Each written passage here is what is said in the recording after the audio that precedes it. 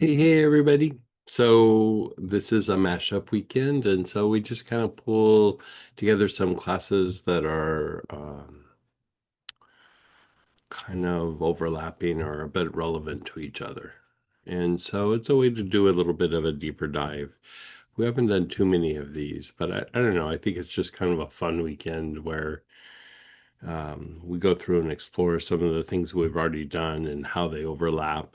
You know, a lot of what we do is like it's kind of a practice if you just kind of do the things that we do, the Tuesday night, Wednesday night, the things we do on the weekend. It's like a practice unto itself. But, sometimes people want to do things on their own. And this is kind of an example of how you can take different classes and mash them up and, produce kind of a good result. And so, lots of time for Q&A this weekend, lots of time for you to share experiences, and we're just going to kind of play with things, right? So right off the bat, we're going to go to the tuning in your divine calm, and we're going to go to the segment E on the digestive system. You don't necessarily have to follow along, but if you're wanting to, we're providing it. We're going to do the very first segment, the very first application, which is just the digestive system in general. And your choices are absinthium, some form of sage, wormwood, or the blend Paracelsus.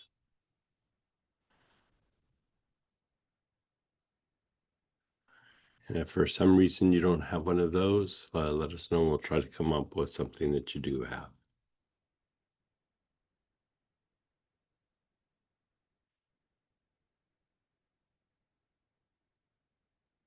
Try to use Paracelsus if you have it. So we'll give everybody a minute to kind of scramble around and get the oil.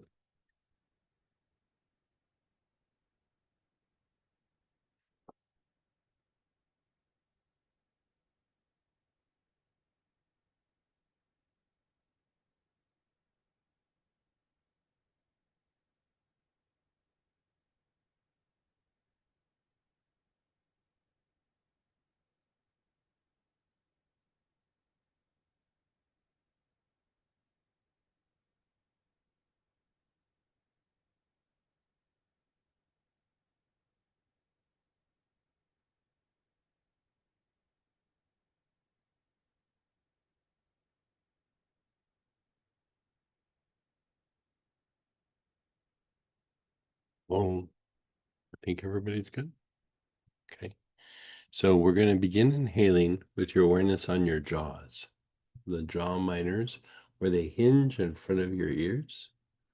We're taking super nice, long, slow, deep breaths.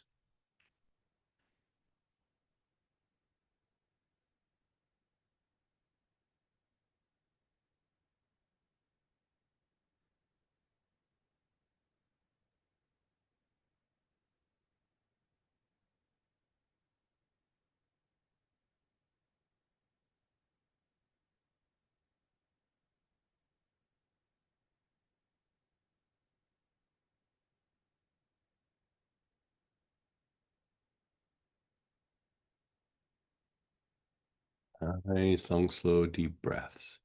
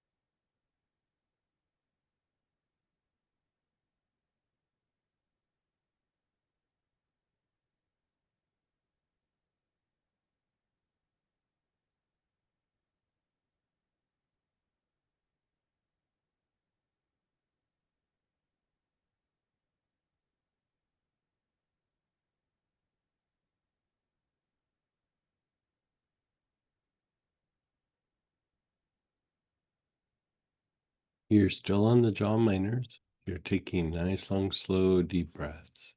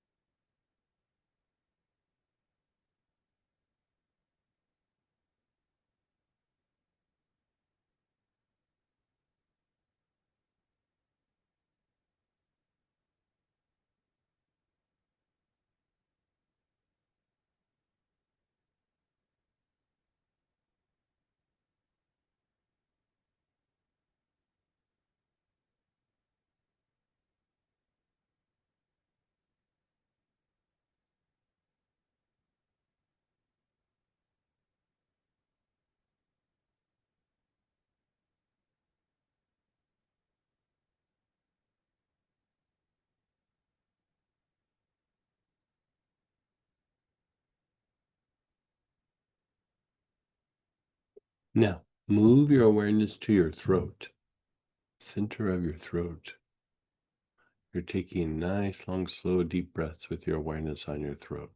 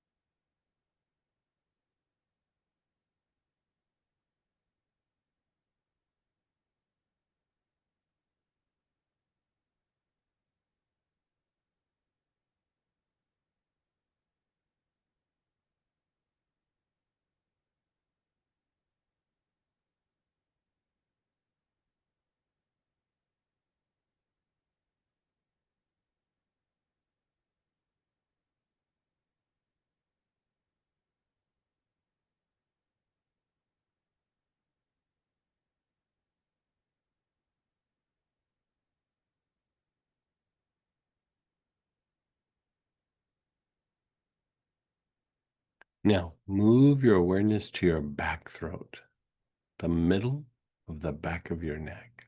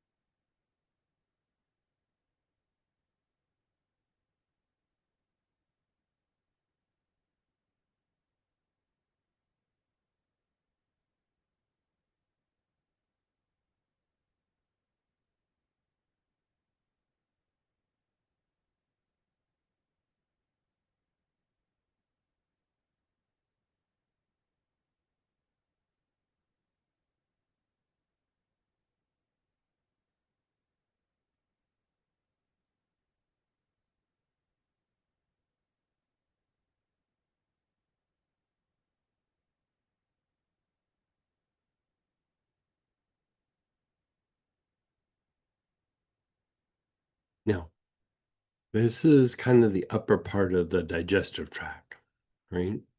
And, we don't really think of the jaws as being part of it or the throat, but because of like the esophagus and the mouth, it's tied to this. And so we're trying to go through and treat the whole digestive tract, right? So from there, we drop down to the front solar plexus. So that area below your ribs on your upper abdomen.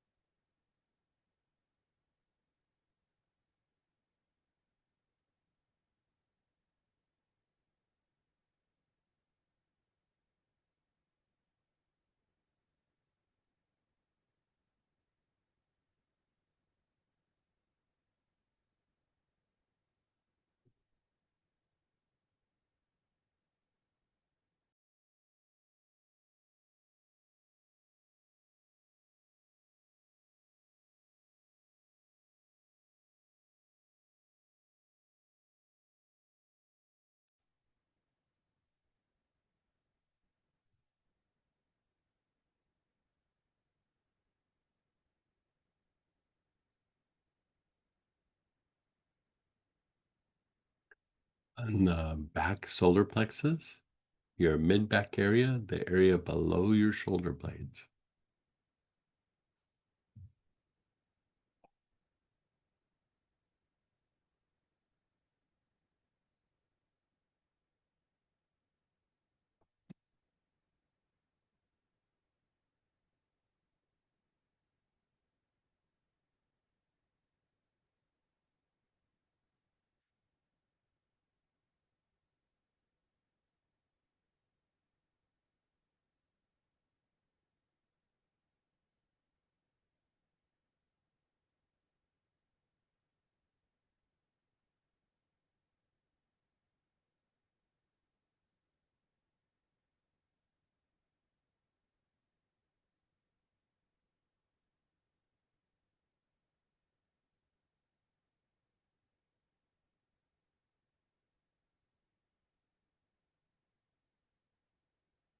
Your awareness is on the navel.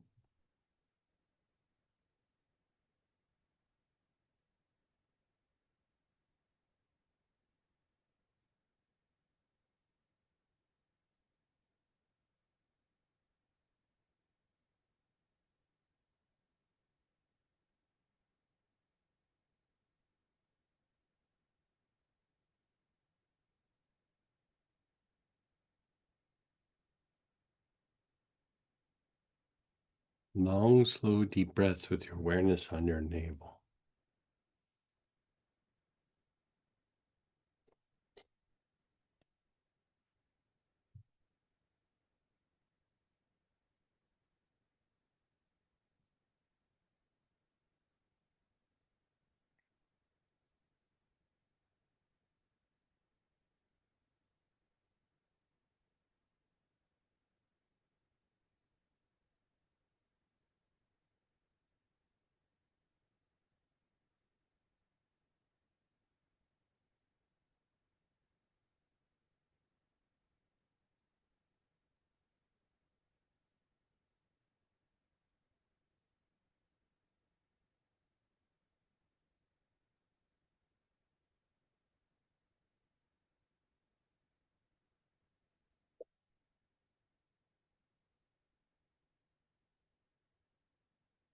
And then the bottom of your tailbone. Your awareness is on the bottom of your tailbone.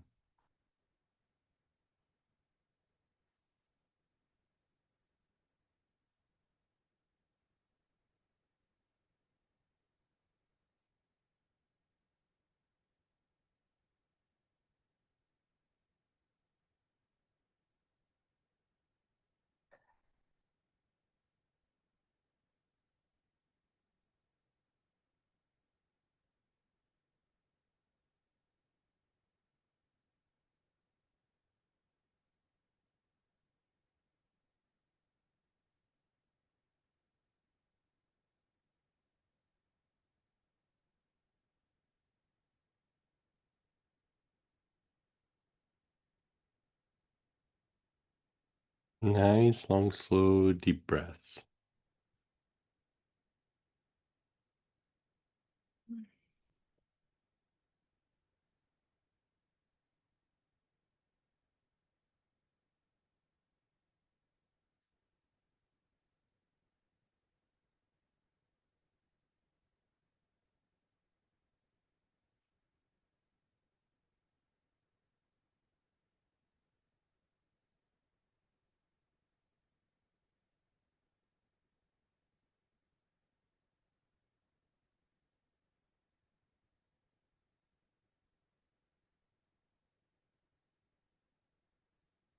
And then just pause and be still. Just pause and be still.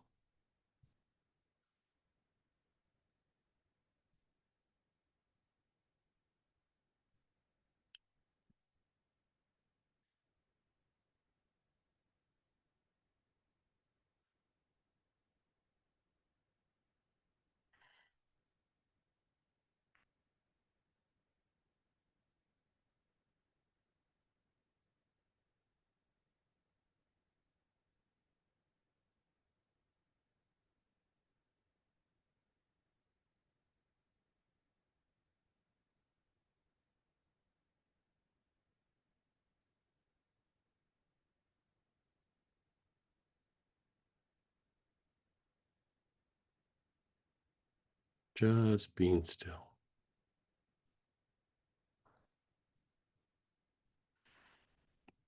So, part of what we're addressing here is a stress plagued digestive tract. But when we start working with vagal tone and or the dysregulation of the sympathetic nervous system, it has psychological impact as well. It's not just a physical treatment. You're increasing the potential of the body. You're increasing the ability to heal and to be in a relaxed state. You're reducing your potential triggers, and also it has a psychological impact. So we're going through and we're doing this, but it's not just for physical, it's also for what it does to the emotions and the mind. So we're going to do another round. And again, your awareness is on the jaws.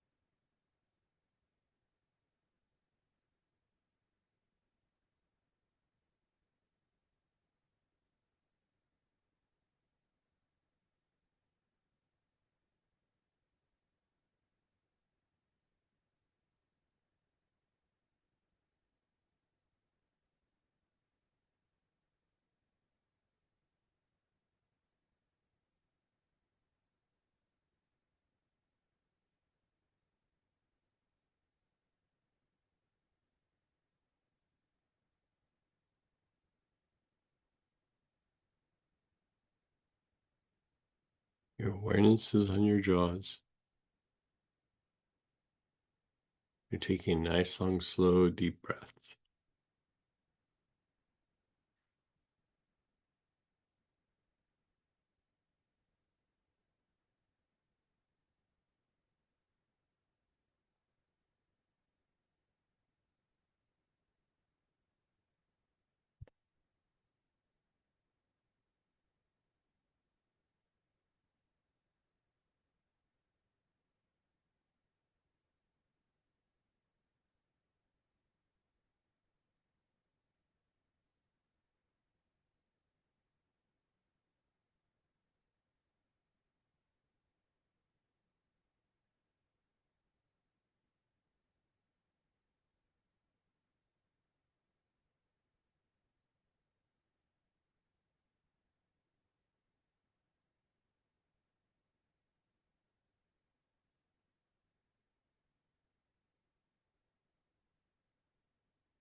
Your awareness is on your throat.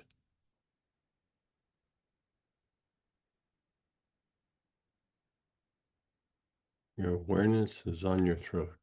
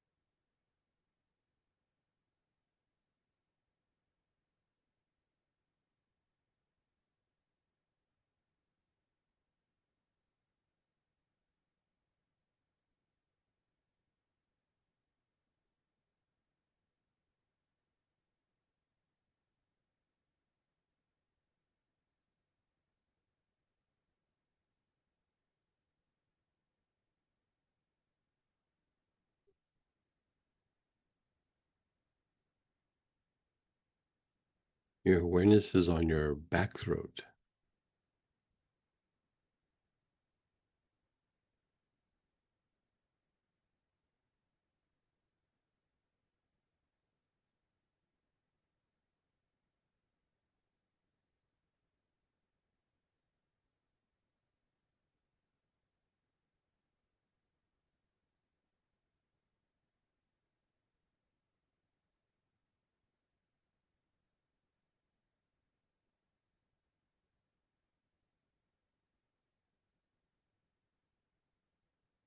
Your awareness is on the back throat.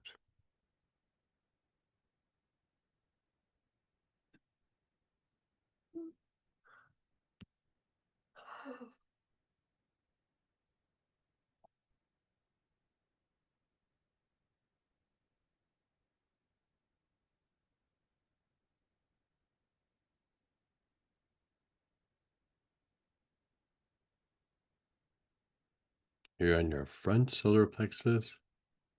Nice, long, slow, deep breaths. That area below your ribs on your upper abdomen.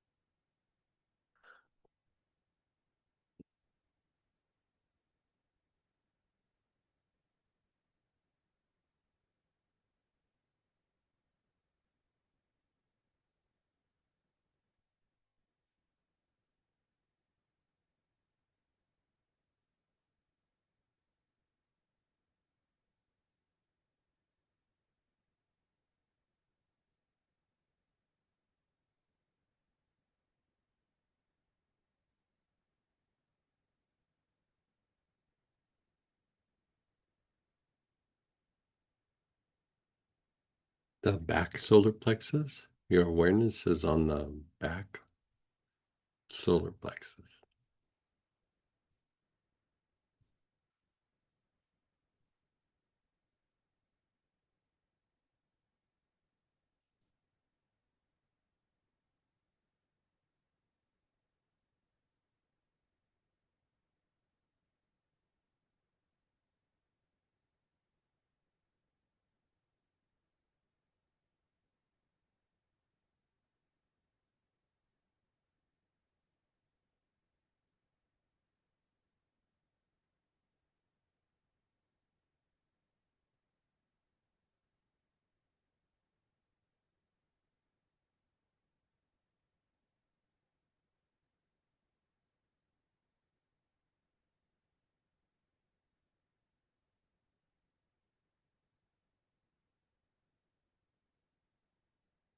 Yes, I agree.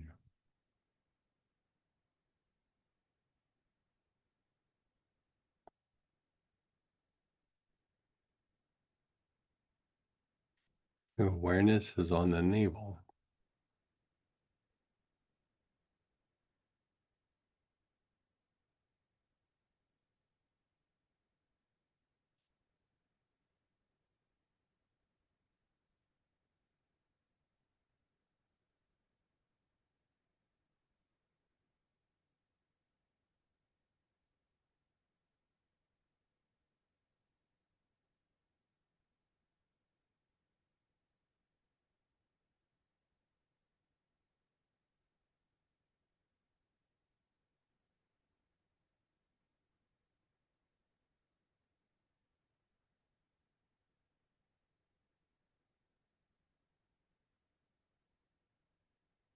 In the bottom of the tailbone.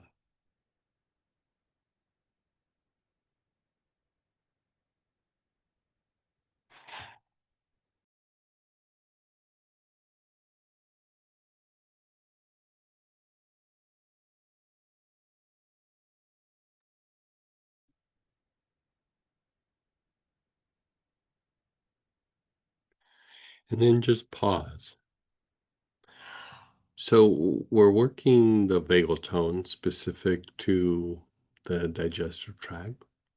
So, of course, we're trying to improve the function of the digestive tract, diminishing stress in the digestive tract. A lot of what happens in the digestive tract can cause, dysfunction because the digestive tract becomes stress plagued. But if we look at it from a psychological point of view, treating the vagal tone and or the dysregulation in the digestive tract, the there is a psychological impact, and the psychological impact has to do with patterns in our life. When we have a difficult time breaking out of patterns, but not just patterns, but patterns with other people, right? So by going through and working the vagal tone, yes, you are improving digestive tract function, but keep in mind that part of how we generate homeostatic emotion is through the body and through the the sympathetic part of the nervous system or dysregulation, right? So when we have some issue, it's going to manifest in the body, and when we have an issue in the body, it's also going to manifest in situations with people. And so by going through and calming this area down, it makes it easier to deal with somebody that we're in a pattern with, but it also makes it easier to break out of that pattern, right? If you think of some long-standing pattern that we've had with a person or a kind of person, because a lot of times we still have different actors in the same scenario. And so with this, you're going to your physiology and you're unwinding that, and then we're still going to work it from the psychological point of view, and we're also going to work it from the energetic point of view. But anytime that you have like some sort of pattern with a person, one of the things that you can work with is the digestive tract. And when you go through and you improve the function of the digestive tract, for one, it improves mental function. But I would say it improves mental function to the point of being able to see beyond just the moment. It's associated with the aspects of the sun, where you start to develop a bit more intuition, you start to develop those spiritual eyes to be able to see the depth of a situation, not just the situation as it's right in front of you. Like you can see the ramifications or the consequences of what's happening in the here and now, but as it progresses, in your life. And so it's not a replacement for working the sun, but it's in the vein of it, right? And so with that, one of the things that I like to do for vagal tone is also to just do that pattern of the brain, spine, brain, spine, brain, soles of the feet. So you're going to use the same oil and we're going to work that pattern. And it's not necessarily in the booklet, but we're going to take it a little bit more in depth.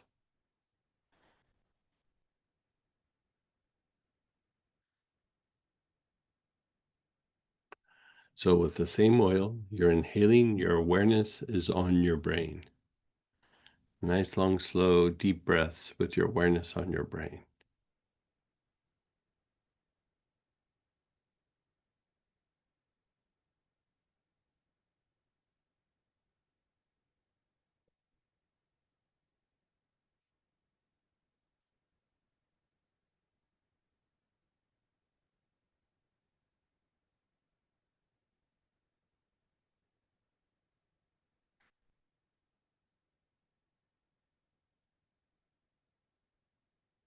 And you're still working the brain. You're taking nice, long, slow, deep breaths.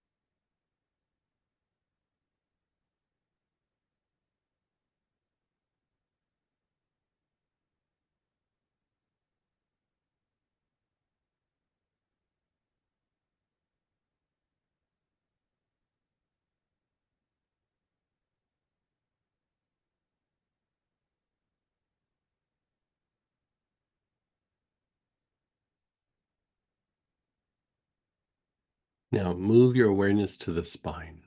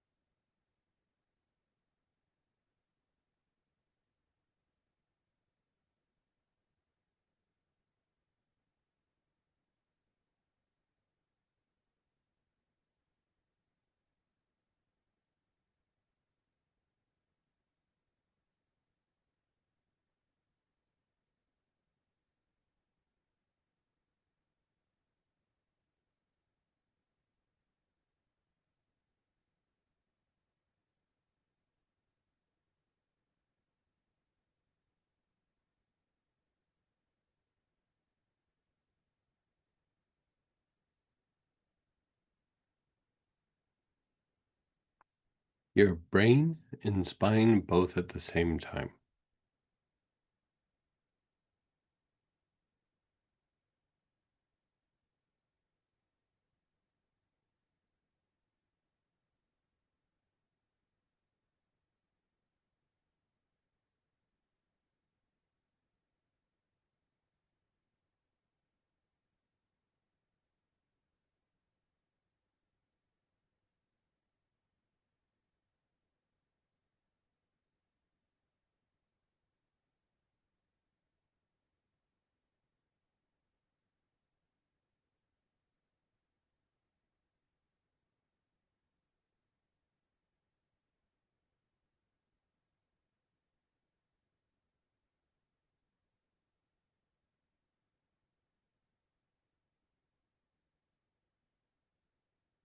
The brain and soles of the feet.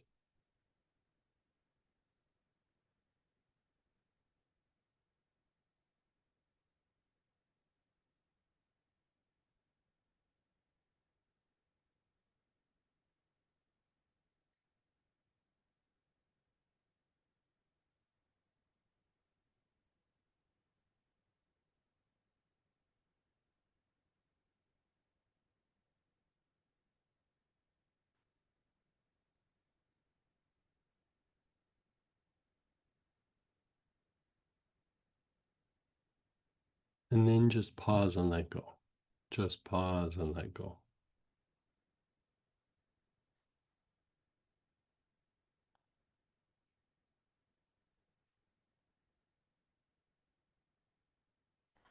So when we have patterns with other people, when we have patterns, but especially with other people, it could be agitating to us in particular areas, right? And so by going through and working this process, you're calming down the agitation and you're allowing for something different to happen. Be it that you break out of the pattern, you refine the pattern, yeah, you know, who knows? But something spontaneous or new or different can happen, some level or degree of healing.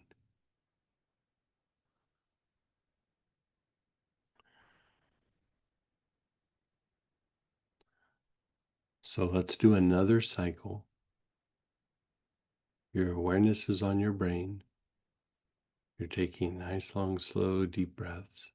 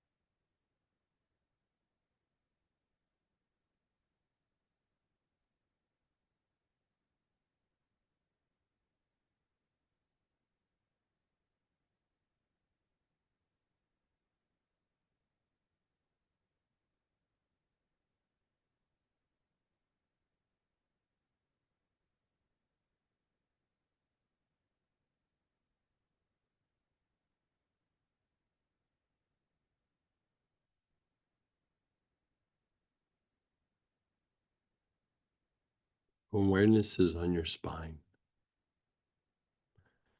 Nice, long, slow, deep breaths with your awareness on the spine.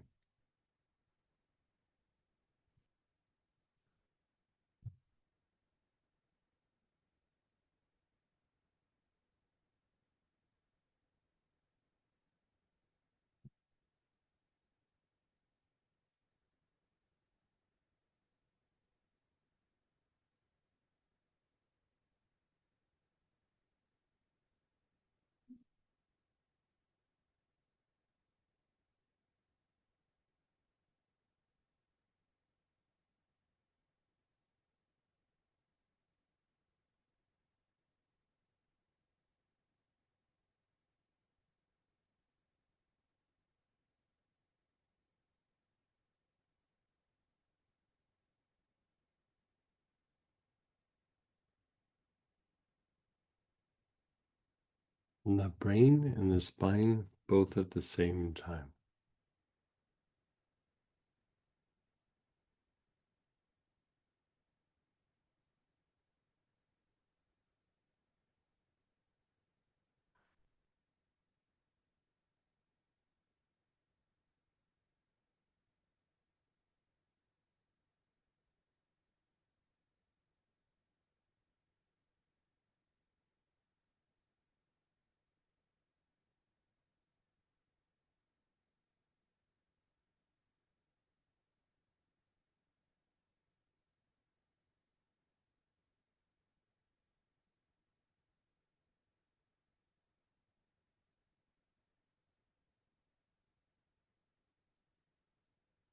The brain and the soles of your feet.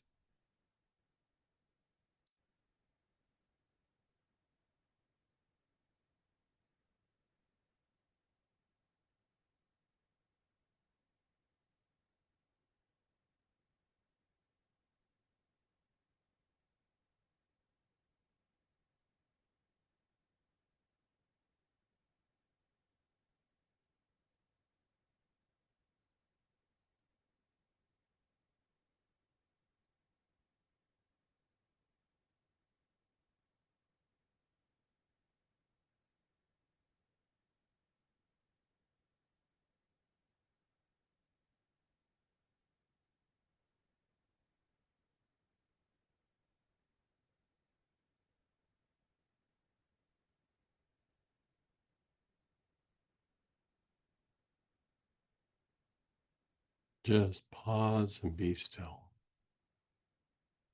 Just pause and be still.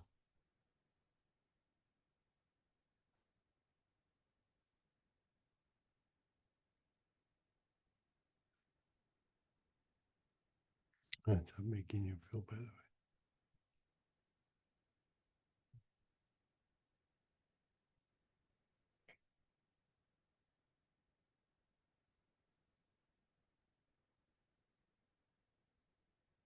Like sleepy or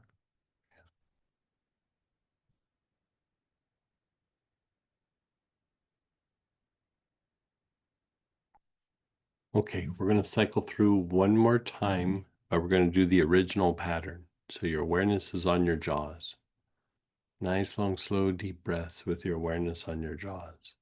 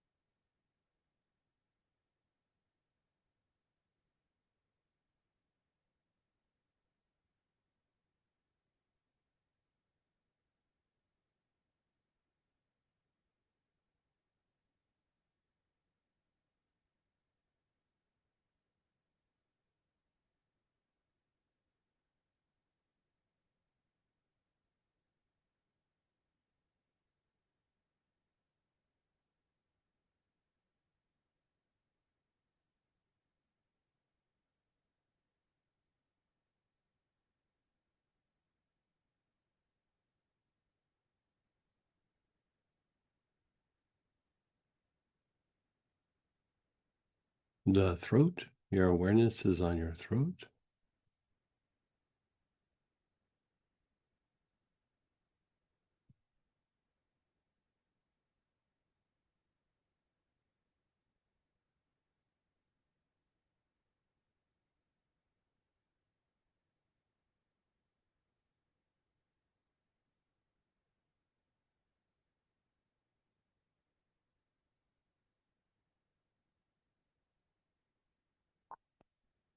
Your awareness is on the back throat.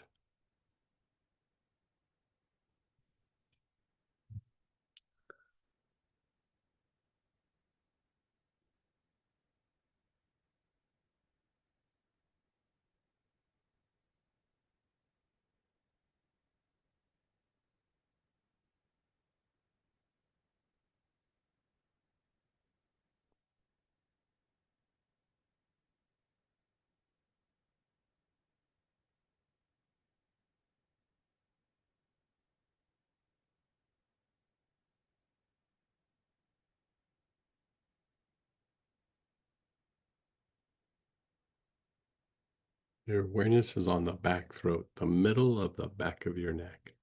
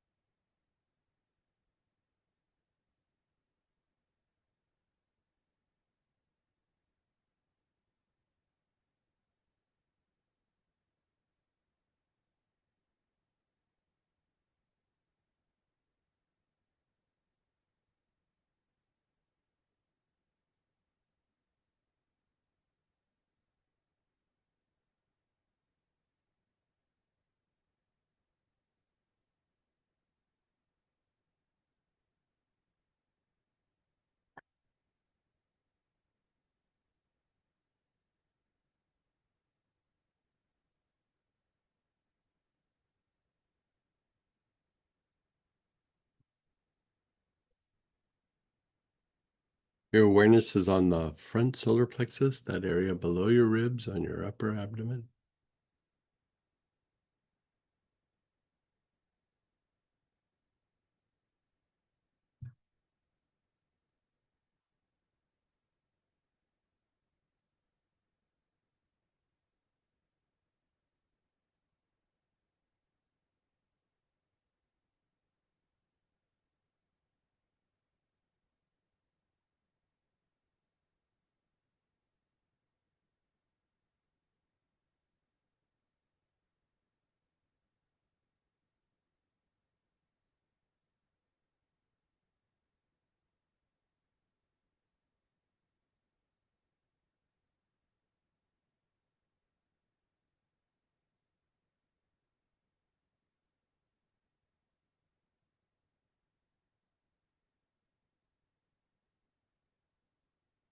The back solar plexus, the mid back area below your shoulder blades, that mid back area.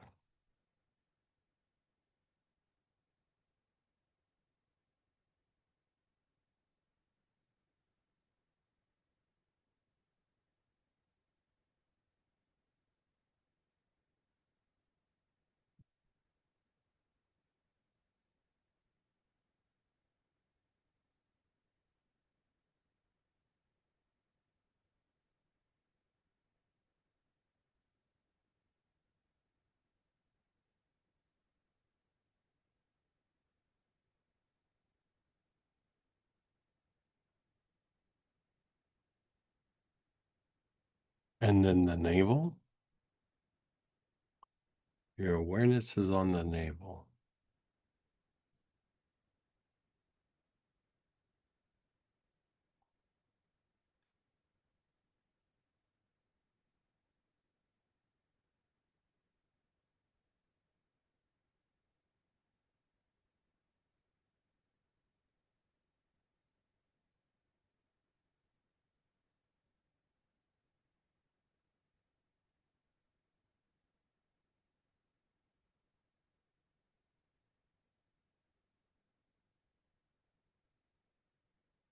And then the bottom of the tailbone.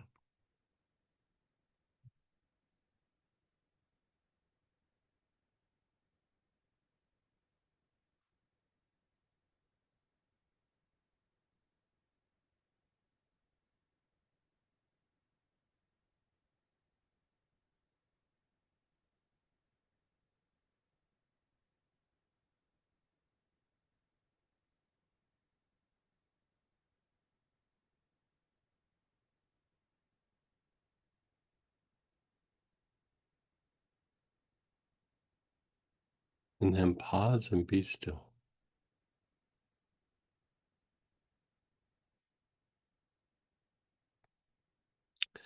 Now, if the vagal tone for the digestive tract has an impact on our patterns with other people, I think our next logical choice is to go to the energetic mechanics class and pull out whatever you're going to use for etheric quartz.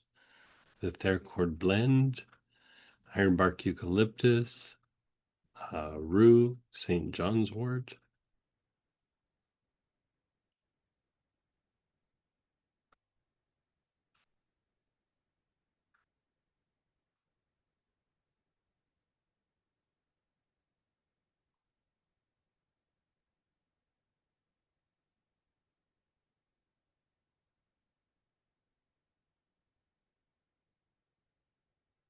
And when you get that oil ready, at first, let's just inhale.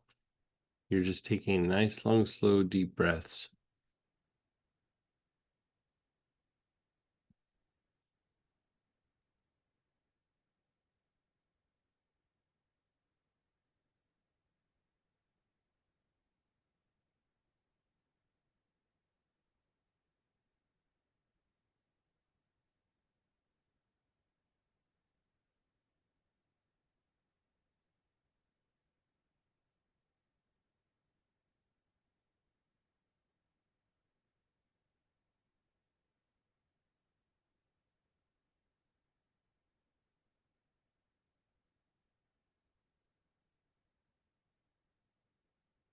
You're just simply taking nice, long, slow, deep breaths.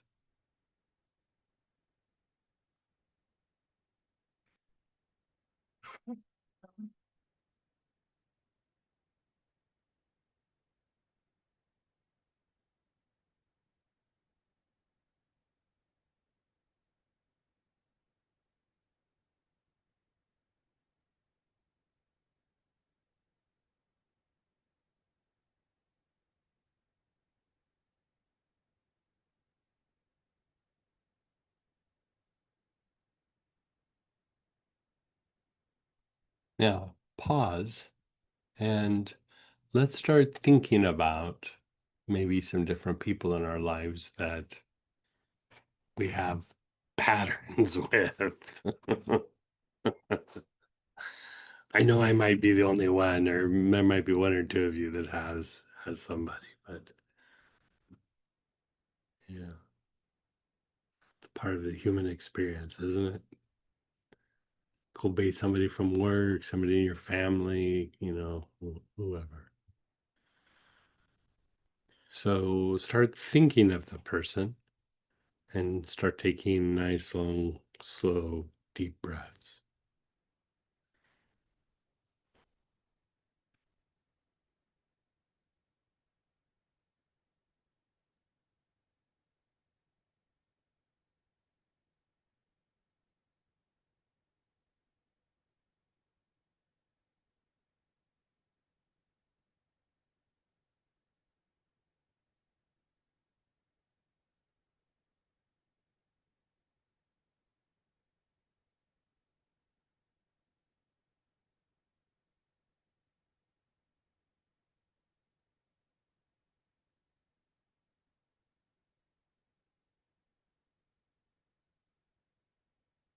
You're thinking of the person, you're taking nice, long, slow, deep breaths.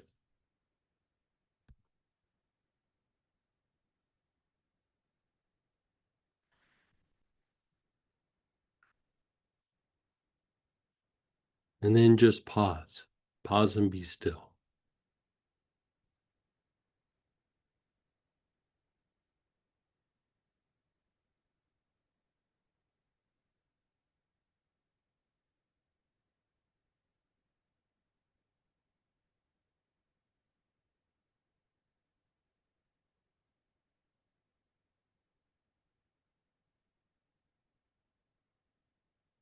Again, begin inhaling. You're just thinking of that person.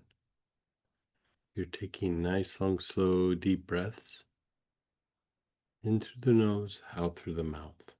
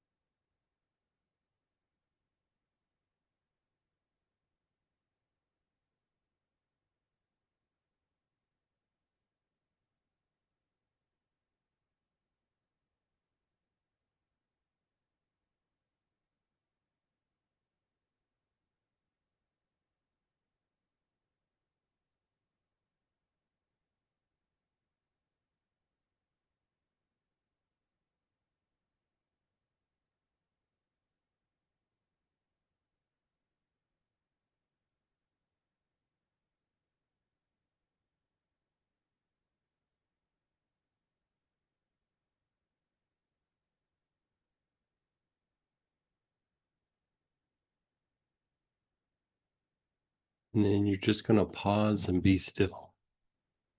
Now, if you've done some of the etheric chord work that we've done over the last like month or so, we did combinations to help either improve vagal tone, which is how we release things, or we've also worked the sympathetic part of the nervous system, specifically the dysregulation, which is also tied to our reactions, our emotional responses, and like our tendency to be like attached to it and like wrestle with it. And if we really want to just let this pattern go, it's best to work both aspects. Okay, so first we're going to work the vagal tone component. Your awareness is going to be, let's first just have your awareness on your basic chakra. Your awareness is on your basic chakra. You're inhaling your oil, the etheric quartz blend, ironbark eucalyptus, rue, or St. John's wort.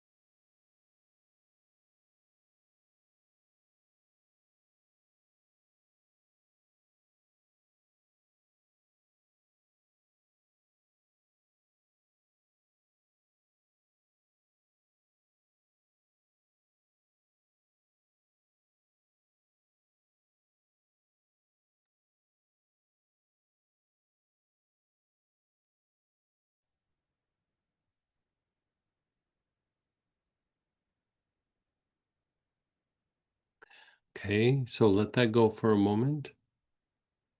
Now you're going to do the basic chakra, which is the bottom of the tailbone, and the person both at the same time. So your awareness is on the bottom of the tailbone and the person while you inhale. So let's do both at the same time. Take nice, long, slow, deep breaths.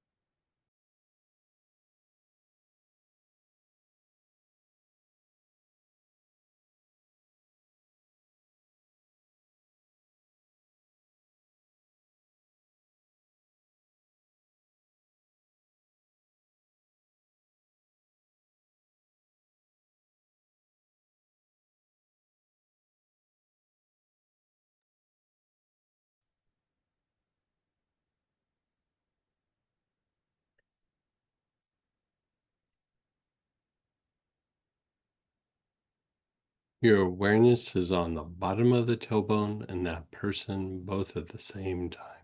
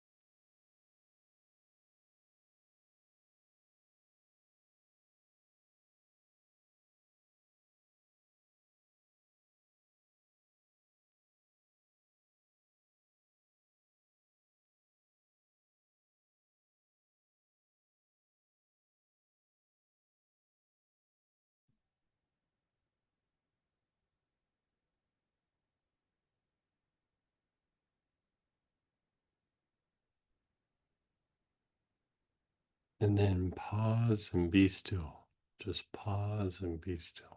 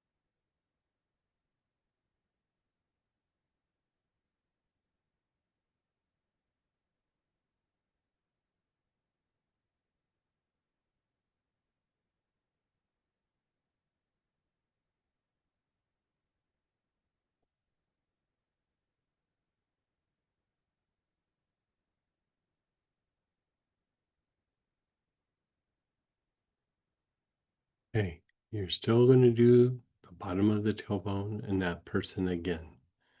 Nice, long, slow, deep breaths.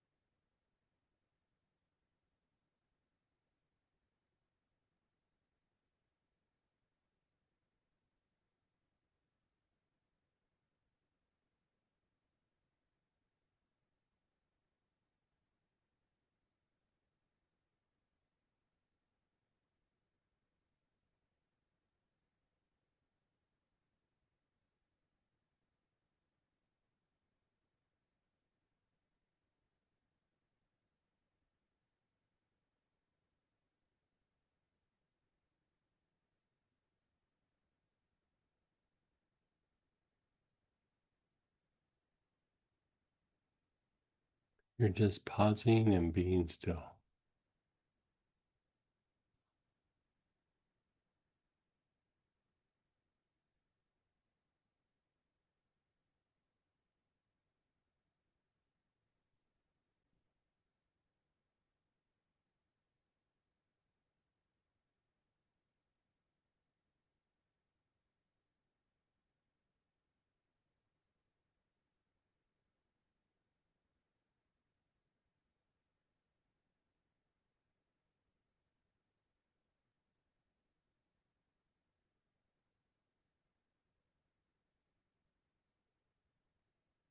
Okay, so we're going to do another little aspect here. We're going to work the dysregulation of the getting triggered or whatever that might look like. So you're going to continue with the same oil, but now you're going to inhale on your Ming Men, which is your low back, the backside of the navel.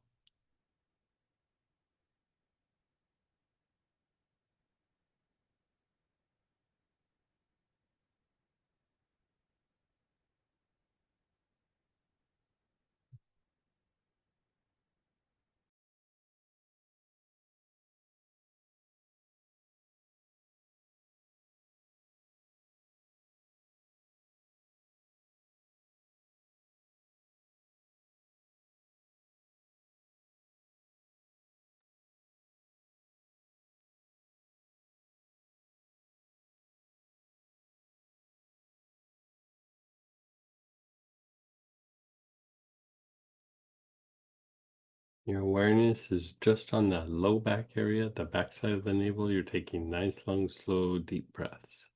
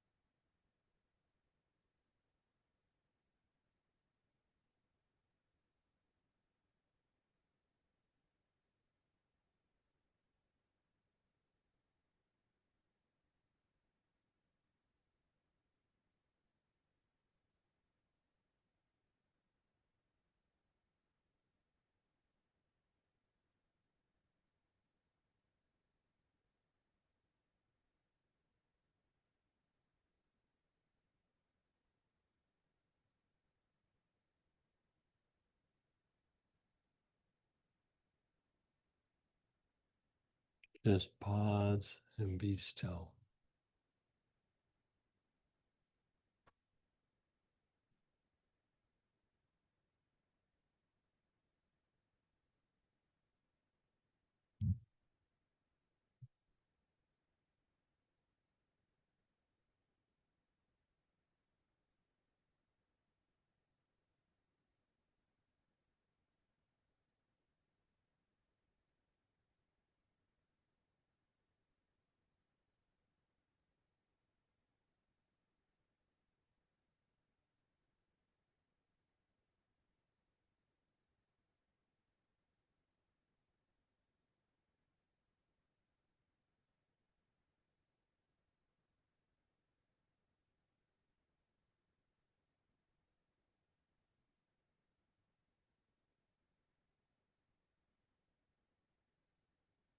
Okay. We're going to think of that person, and your awareness is going to be on your low back, that backside of the navel area, both at the same time.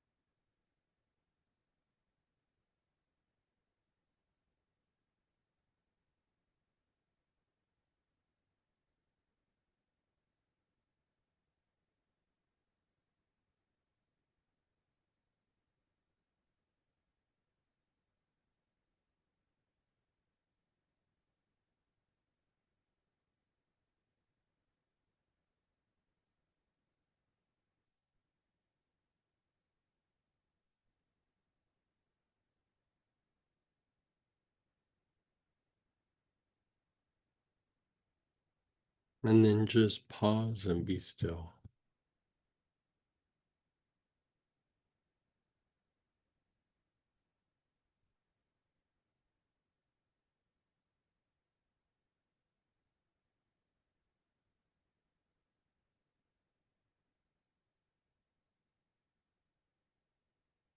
You're just being still.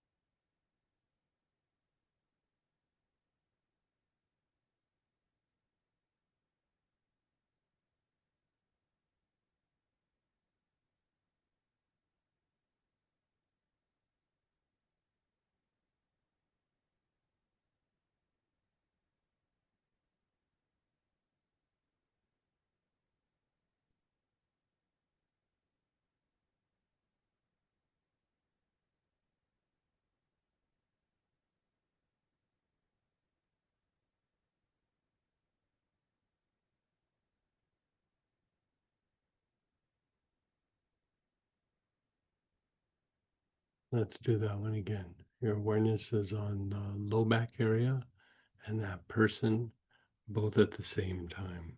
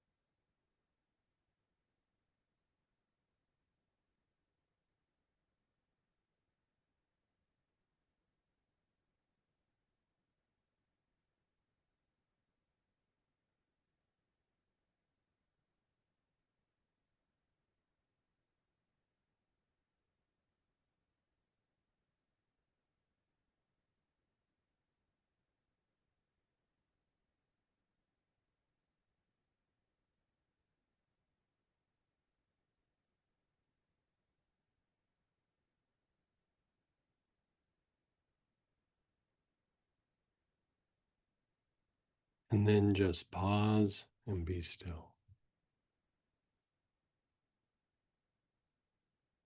How's that feeling, George?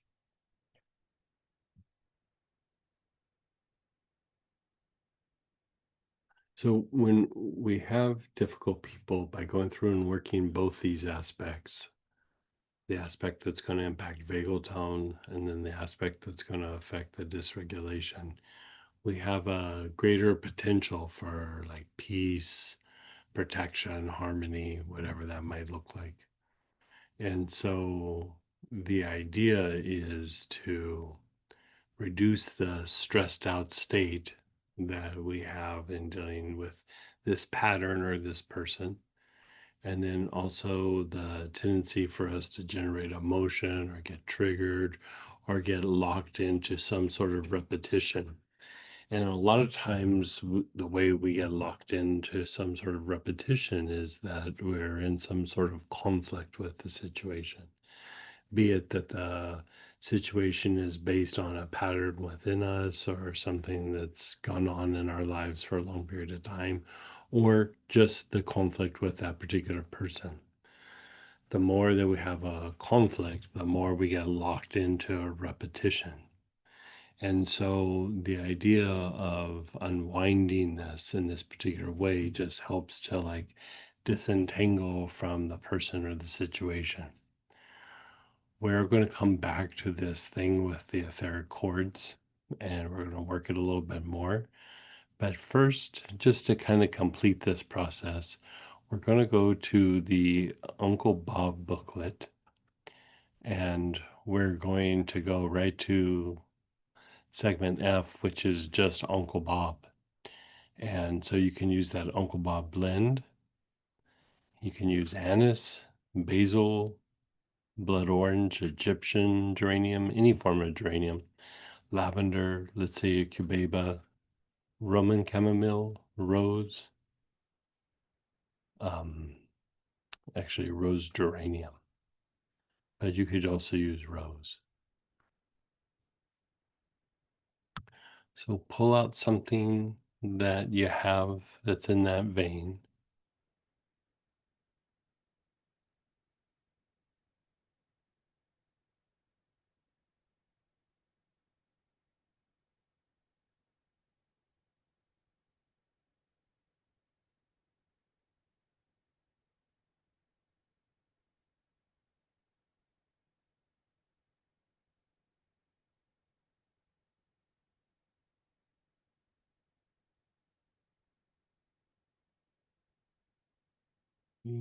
We're good. Okay, and this is a very simple pattern. This is a pattern for transmutation. So we'll just help to flush out whatever is going on with this person or this pattern. So your awareness is on the soles of your feet. You're taking nice, long, slow, deep breaths with your awareness on the soles of your feet.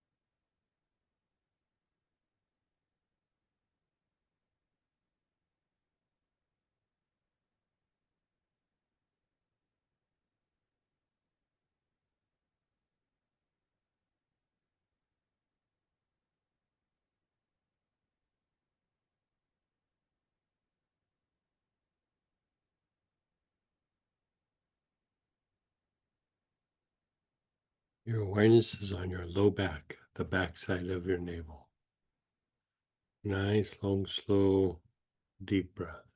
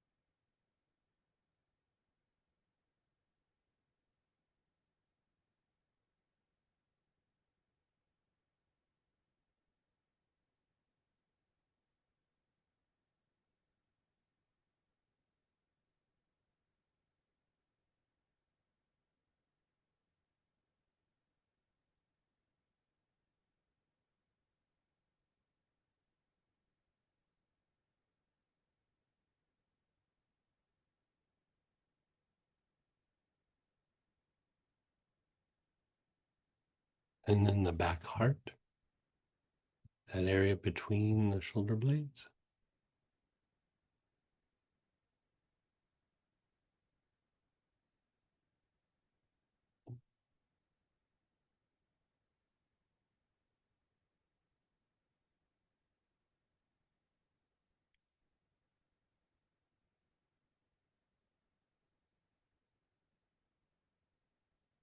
And then the crown. Your awareness is on the crown.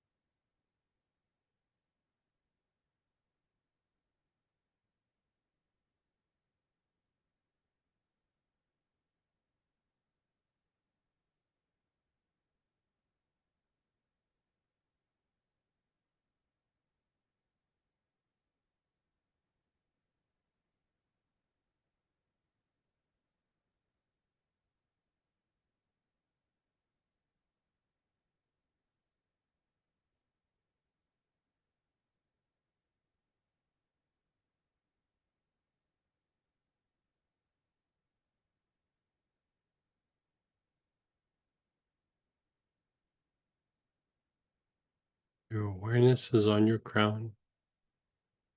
Nice, long, slow, deep breaths.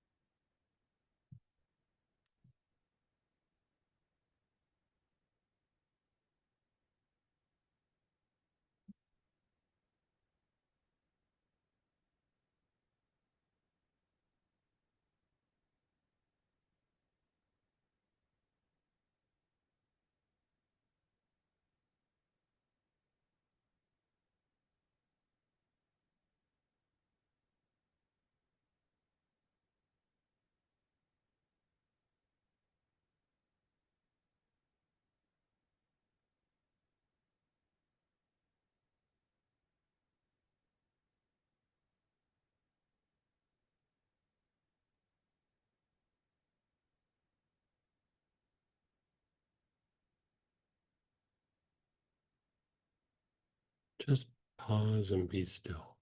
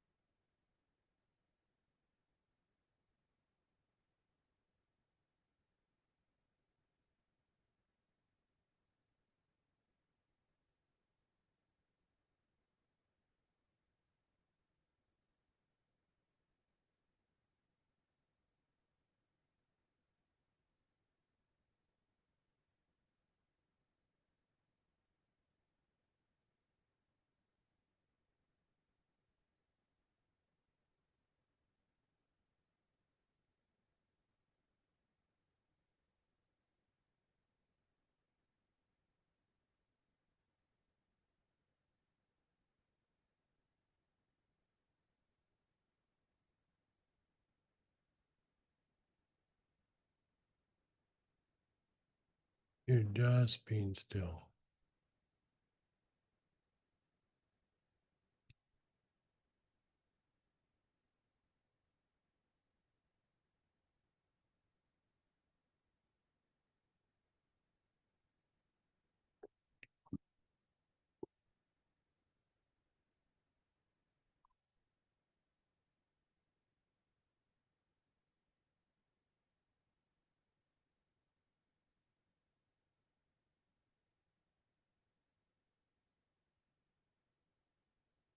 Let's cycle through that one more time. Your awareness is on the soles of your feet.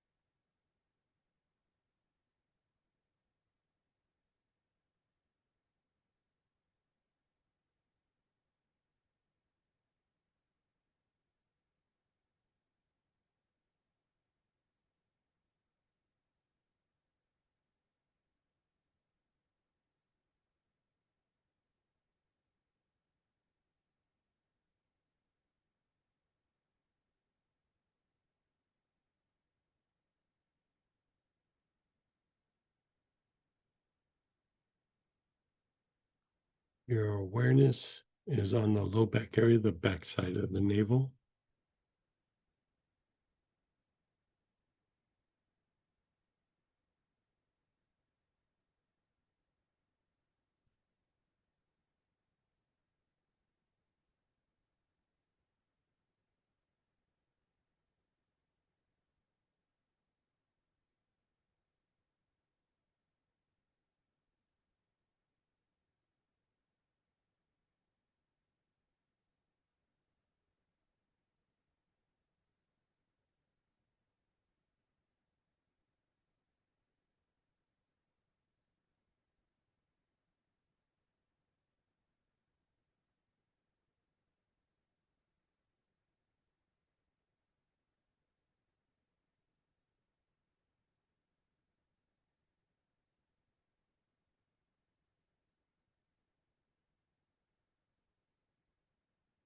The back heart.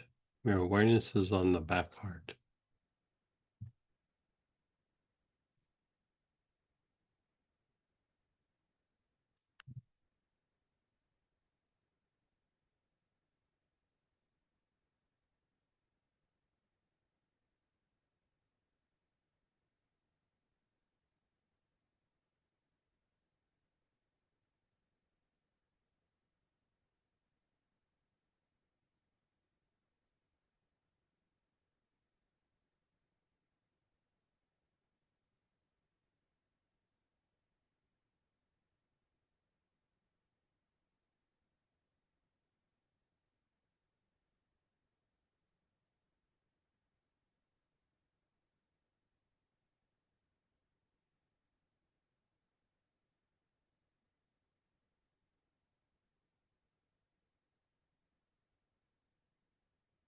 And then your crown.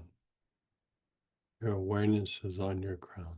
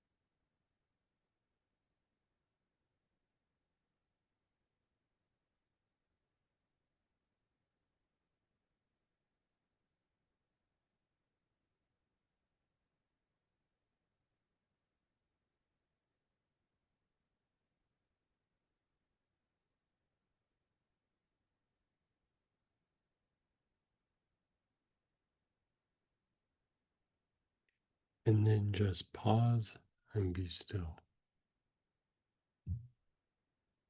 How's that?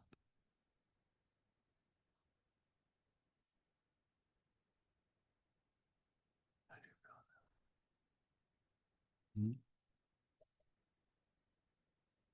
So we're going to come back and we're going to visit the chord thing, and we're going to kind of do a deeper dive on the Uncle Bob component as well. But first, let's maybe do some shares and questions, and then we'll come back around and do a little bit of a deeper dive on each of those pieces. So go ahead and unmute, ask questions, type in.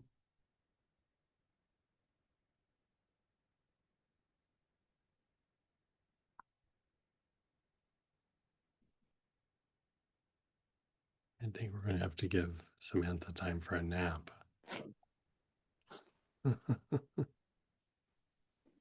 Hi, Greg. Okay, I'm gonna have to.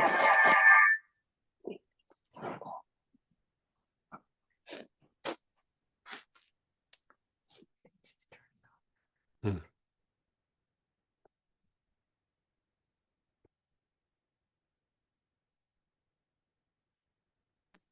Hey, Greg, I have a quick question. Sure.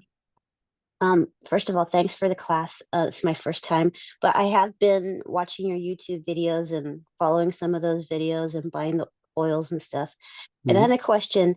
Do you find that when you're working on a specific issue that your body, once your body has expelled whatever it is it was having trouble with, do you find that you like I'm finding that I don't need those oils after a while? Or that I don't need to work on Yeah, that issue well, after a while. yeah. So what will happen a lot of times is your body will shift. We're looking for shifts like in the nervous system. There's the rest and repair mode, which is part of the parasympathetic part of the nervous system, which is also where when that's activated, it's much easier to release something. And then there's the sympathetic part of the nervous system, which is action and activity. But a lot of times, what can happen is there's like a dysregulation where we become like fixated or hyper reactive, like hyper vigilant in that area. And a lot of times that causes a lot of repetition, right? Like repetition in the body, like a pattern we can't break out of, or there's repetition in the mind, or we just keep feeling the same emotion over and over again. And it will go up and it will go down, it will go up and it will go down.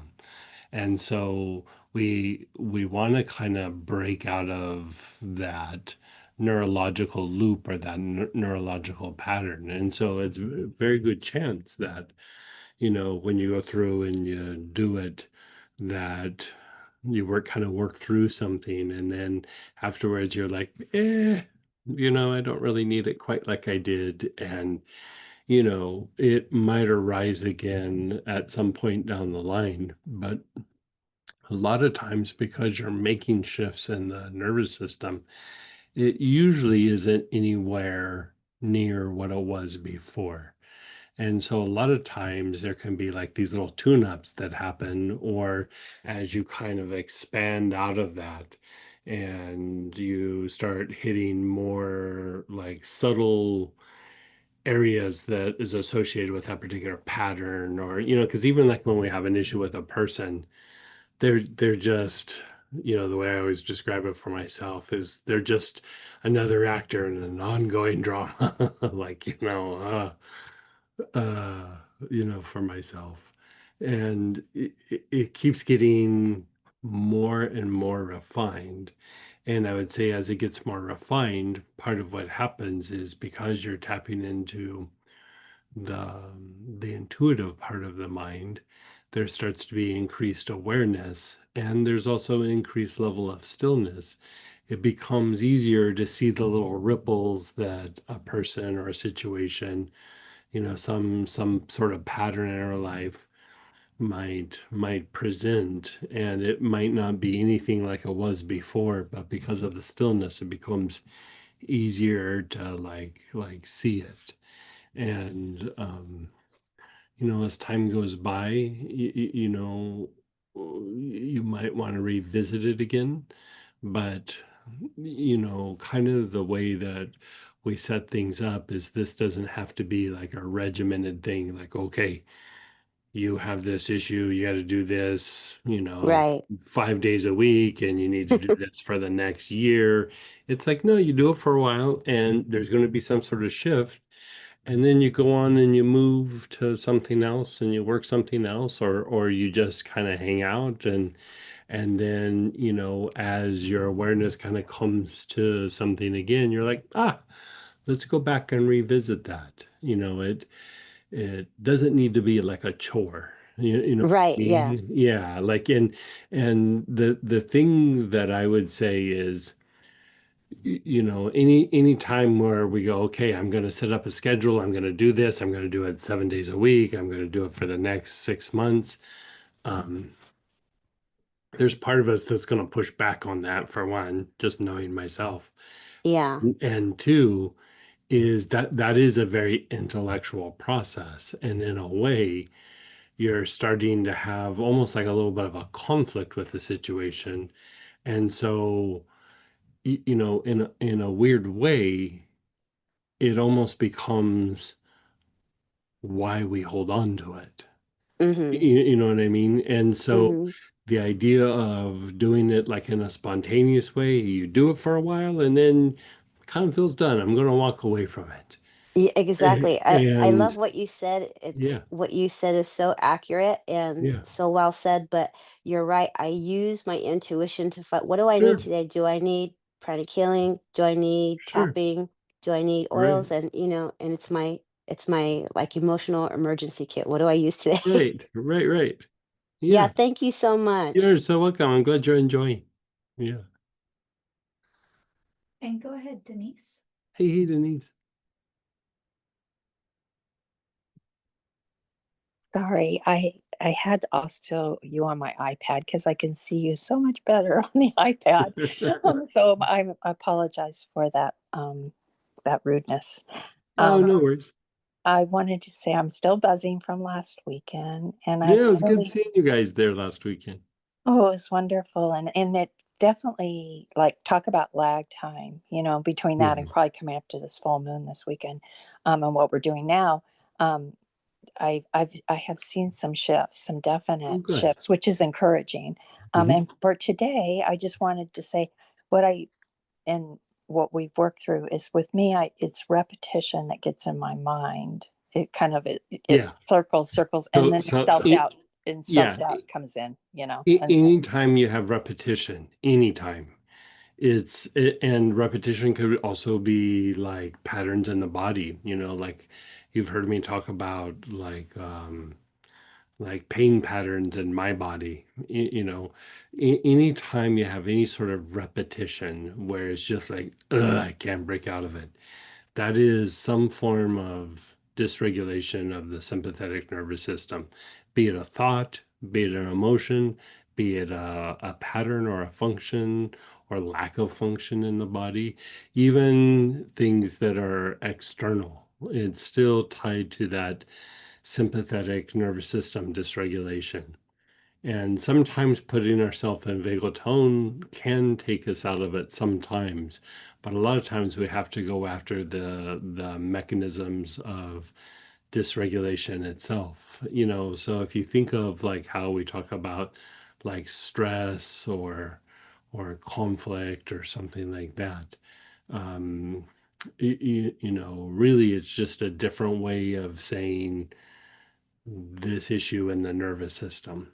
It's just different verbiage for saying the same thing. Where like when we look at the nervous system, we're mechanically looking at the mechanisms that are associated with the stress. And when I say conflict, it doesn't mean like an argument. It can just be like you're like at odds with something.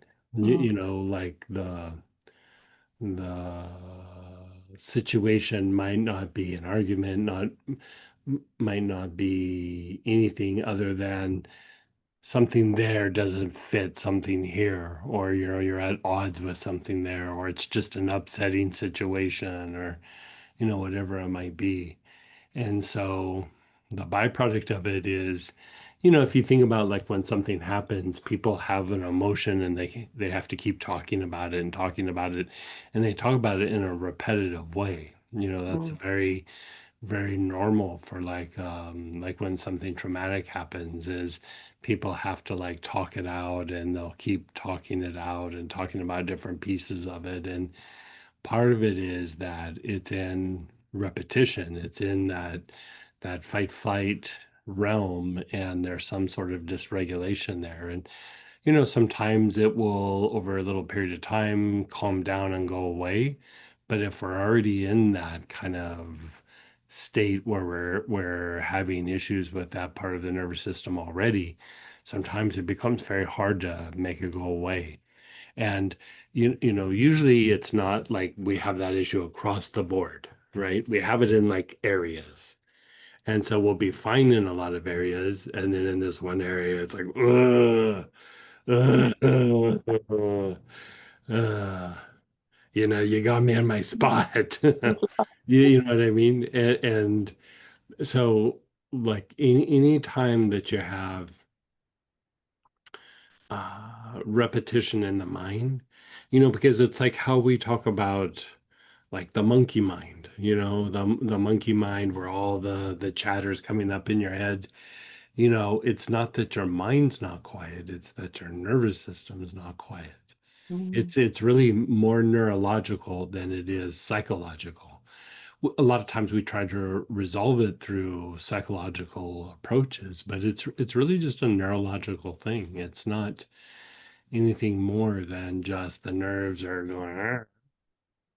So if we go through and we like calm the body and calm down the different parts of the nervous system and do some work like that, and there's a lot of different ways you can do it, but by going through and doing that, it should start to have an impact on that repetition in the mind.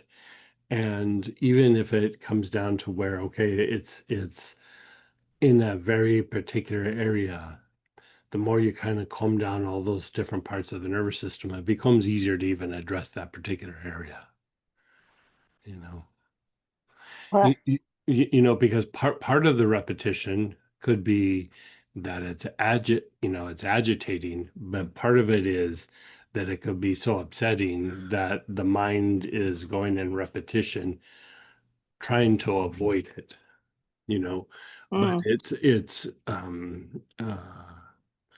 it's not usually very successful that way. It's like, don't think of an apple. Don't think of an apple. I gotta get away from this apple. Don't think of the apple. Don't think of the apple. Okay. I don't like apples. I don't want to touch the apple. I don't like the way apples taste. And then pretty soon, how could you not be thinking about apples all the time? You know? mm, And that repetition becomes like kind of fixation. Like in the body, it's um in the extreme, it's like with a thing called hypochondriasis, which just means like, how like when something hurts, like you touch it a whole bunch, or like you got the sore in your mouth and your tongue touches it 2 or 3 times every minute, and you get fixated on the pain and then trying to like manage the pain. But a lot of times what happens is that that actually makes the pain a little bit worse. And so any time that we have that, if you look at what's happening, the the body or the mind is trying to generate stability through repetition. And mm, in some areas that works. But when you have a problem, something different has to happen. And that's when the stability comes from movement or shifting, or the intuitive part of the mind. And that's why like sometimes the intellect, man, it's our friend, But in some of these situations, it starts to almost um, make it so it's hard to get out of the gravity of whatever the situation is, or be it a person, an event, or whatever. And,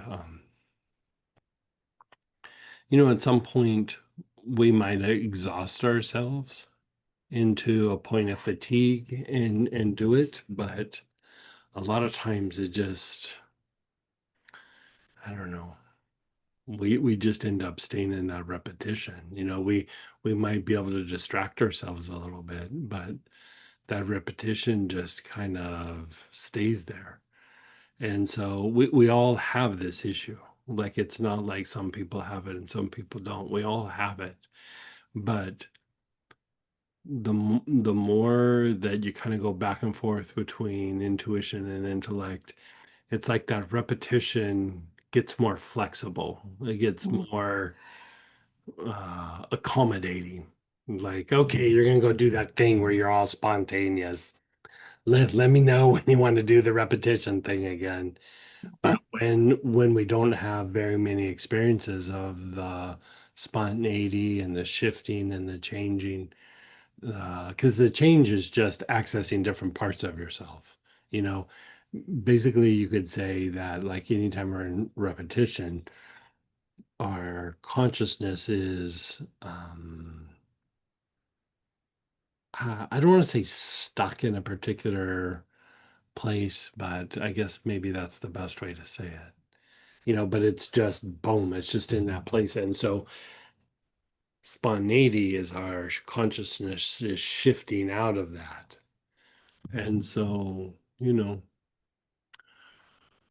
it's even tied into spiritual practices where, you give somebody like kind of busy work, because that aspect of the mind and of the body, we get so into that repetitive mode that, you know, in a lot of spiritual practices, they give you busy work just to exhaust that. Like, you do it over and over and over and over and over and over again, and Yeah. it doesn't really produce the results. And then at some point you get frustrated and you're like, "Ugh, I can't do this anymore."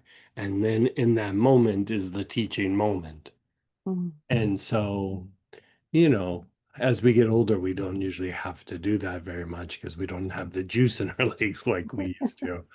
Like, that's kind of a young man's game, is needing to exhaust that out of the body. But uh yeah, anytime you have repetition, just, depending on what it's about, you can even be more specific, but just calming down the nerves, calming down, improving vagal tone, decreasing dysregulation. Um, a lot of times when something's upsetting, you probably could go to cardiovascular vagal tone. Mm. And the thing with cardiovascular, like, issues, the thoughts, it's like usually when we're upset, when we get triggered, when there's pain, when there's trauma, some sort of disharmony or vulnerability, even the idea of abandonment is all associated with cardiovascular vagal tone and dysregulation. And so, if you think about, like, when you get upset, sometimes it's like, ugh, I feel it in my chest. Sometimes it's the thymus, sometimes it's the heart.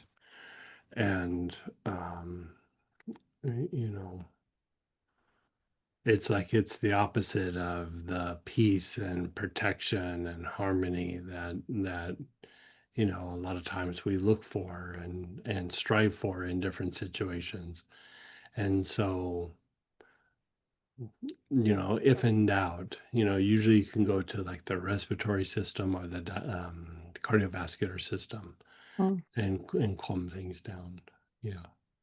Well, I was going to say on Monday, I woke up and I had a very organized mind. Now that's very Oh, very uncommon, good. Yeah. very uncommon for me. But of Yeah. course, I came off your weekend, right?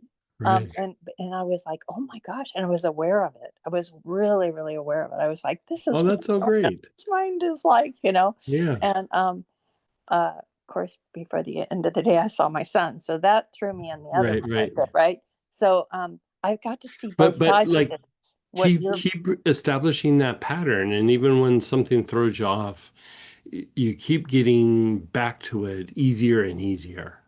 Oh, that's wonderful. That's so Yeah. encouraging. It really Yeah. is Yeah. so encouraging. And I Yeah. can see what you're doing this morning is you're helping with that whole thing that's repetition, breaking Hmm. out of these patterns Hmm. and you're giving us a map to do it. So Yeah. thank you Yeah. so very, very much. And it's Okay. almost kind of like playing a little bit, you know, you just get in there and you just start working stuff, and then all of a sudden you're like, oh, I feel better, you know, oh, you know. Yeah, and it's kind of changing some of the oils too helps Hmm. sometimes, Yeah, especially yeah, I if can. I'm in a Sure. pattern, right? I Yeah, really yeah, do notice sure. that as Yeah, well. yeah.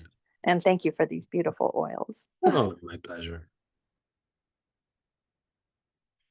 And someone's asking, would Greg repeat what the Uncle Bob segment is doing?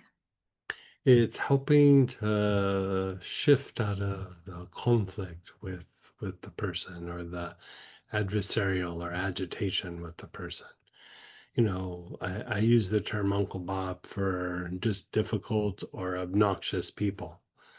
And, you know, they might not be obnoxious or difficult 24/7, but usually if we're calling them an Uncle Bob, they have their moments, especially specific to us.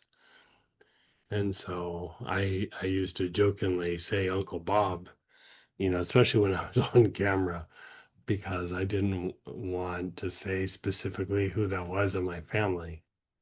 But there's a big chunk of my family that is like a meeting with the Bobs, you know. And it's not like they just have a thing specifically with me. They have a thing with everybody. They have a thing with everything. It's just kind of the way that they're wired. And so it's, in a way, it's not personal, but working the Uncle Bob oils just helps us to be a little less triggered, a little less having the tendency of like personalizing what they're doing. Because a lot of times they're just that way with everybody. When we're in front of them, it feels like it's all about us. But if you stood back and watched them for a week, you'd realize, no, they do that to kind of everybody. There's maybe a few people that they like that they're not that way, but you know, who knows? When we work the process with one person, will it affect the pattern with another person? With Yeah, other people, yeah, sorry. yeah, it could, especially if it's a similar pattern. I like the idea of going through and visiting different people, and we're going to come back around and do that process with other people and actually old events and things like that. Um, but it does help kind of break up that pattern somewhat in general. The more that you work it with that person, because if you think about it, like you're not just disconnecting from the person, but you're releasing something in that process. And you could say what you're releasing is etheric Velcro, like you're releasing that thing that goes, who wants to attach? Who wants to, bind in that? And so, you know, it's just the way that we're wired. And, going back to the idea of that dysregulation, I mean, part of that is that repetition. Gonna, like, if I'm not gonna have a conflict with this person, I'm still gonna have the conflict. I'm gonna have it with somebody else. And it sounds weird and like, why would we do that? But, you know, that repetition mechanism in the mind, intellect, or in the body doesn't really judge good or bad. It just goes, this is what we do, right? So it just tries to seek out the things that it knows it's always working on the past. It's always working on your history, based on your history, I should say. So that idea of being able to shift it to a deeper vagal tone state allows for us to just go, okay, let's disentangle. Let's walk away from this pattern. And we might come back to the pattern, but it'll be less intense and less rigid and much more flexible and easier to break out of. Like the gravity of it changes. Yeah.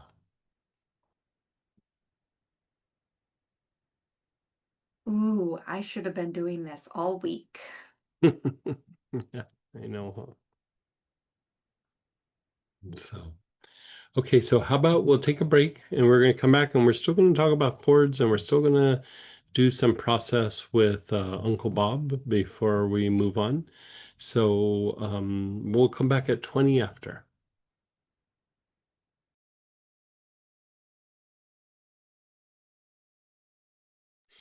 Hey, everybody, let's come on back. And we're going to do a little bit of a deeper dive on the Uncle Bob segment. Then we'll go back and we'll do a deeper dive on the chord segment. But so again, Uncle Bob. So here the goal is to transmute any sort of emotion, thought, stress response, instinctive response, so that they don't push our buttons like they usually do. So this is a very simple pattern that we go through and use, but there's a much more involved pattern. And so we're going to do that. So you're still going to use whatever oil you use for Uncle Bob. And we're going to be a little bit more specific and precise. So the first thing I'm going to have you do before you even start inhaling is you're just going to sit and reflect on Bob. Like whoever that Bob is in your world, that person that's, irritating, aggravating, agitating.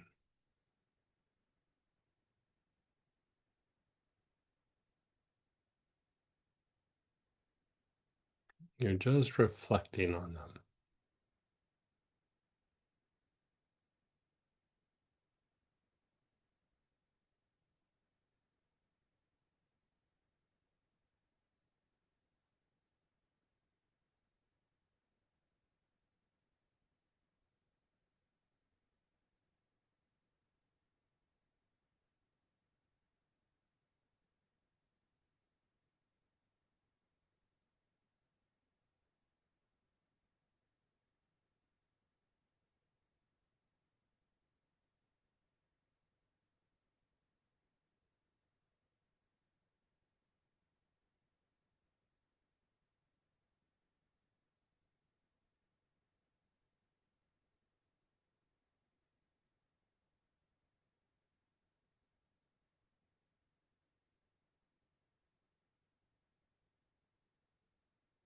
Okay, let it go. Just start inhaling the oil as you think of the person.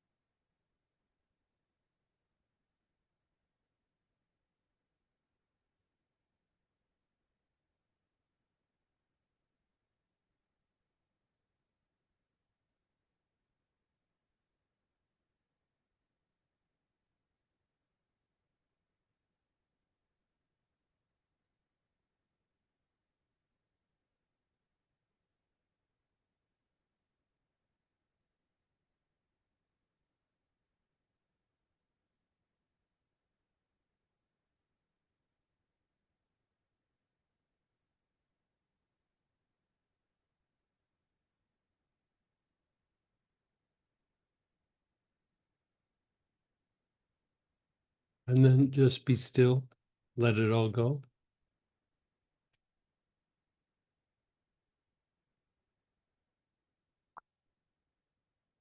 Now, observe the person again, or if you have a list, you could do another one. You're not inhaling yet, you're just observing the person.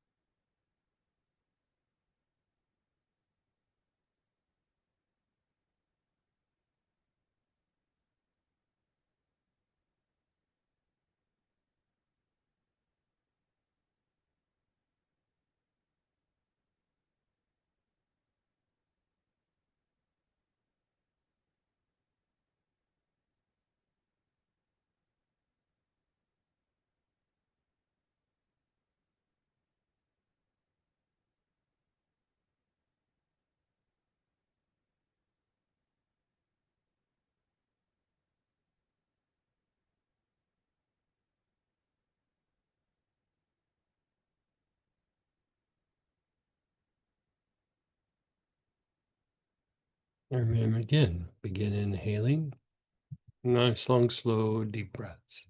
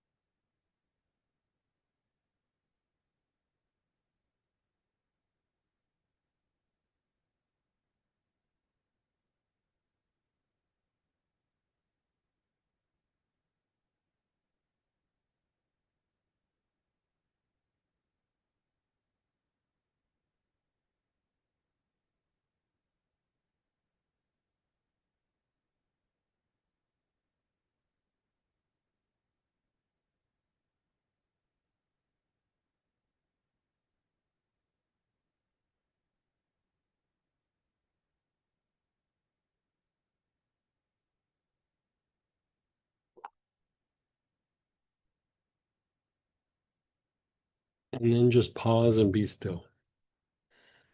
Just let it all go.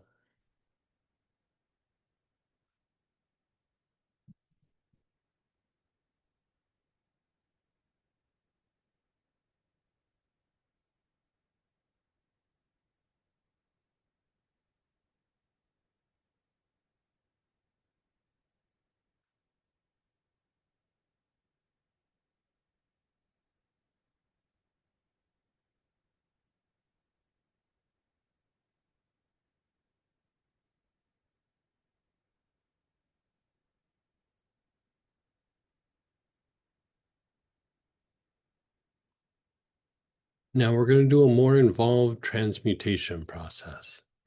So you don't need to think about anybody or anything. You've already kind of engaged what you're going to work, but it will also do things that aren't even on your conscious mind. So your awareness is on the soles of your feet. You're still using that same oil. You're taking nice, long, slow, deep breaths.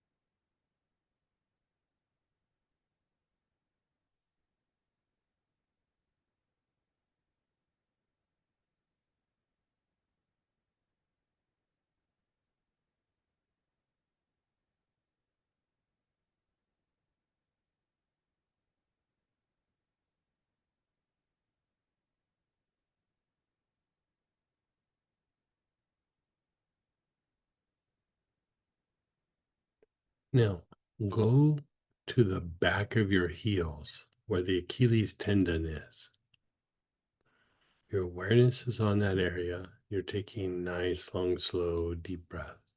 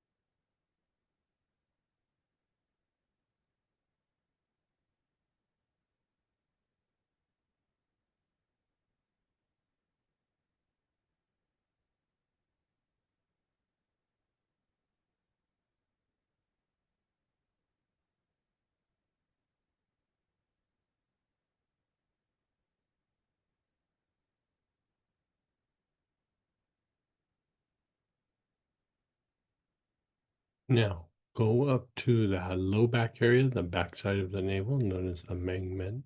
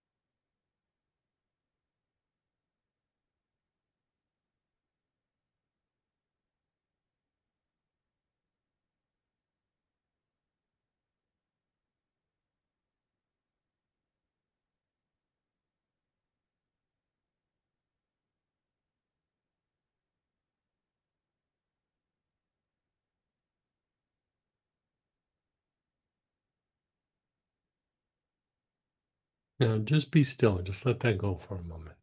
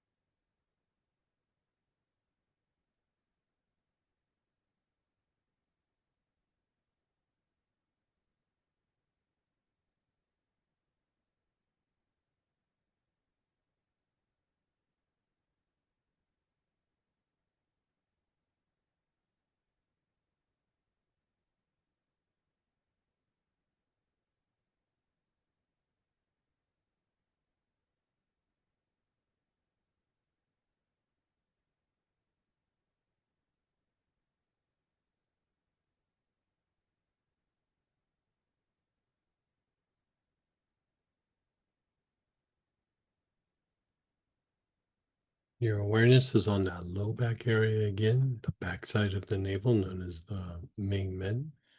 You're taking nice, long, slow, deep breaths.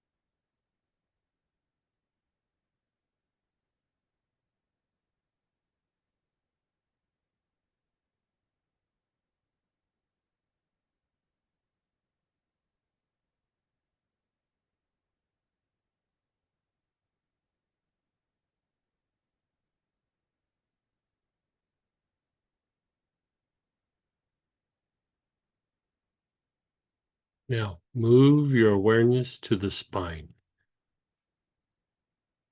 Your awareness is on the spine, the whole spine. You're taking nice, long, slow, deep breaths.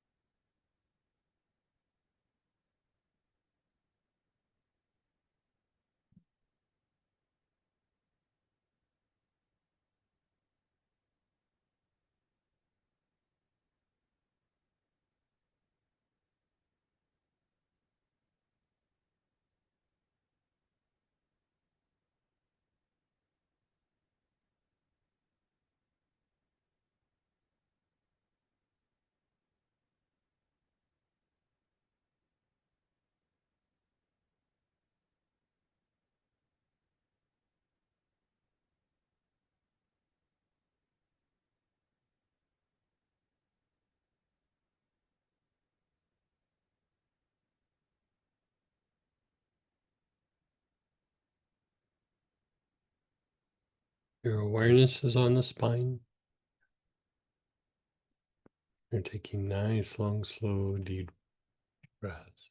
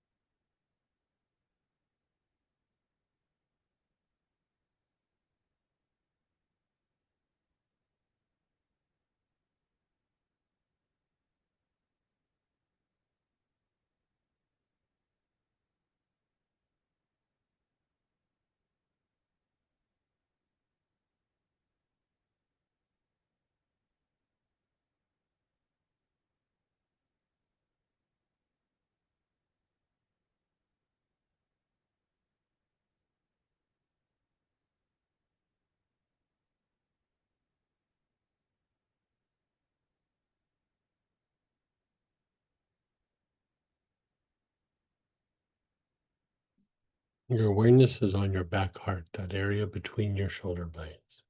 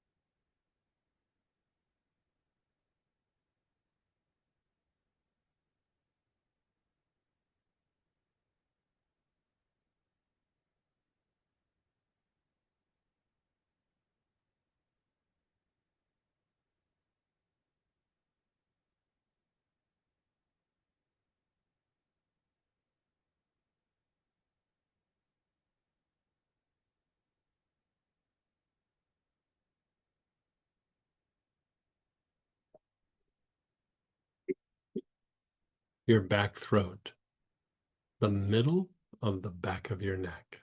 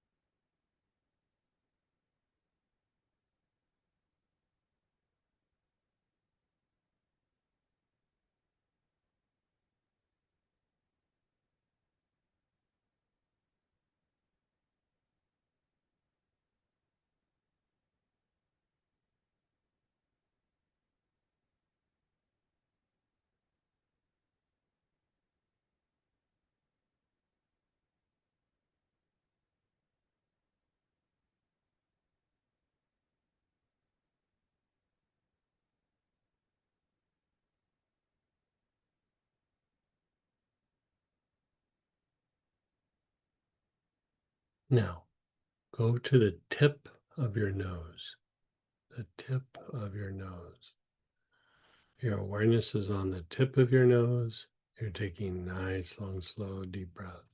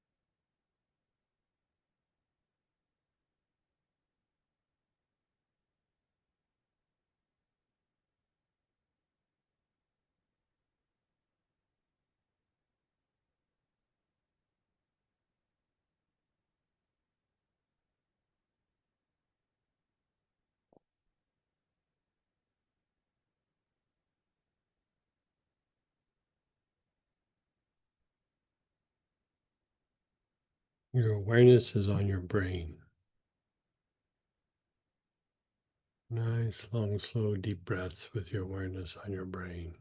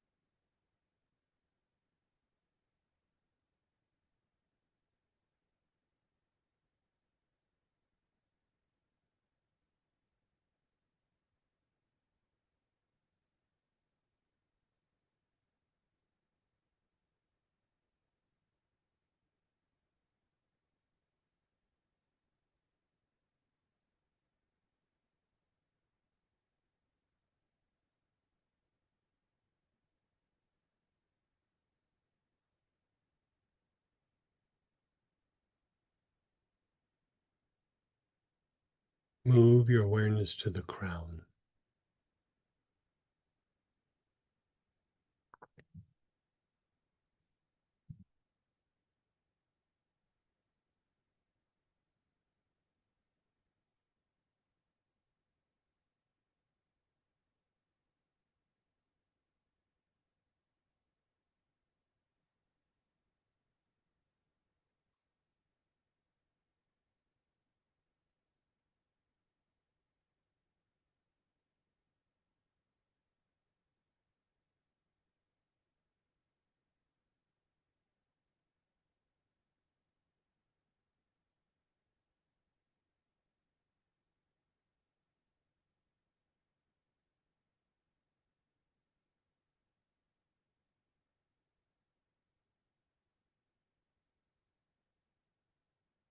Now, raise your awareness to about 12 inches above your head.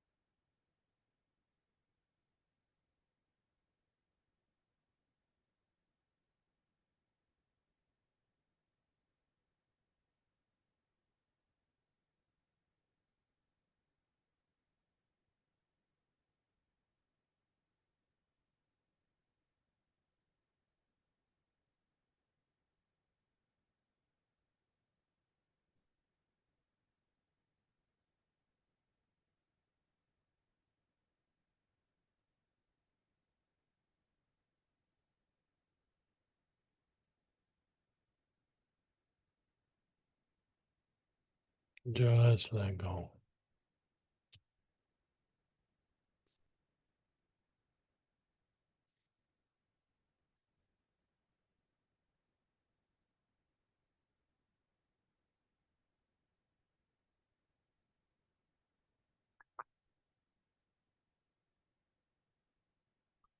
So we're going to do it again, but we're going to talk about it first. Like, what exactly is happening here? Right? So, like, when we go down to the feet, you could say that all the things that we have cultivated, be it knowingly or unknowingly in our life, all those past experiences, but also even experiences that we came in with, they're down below our feet. They're influencing how we stand on earth. And, as much as we try to break out of patterns, if that is what is below our feet, it's hard to walk away from it. So, that idea of starting with the soles of the feet and also the back of the heel, and then moving it up, you're grabbing some of that material and you're transmuting it. You're changing it from something that is in repetition, and you're starting to move it, right? You're helping to bring some sort of light or transmutation to it. Then we come to the Ming Men, which this transmutes things in the body, but it also transmutes our instinctive responses. And our instinctive responses are associated with our reactions that we don't really think or process. Like our brain doesn't process it, our emotions don't process. We just react, and then afterwards we go, "Ugh, what just happened?" Then we go to the spine, and this area, when we have had a lot of experiences, a lot of times there's like the patterns get locked into the spine, the emotional components get locked into the spine, and our spine is how we kind of process the world and also how we express into the world. It's a further extension of the brain, you know. Then we go to the back heart, and we're transmuting things emotionally, right? So we're kind of releasing things from the spine, and whatever kind of bubbles up, we also then go through and transmute it emotionally. Then we do the back throat, and we do the tip of the nose, and that's starting to help flush things out of the mind, but especially the unconscious mind.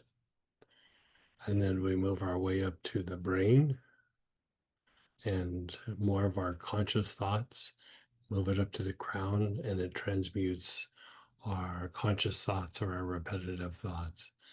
Then we rise up from the crown to 12 inches above our head.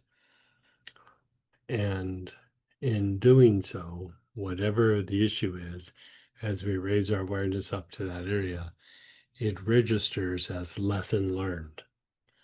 So if there is some sort of karmic issue or karmic pattern associated with this, it helps us to break out of this karmic weight by learning whatever lesson is there. You know, one of the quickest ways is to shift how you think or learn the lesson, which usually is involved with shifting how you think. So to go through and do this on a semi-regular basis, you'll notice that you break out of things much quicker, and you're able to break out of repetition or let go of things at a much quicker rate. Here we're doing it with Uncle Bob, but we could do this pattern with a lot of other things, depending on what we're trying to address. But we're going to do the Uncle Bob oil, or the single oils listed here. We're going to do another round. Okay, so before we get rolling on that, we worked a particular person or a couple of people or a small group, whatever it was. Reflect on them again and just see how you feel before we even get started. Just where are you at with this person, this situation?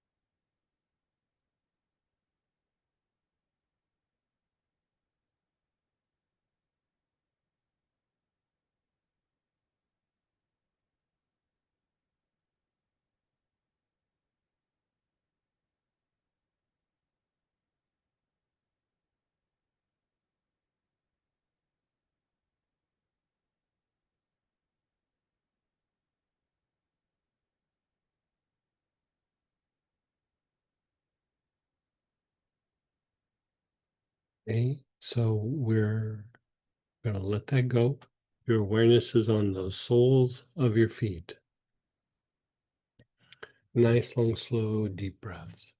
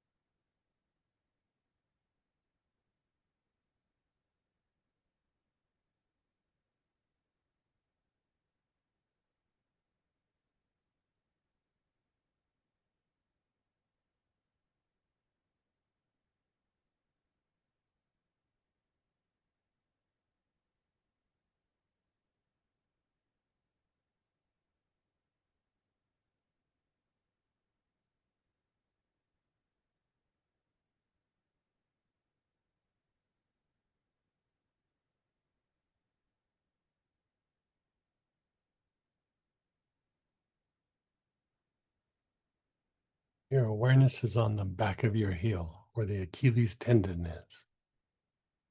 Nice, long, slow, deep breath.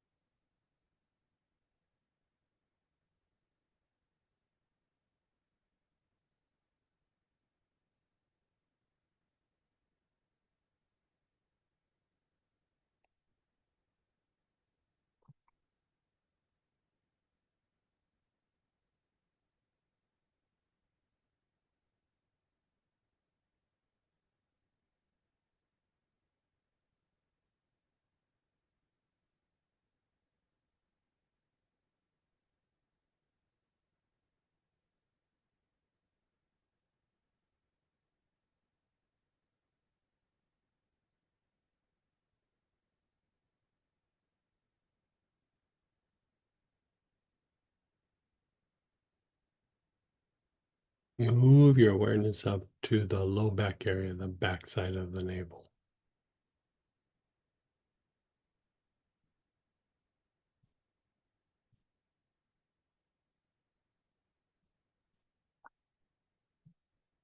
You're taking nice, long, slow, deep breaths.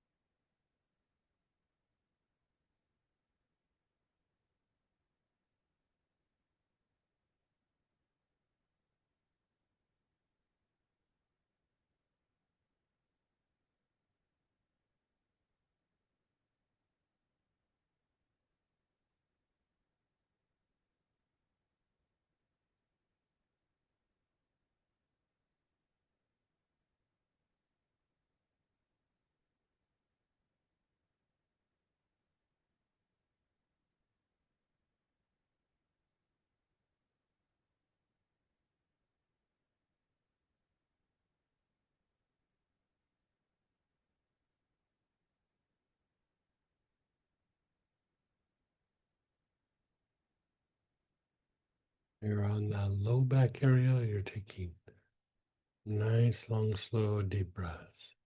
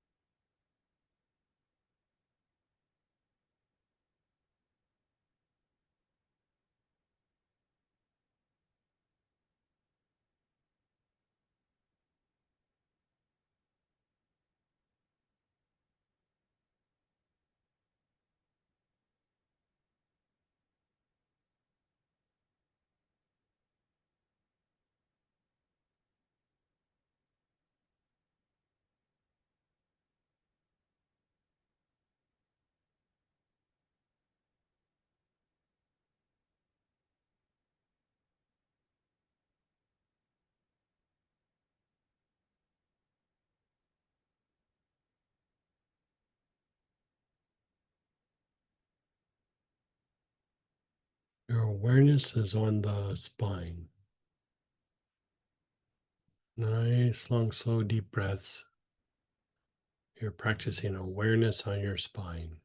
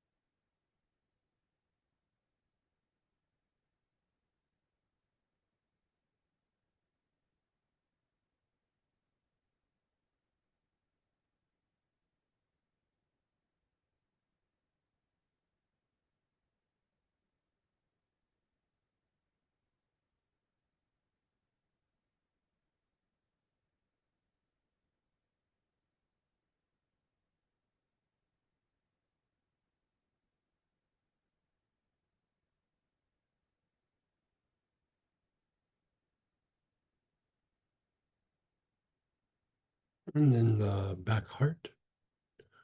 Your awareness is on the back heart.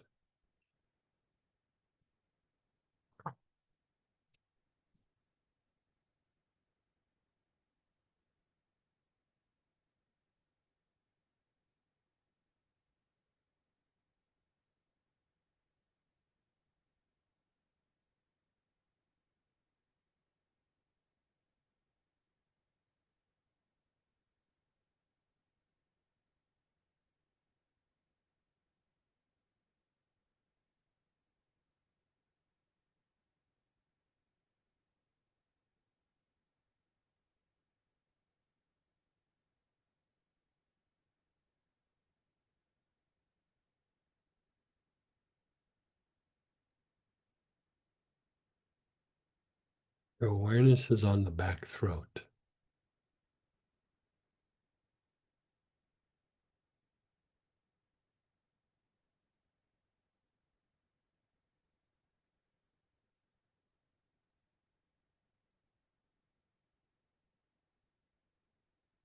Nice, long, slow, deep breaths with your awareness on the back throat.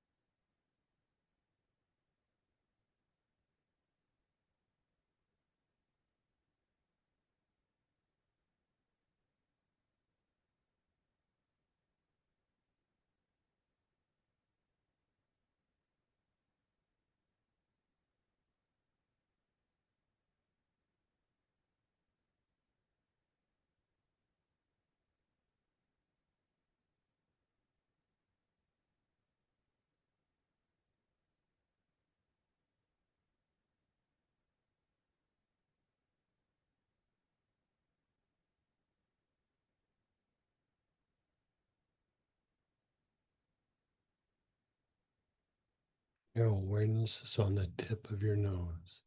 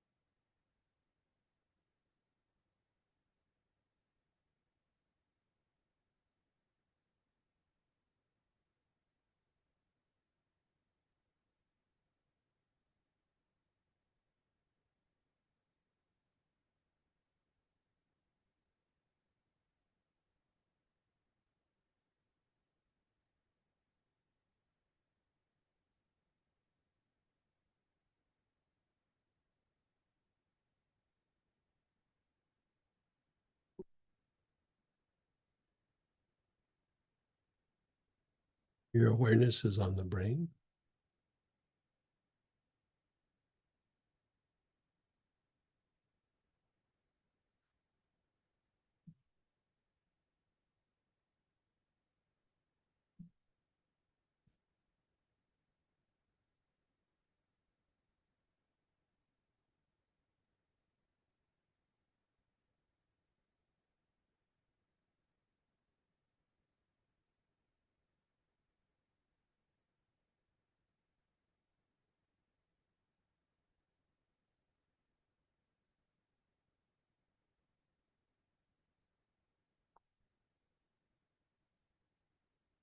and the crown.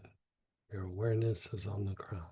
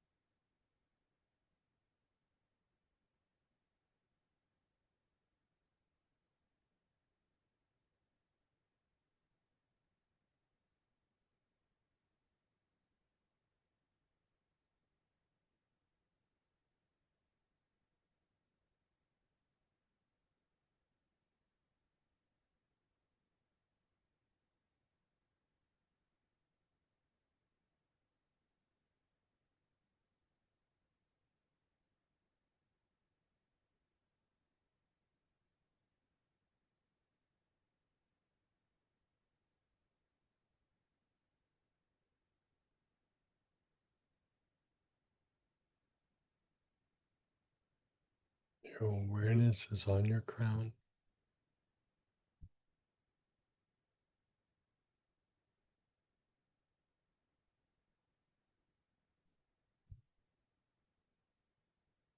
Move to 12 inches above your head.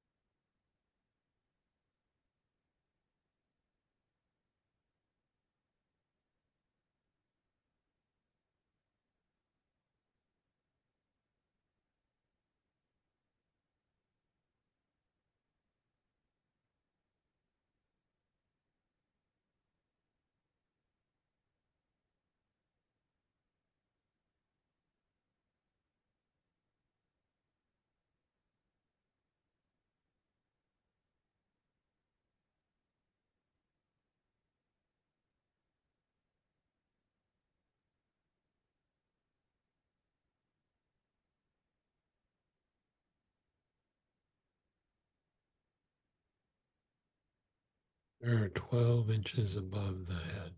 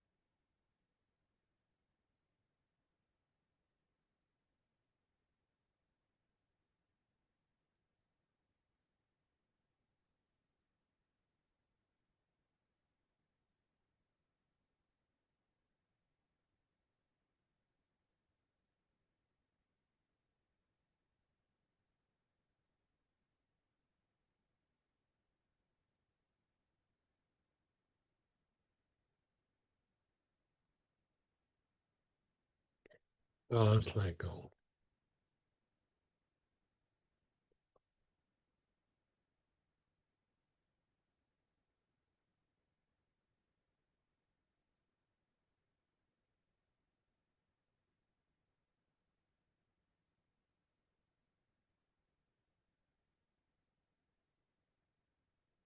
Just let go.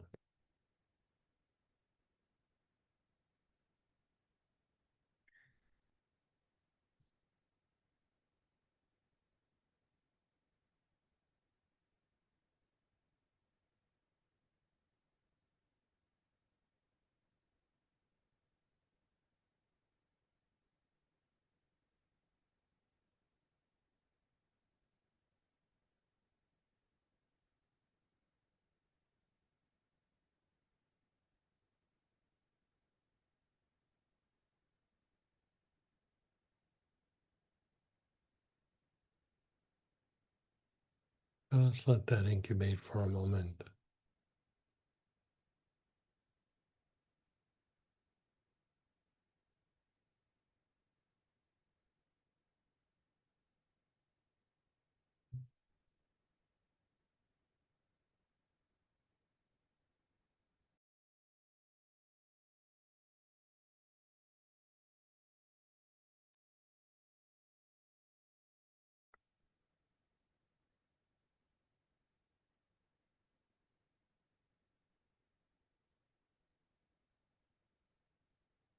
Okay.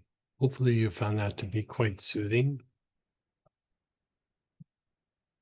And how about this? We'll break for lunch. We'll come back. We'll do a little share and question session. And then we'll also go a little bit of a deeper dive into the etheric chords component of this process. So how about we'll come back at 1:50 p.m. and we'll do shares and questions.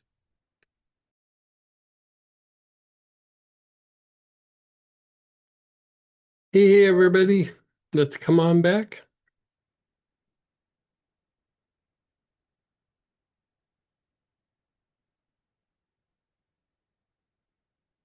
Showed my camera for a second there. So we did like a deeper dive on the Uncle Bob, the transmutation process right before lunch. Anybody want to do a share or have a question? You can unmute yourself or type in. Go ahead and fire away. And my apologies, I had to restart Apothecary Geek. So if you sent a share over there, I'll need you to send it over to Plant Prana Oils or just unmute yourself or raise your hand. Yeah, go ahead, Denise. Hey. Hi. I did feel like you could even do ancestral things with this, Sure. process Yeah. and I felt it just like lift, that I used it around my son and his father. So and thank you so much for this technique. Yeah, my pleasure. I mean, there's always a variation of those transmutation process that we're doing there, but um, this is like the deepest version of it. And, really it's following like kind of the energetic pattern of the caduceus, which was, it's the symbol for the American Medical Association, Oh. but it was also the staff of Hermes. And it is said that like he could bring anybody from the depths of hell with his staff. And so if you think about the idea of, any sort of suffering or pattern, the idea of hell being some issue that is in repetition and we can't break out of it. We can't break out of the gravity of what it is.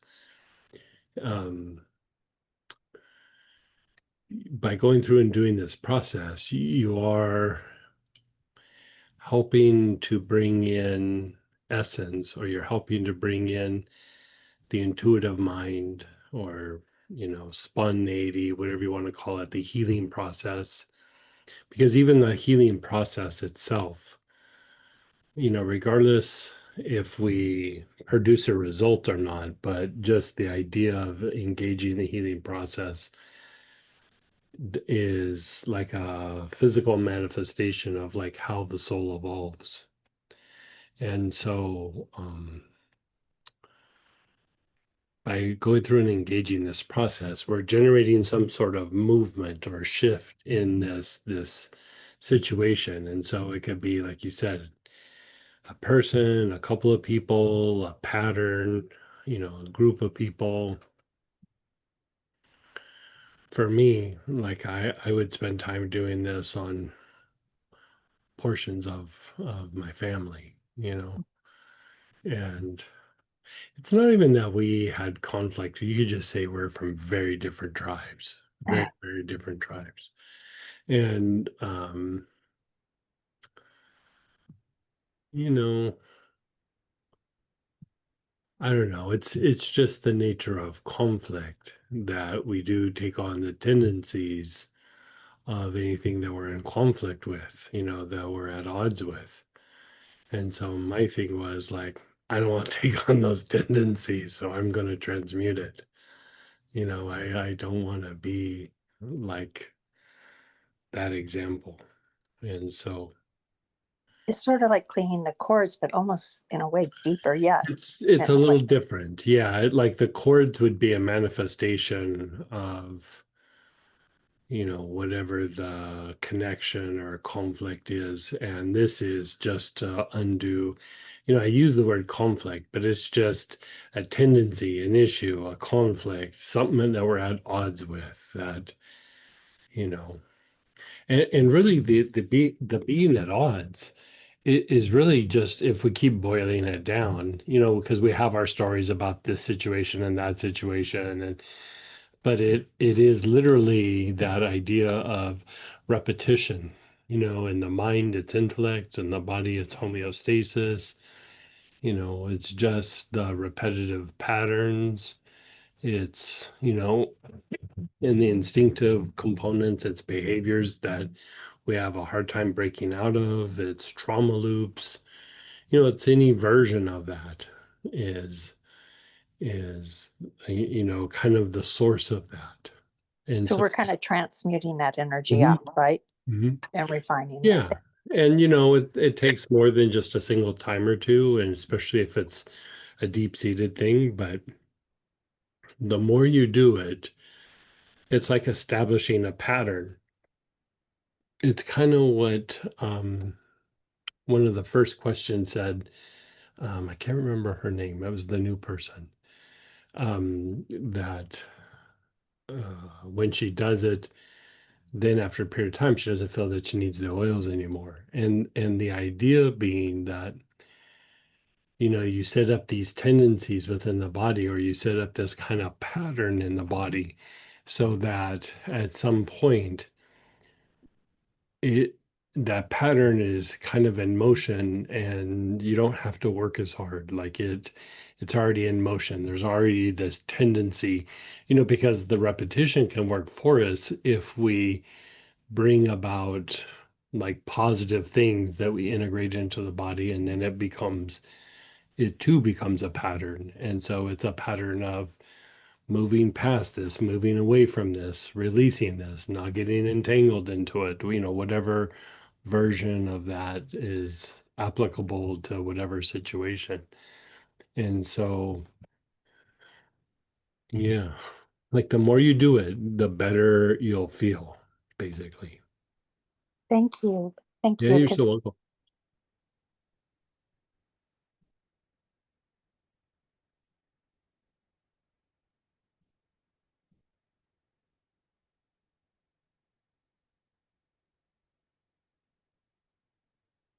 I think those were the shares for Okay. process. Yeah. Okay. So, how about we'll go back to doing a little bit more work with the etheric chords. So let's go ahead and pull out the etheric chords or ironbark eucalyptus. You could use rue. You could use St. John's wort.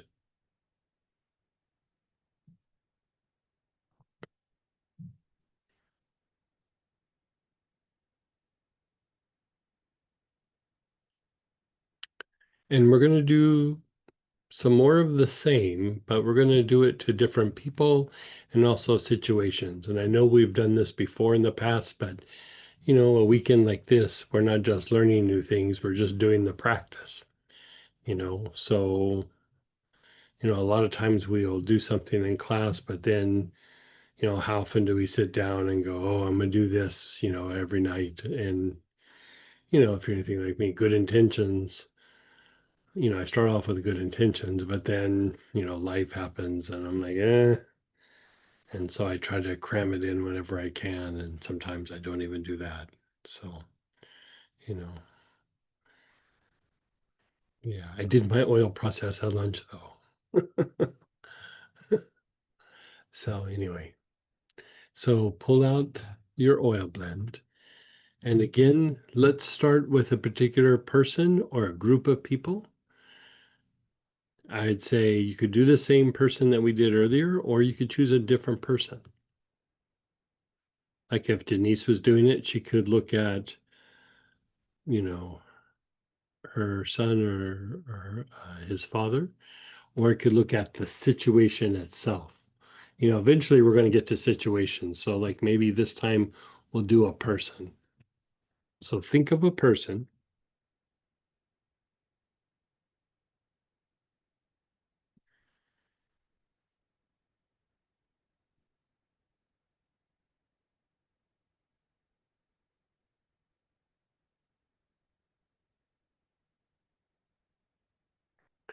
And as you think of this person, you're just tapping into it. Start inhaling the oil as you think of this person.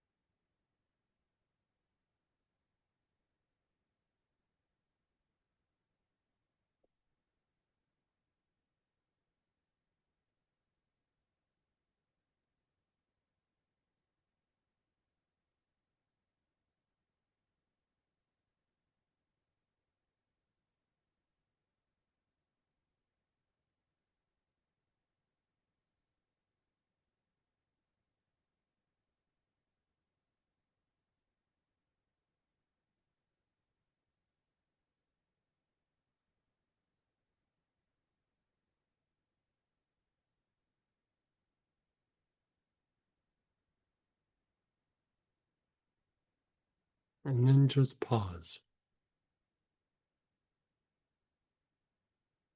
Your awareness is on the bottom of your tailbone, the basic chakra. Begin inhaling with your awareness on the basic chakra.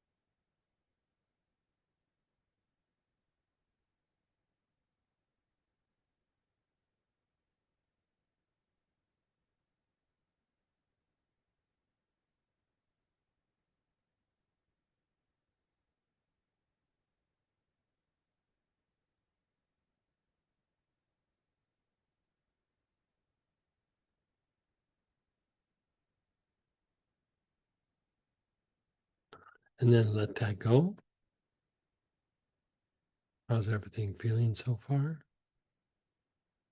Now your awareness is on the tailbone and that person both at the same time. Nice, long, slow, deep breaths. How's that treated? What's that? Hmm.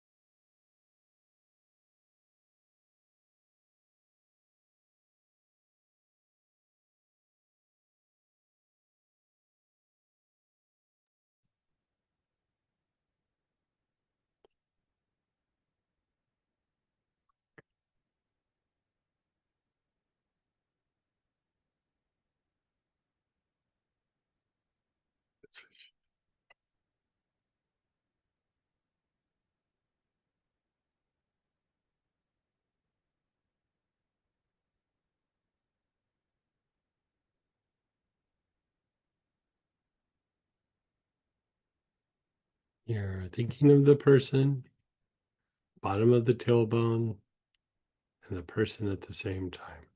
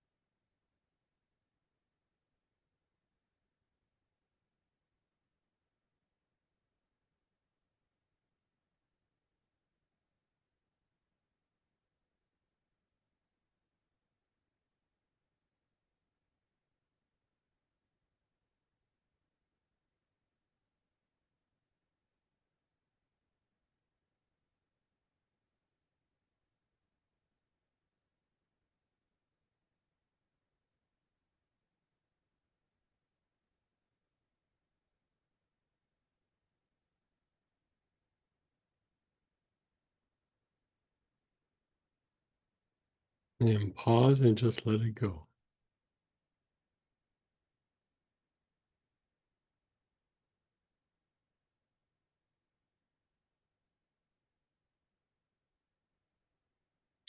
Now, your awareness is on your low back, the back side of your navel, just that spot, nowhere else. Your awareness is on the Ming Men, the low back, which is the back side of the navel. Take nice, long, slow, deep breaths.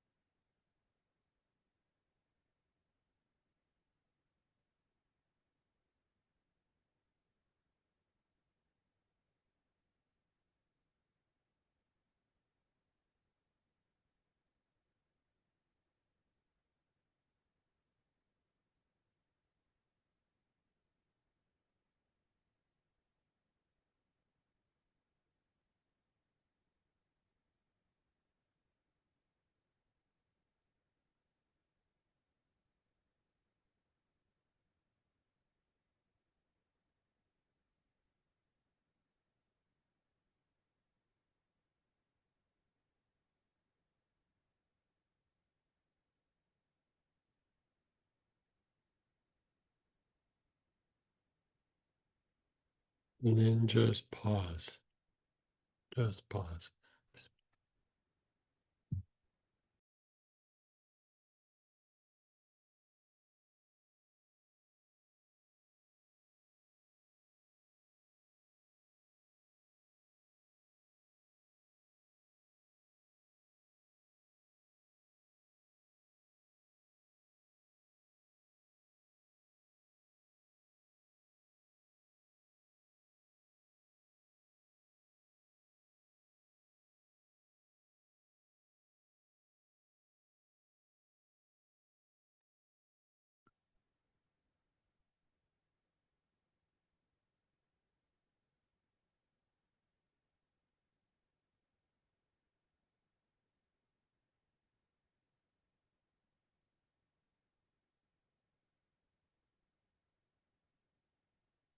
Your awareness is on your low back area and the person both at the same time.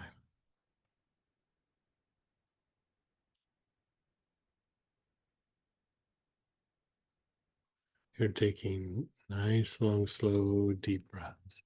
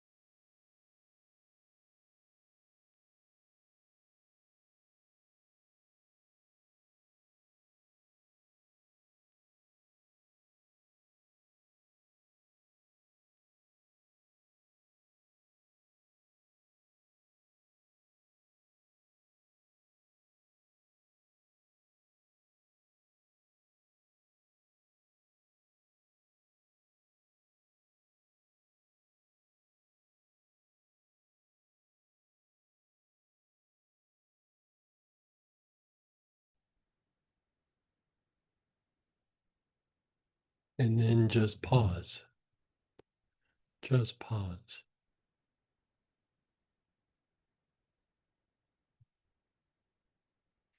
Reflect on that person. See how it feels.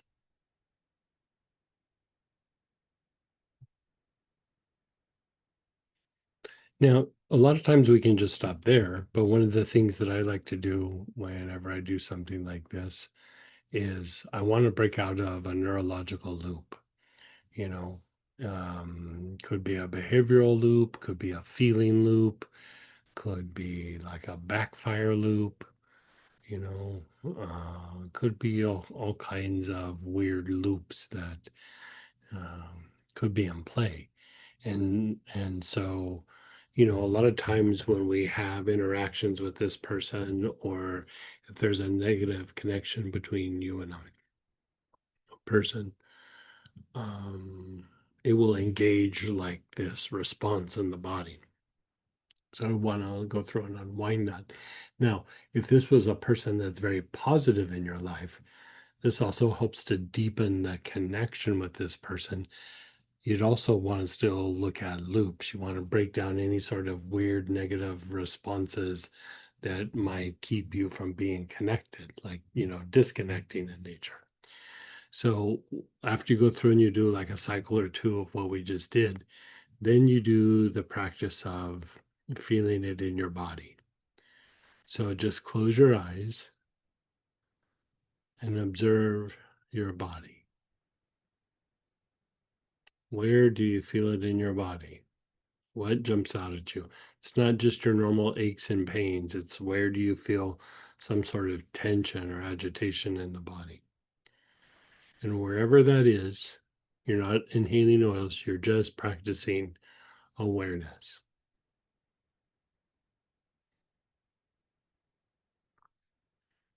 You're observing your body and that area, and you're just being still while you observe.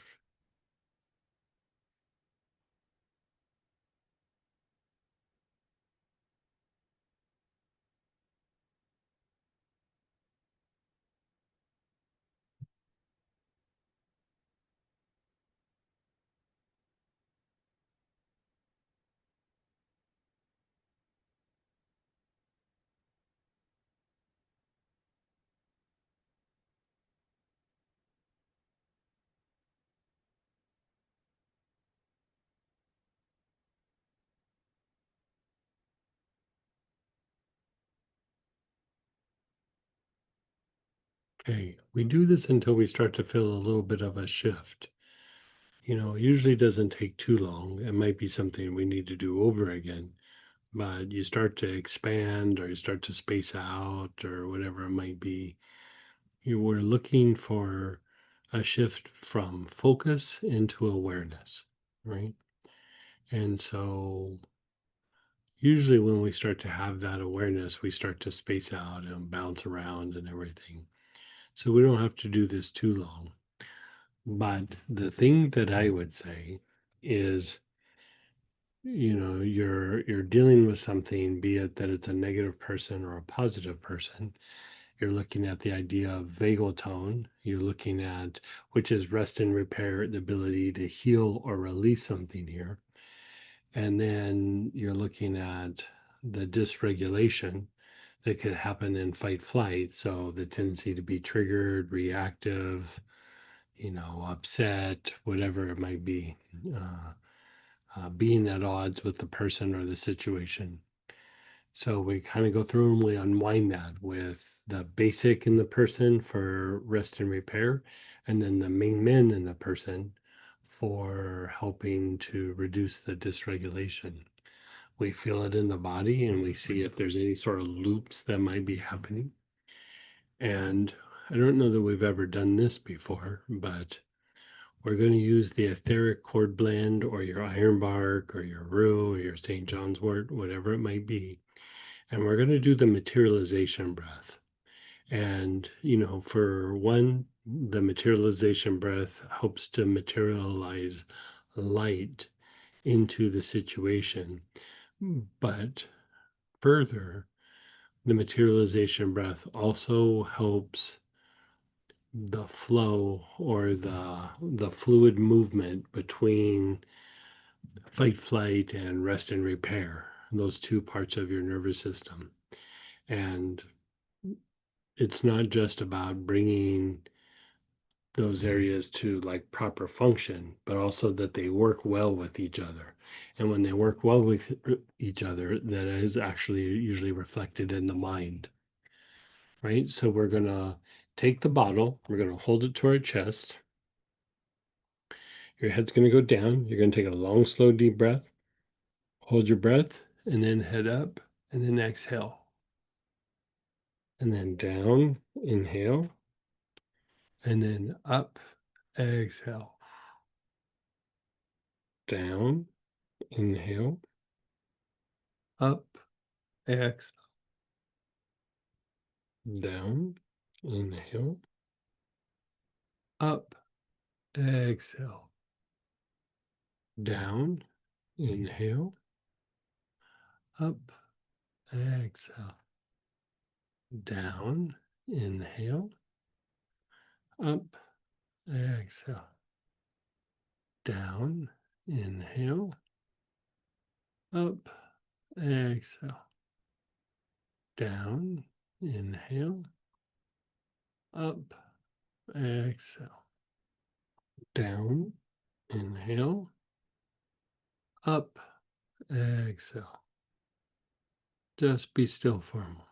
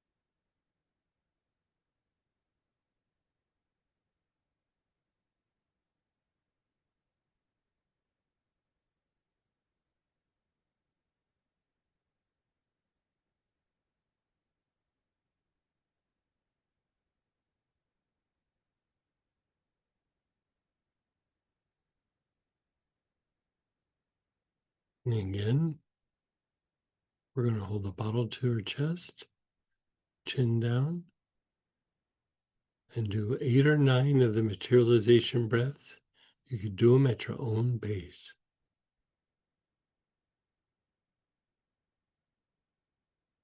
Inhale, hold your breath, head up, exhale.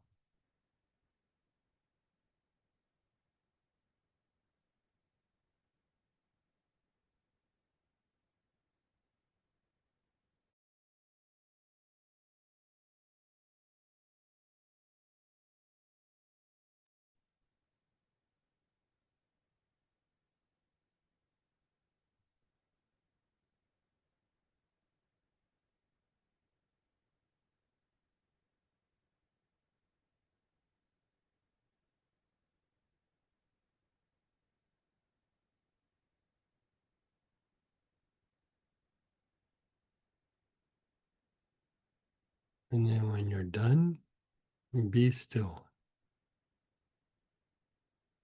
Just be still.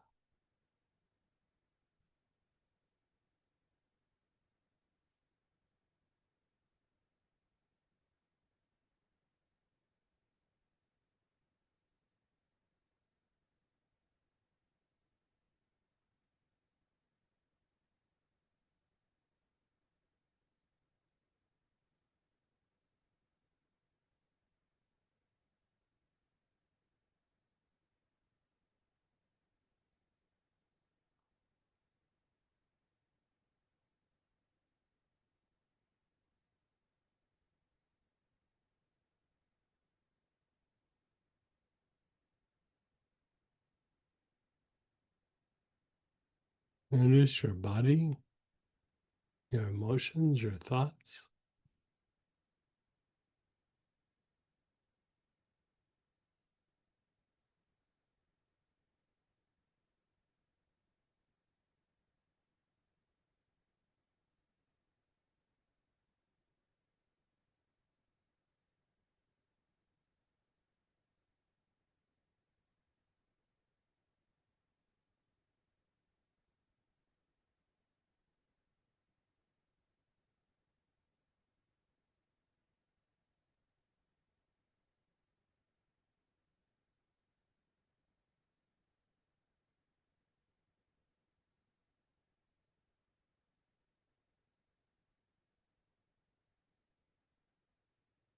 Now we're going to go through and we're going to do that whole process again, but now we're going to look at a situation or a past event.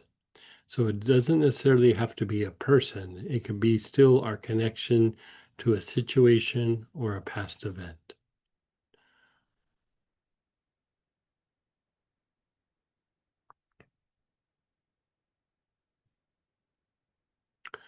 For myself, for example, of course, there's situations that involve people, but one of them was just that I do from time to time is an accident that I had, back when I was young. And, you know, to not be affected by that past. And, if you could recall something like that and there's still emotion or thought, or you check out a little bit, there's still some sort of connection to that past event. So reflect on some area that you'd like to work.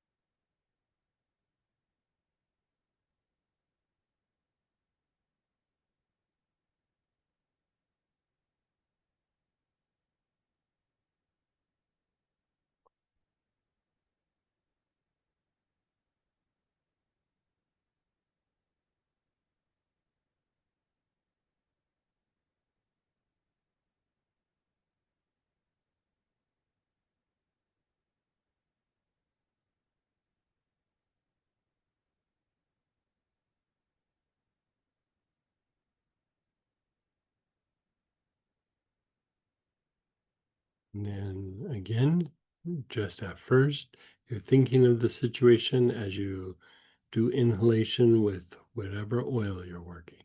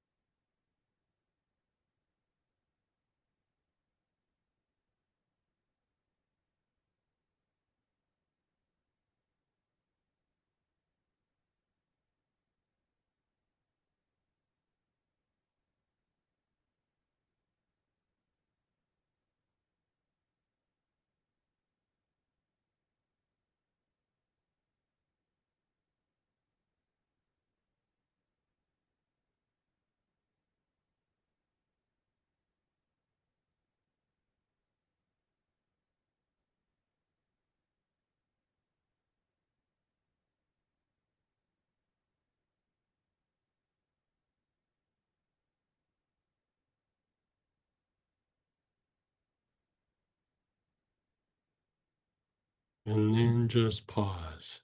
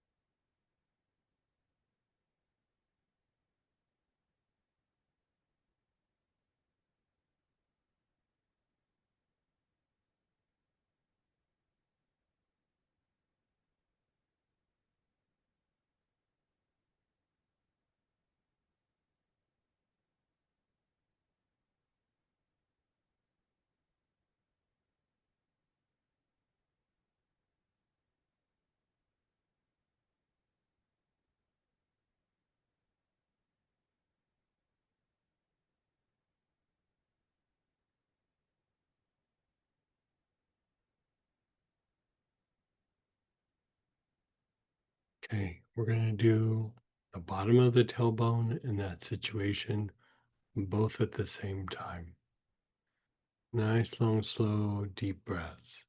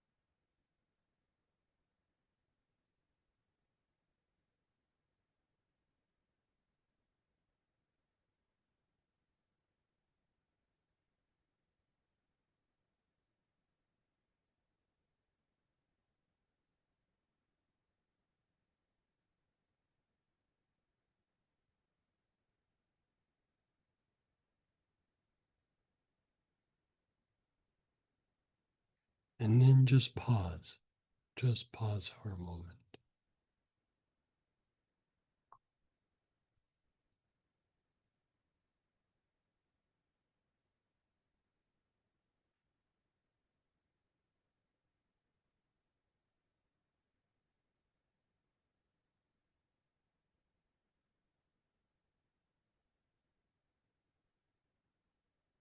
Okay, let's think of that same situation. Your awareness is on your low back and the situation both at the same time.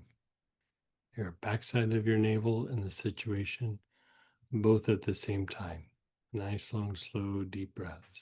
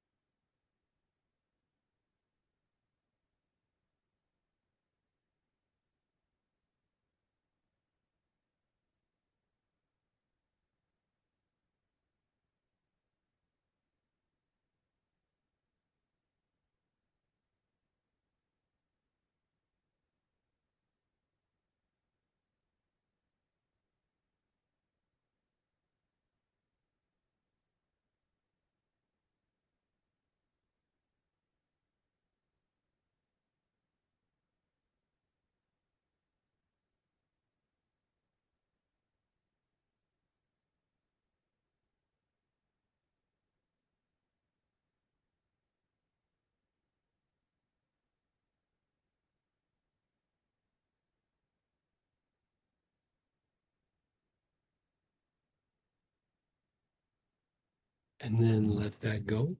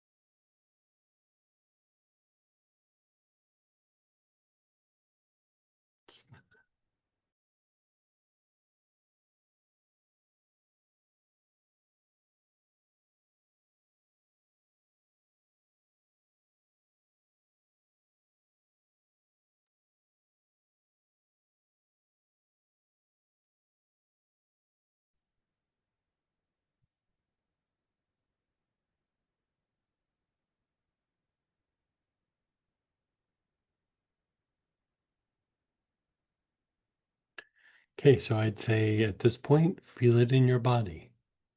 Like tap into your body. Where do you feel it in your body?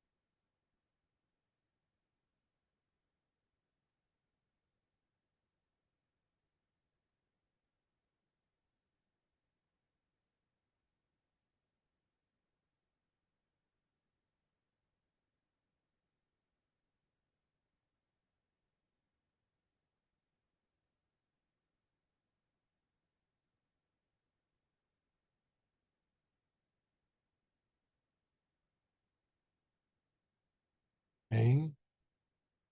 Now we're going to hold the bottle to our chest, chin down, and we're going to do 8 or 9 of the materialization breaths. Do them at your own pace.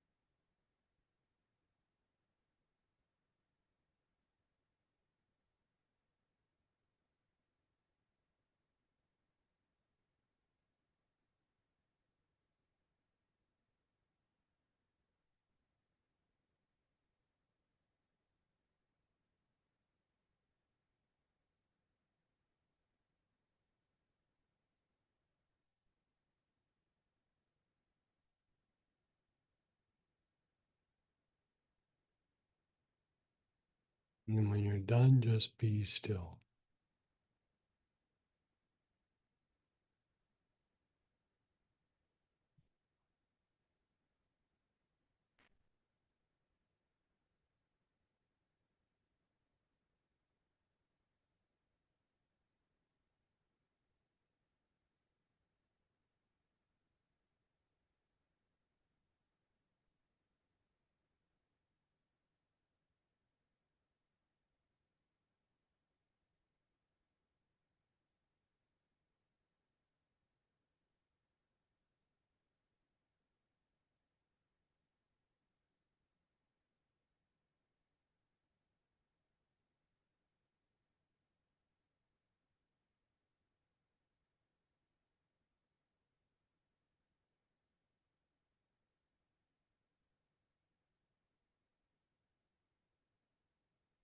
You're just being still.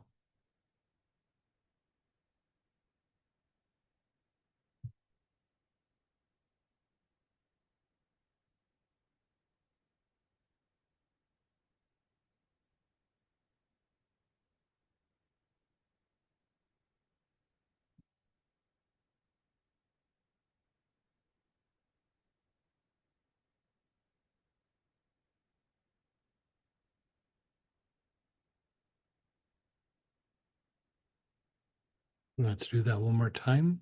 Bottle to your chest, chin down. 8 or 9 of the materialization breaths. Do them at your own pace.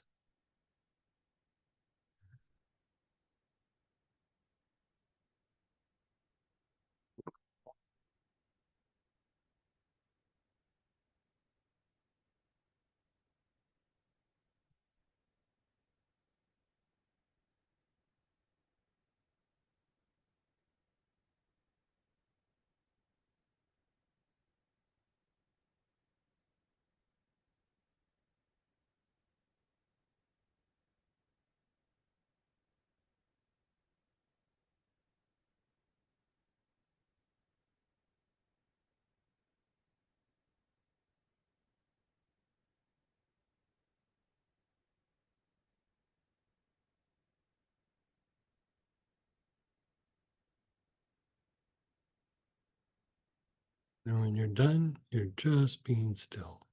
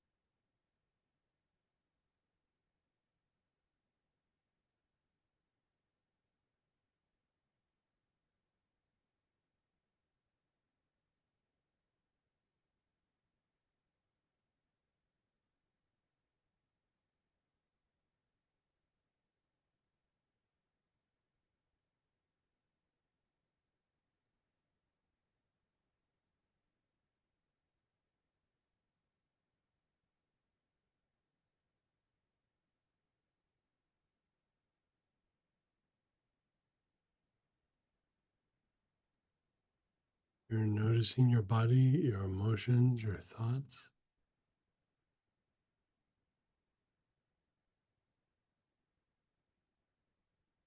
Let's do it just one more time. We'll do the materialization breath one more time. Bottle to your chest, Chin down. 8 or 9 of the materialization breaths.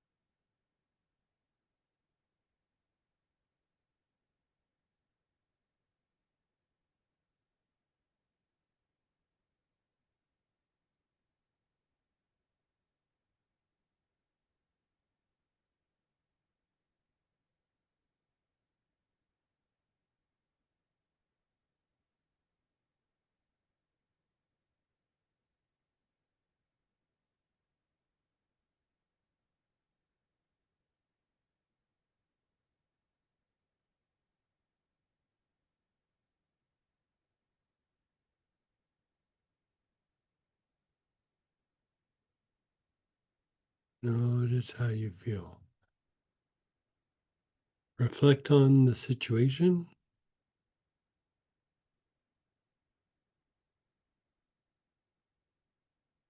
And maybe let's get a little feedback or questions at this point. You can unmute yourself or type in. Go ahead and fire away.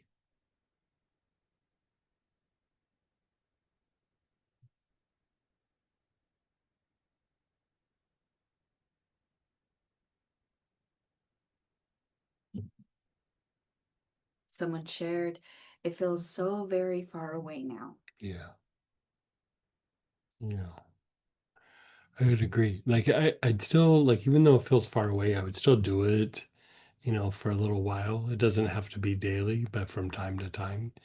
And you just kind of, because you'll release to the point of what your threshold is. And so you'll go, oh, I feel so much better. But then, 2 or 3 weeks might go by. You can release to a much deeper level and you can feel a deeper level of, oh, I feel so much better. It's like we are never able to like shift completely out of something. We do it by degree. We'll do it, and then at some point, we still go into repetition. It's the nature of yin and yang. Whenever you go to a deep level of spontaneity, it produces repetition. You know, and so, anytime you have a certain level or degree of expansion, at some point you're going to hit a roadblock and you're going to stop there. And so it doesn't mean you're done. It's just done maybe for right then. But then a little bit of time goes by and you can do it to a much higher degree. And go ahead, Paulina. Hey, Paulina. Hi, how are you? Hey, how are you? I will let you know in Spanish so you will understand, okay? I will Oh, okay. ask Miguel to translate. It's going to be better. Okay. Okay. Ok.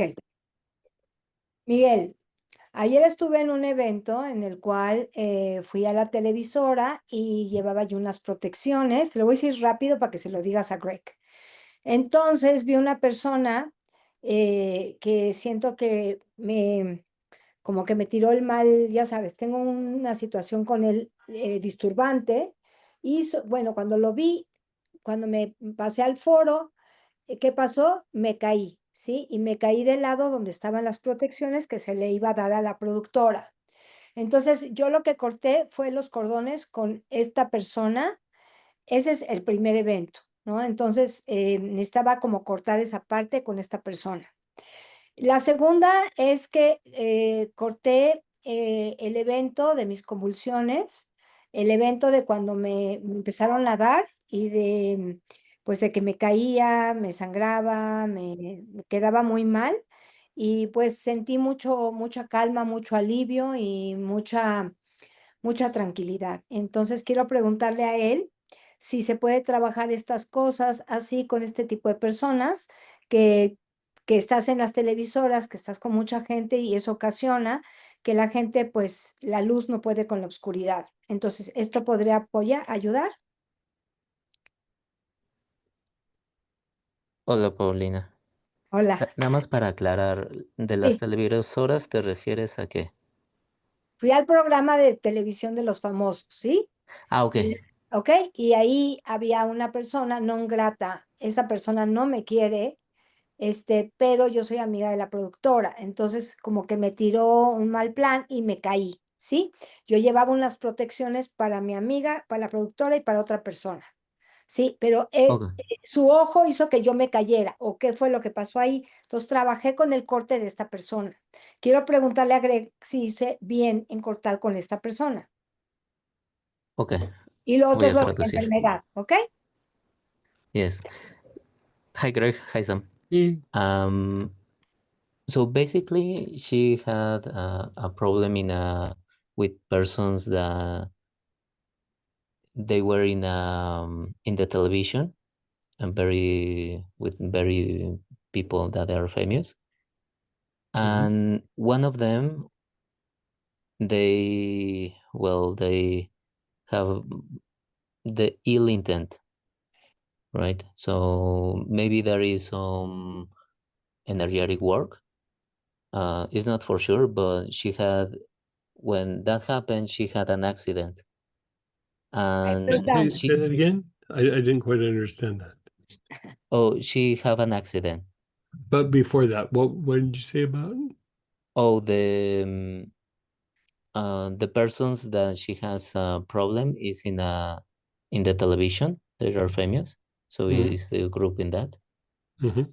and there was like probably an energetic work, or at least the ill intent That part I to didn't catch. injury. It's what? Ill intent.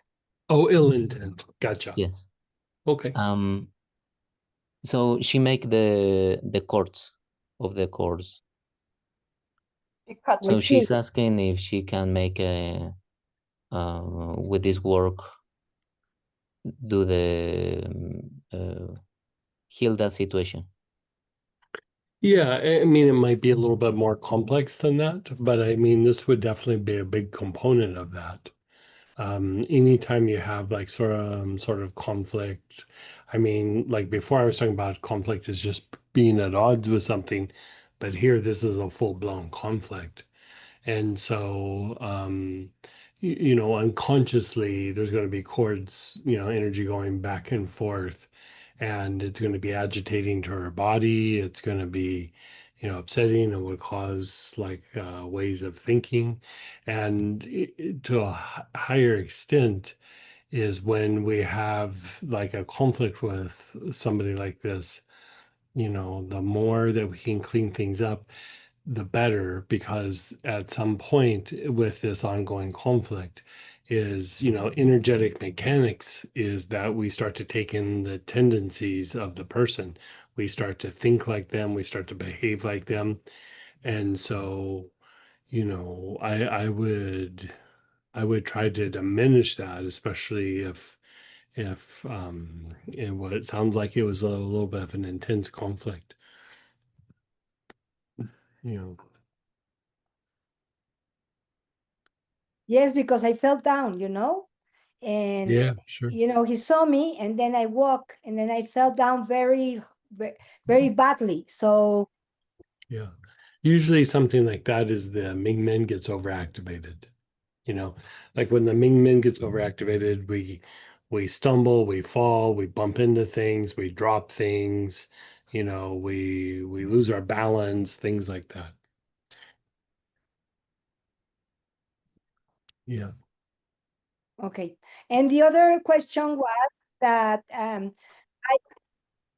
the second exercise that we did, uh,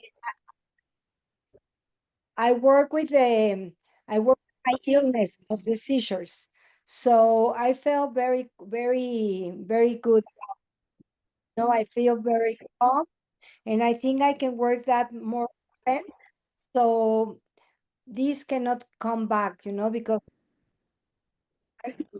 I can feel when I will have a seizure, I can feel it in my head, and I have voices Sure. that they speak to me, and I know that it's coming. But when I began to breathe and I began to close my central meridian, it goes away. So thank God I know how to deal with that, but this I think it can help me a lot because I have a lot Yeah, of anything you events. do to calm down agitation in the nervous system, because like a seizure, going back to what we were talking about, is dysregulation in the nervous system.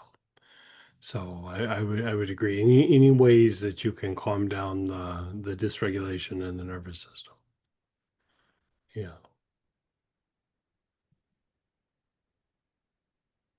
Thank you so much. You're so welcome.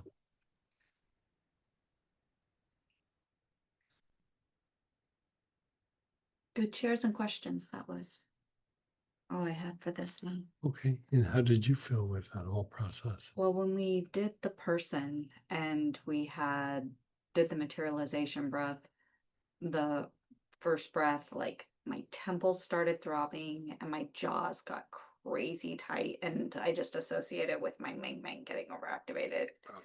And so I just took a pause and decided not to overwhelm my system. Right. So, okay. But then after that, it got a little better. Well, after that, I didn't do any more materialization breaths Right. for that process. Right. So that was okay. And then I shifted and like what I was focusing on for Yeah. the second one. Right. Something I feel like was useful, but not as triggering. Right. Yeah. Okay, so how about we'll take a break and we're going to come back and we're going to do a different set of processes. So we'll come back at 20 after the hour.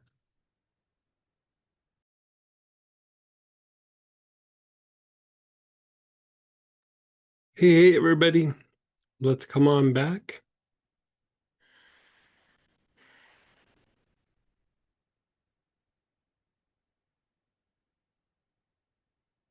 Give me just a second here.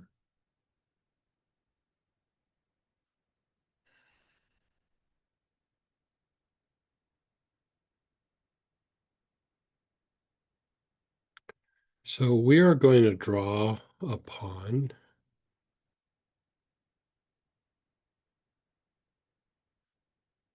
the energetic mechanics class.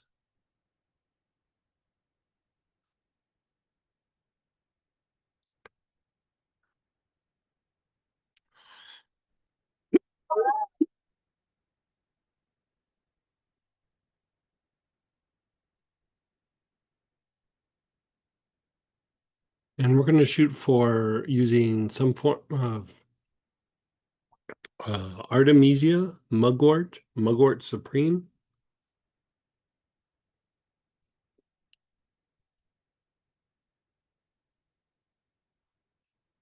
You could also use chakra root cleanser. Well, let's see how people are with it. Sweet Annie. I'm just curious. Not so much for this, but Okay, so Artemisia, Mugwort Supremes. chakra root cleanse. Sweet ending. Let's see where we are with this, and then we'll go from there.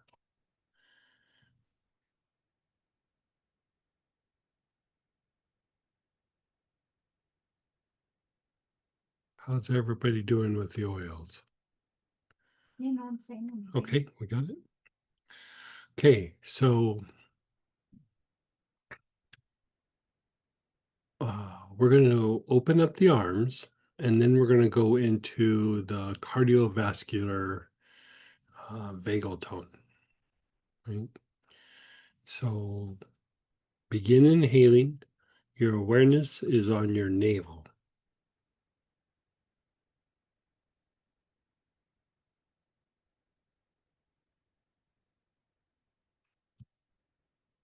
Nice, long, slow, deep breaths with your awareness on your navel.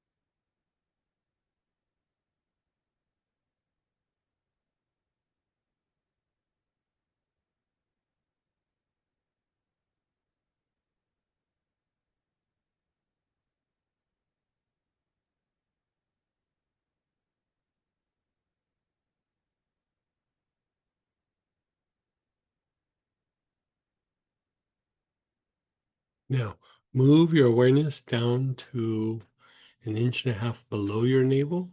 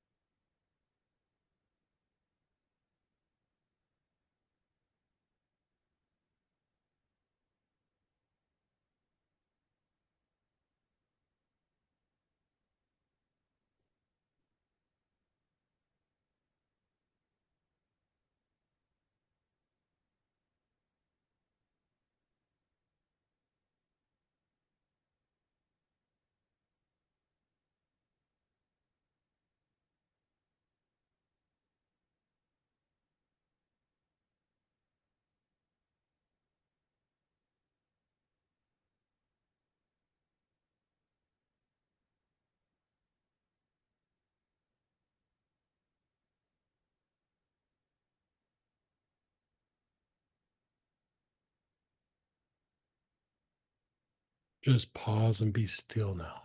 Just pause and be still.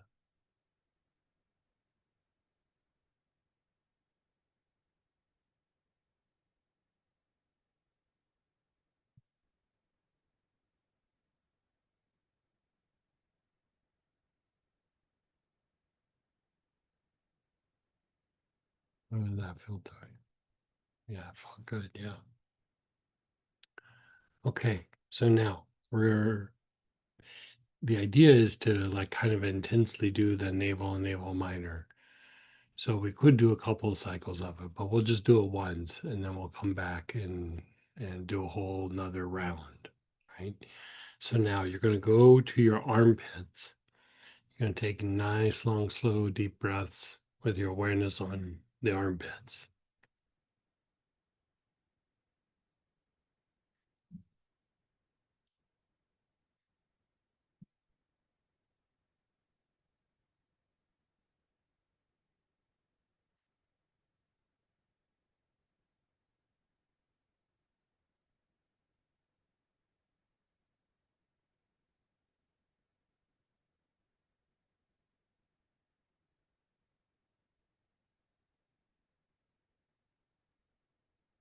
You're on your armpits. You're taking nice, long, slow, deep breaths.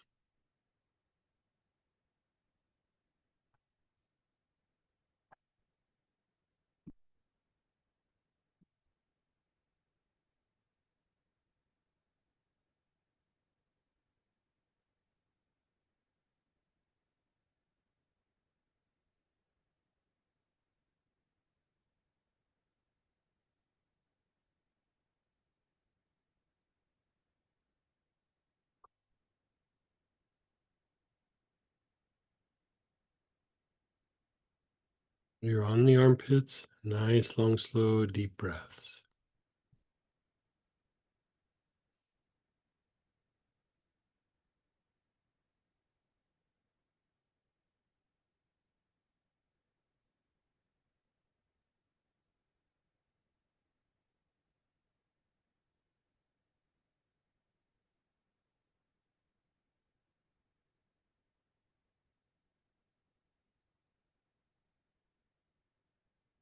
Move your awareness to the elbows. Your awareness is on the elbows.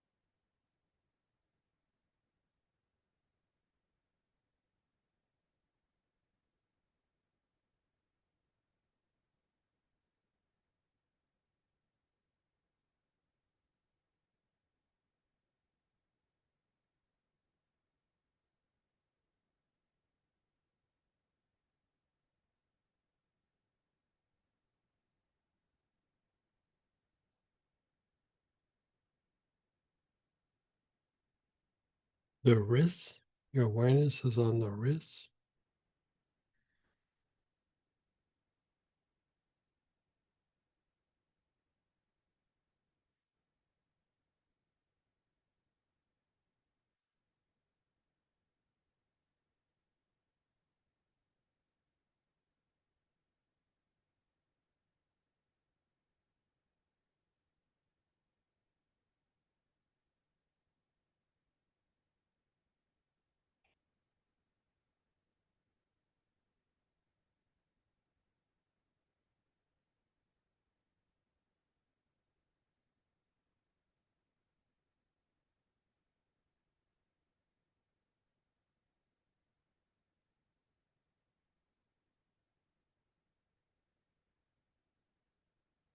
And then the palms of your hands.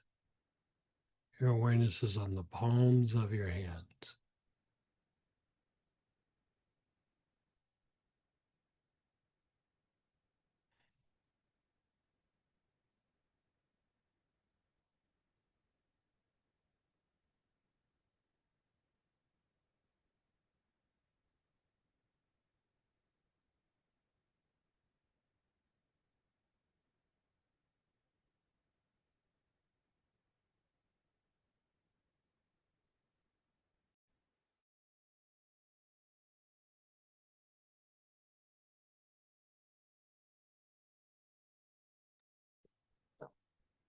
And then just pause and be still for a moment.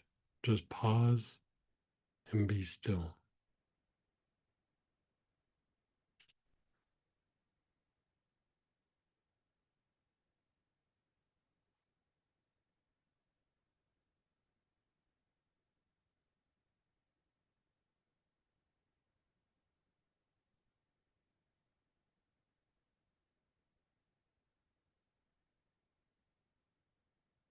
Now we're going to be aware of the whole arms, like your whole arm on both sides, from the shoulder all the way down to the tips of the fingers.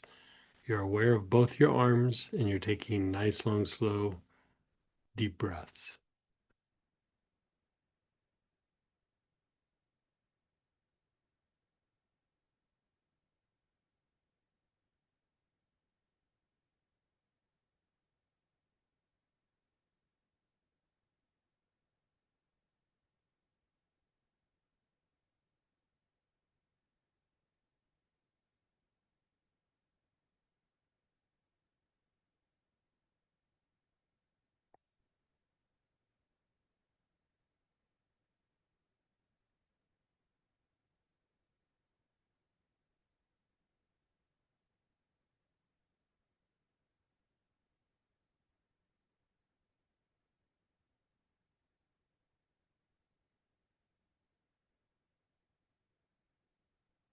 And then just pause and be still.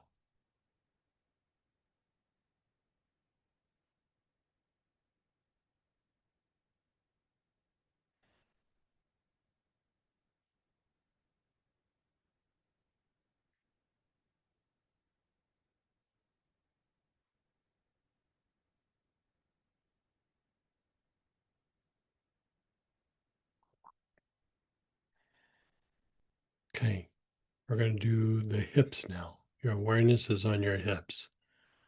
Nice, long, slow, deep breaths with your awareness on the hips, which is on the side of the hip.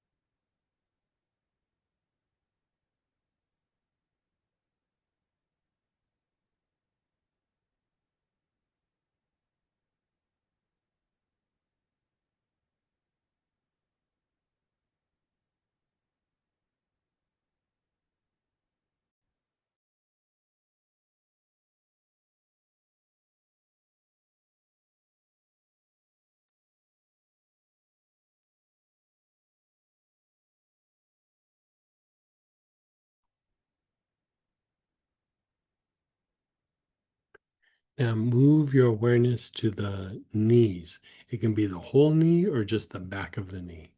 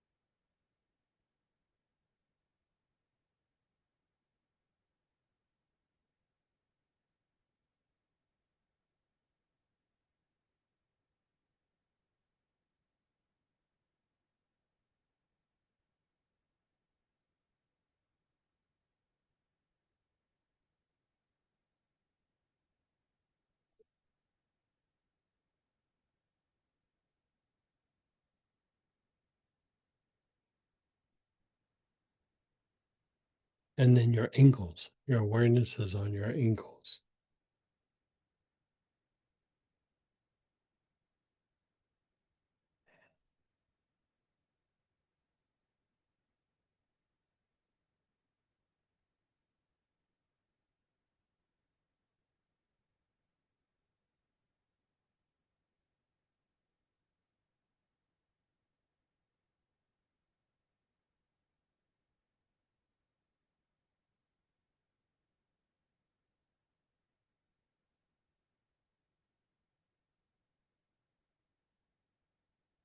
Nice, long, slow, deep breaths with your awareness on the ankles.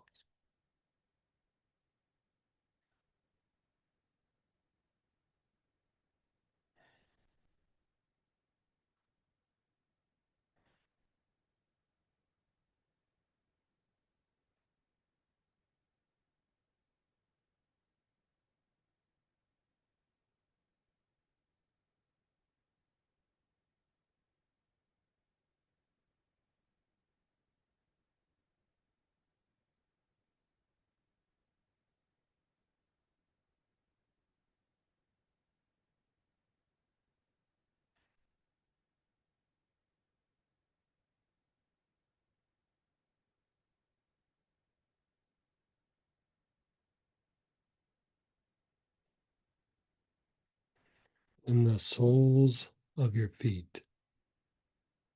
Your awareness is on the soles of your feet.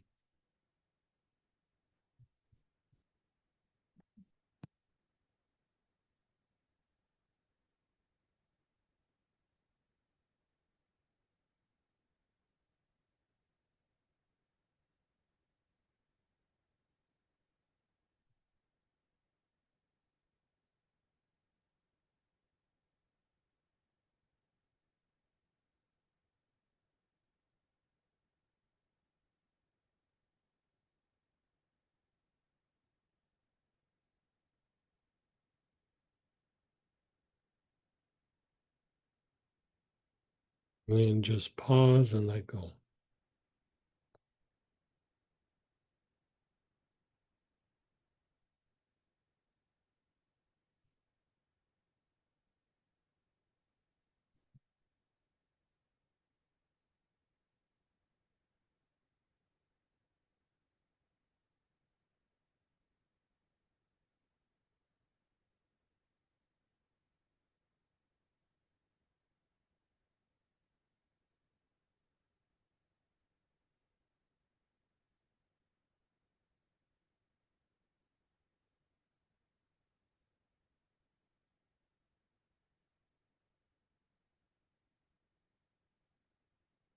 Now be aware of the whole leg. Your awareness is on the whole leg.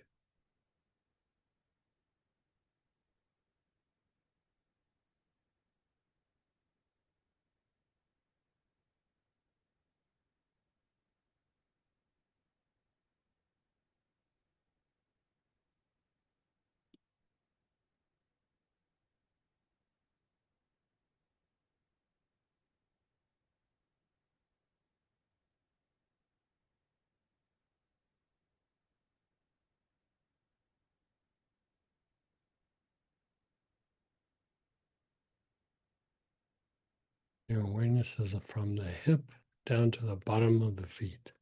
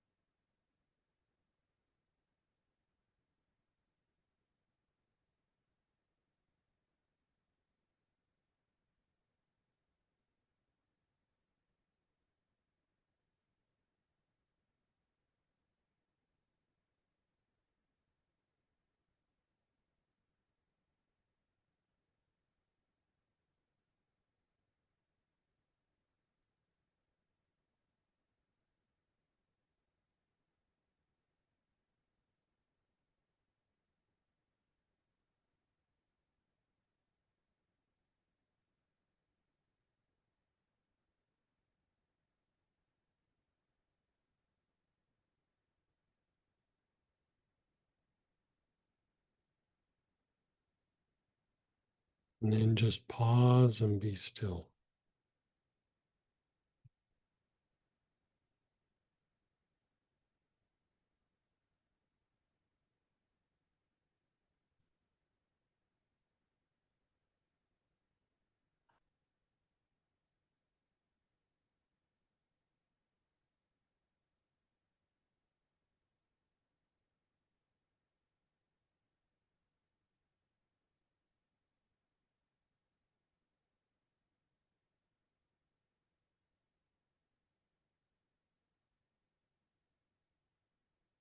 You're just being still.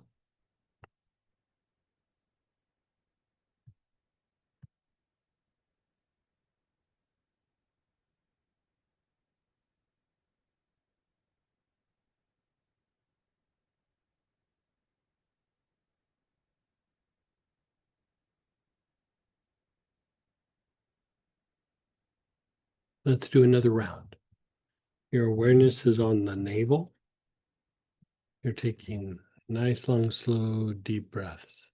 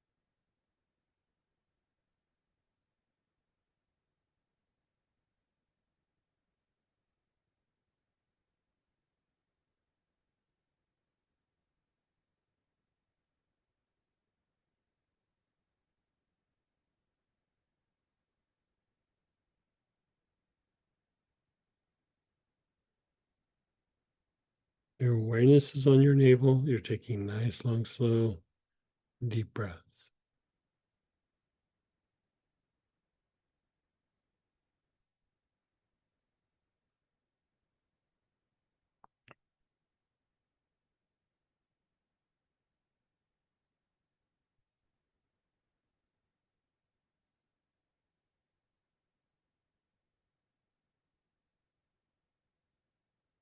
Move your awareness an inch and a half below your navel.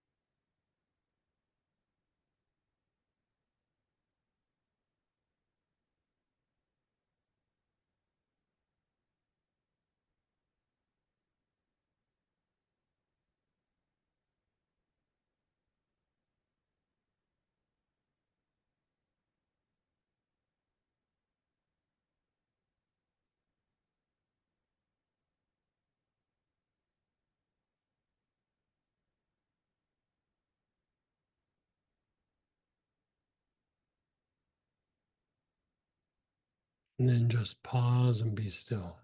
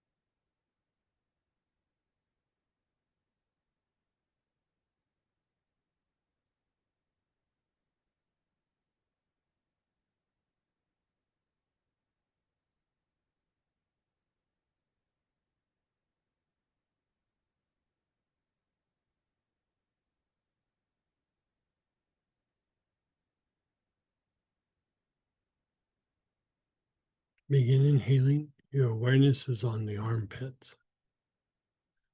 Nice, long, slow, deep breaths with your awareness on the armpits.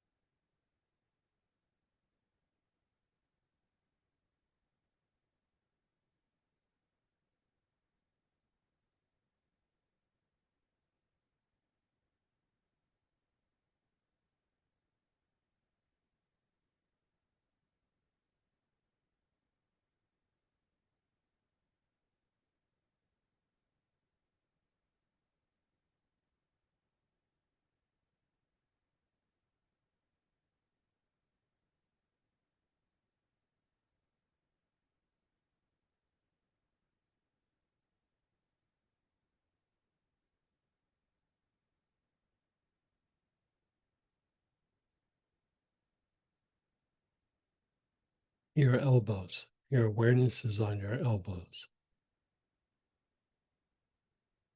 Nice, long, slow, deep breaths.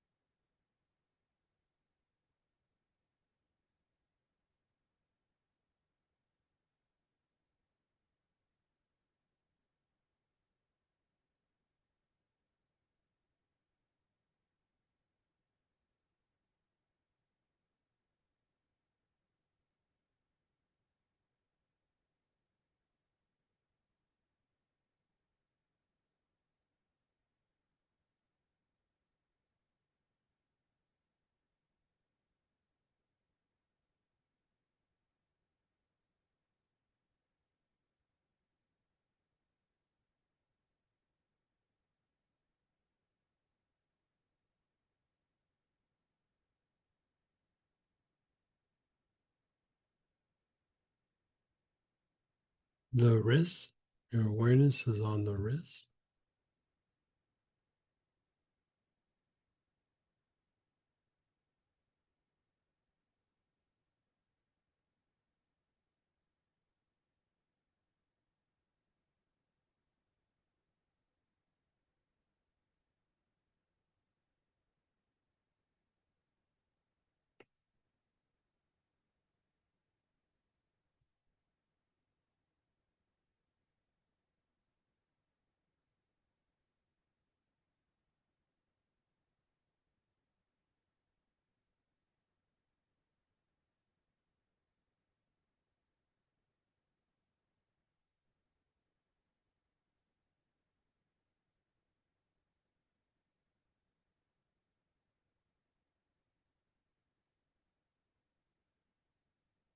the palms of your hands.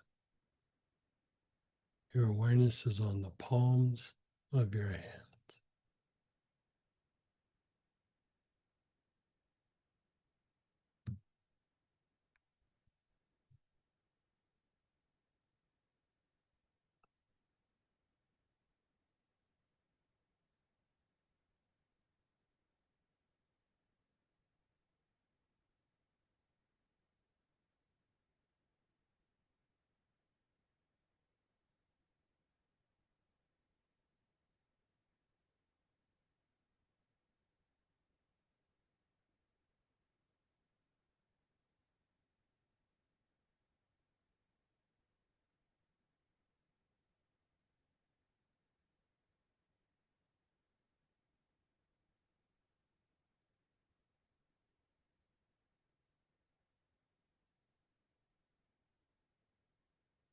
And then pause and let go.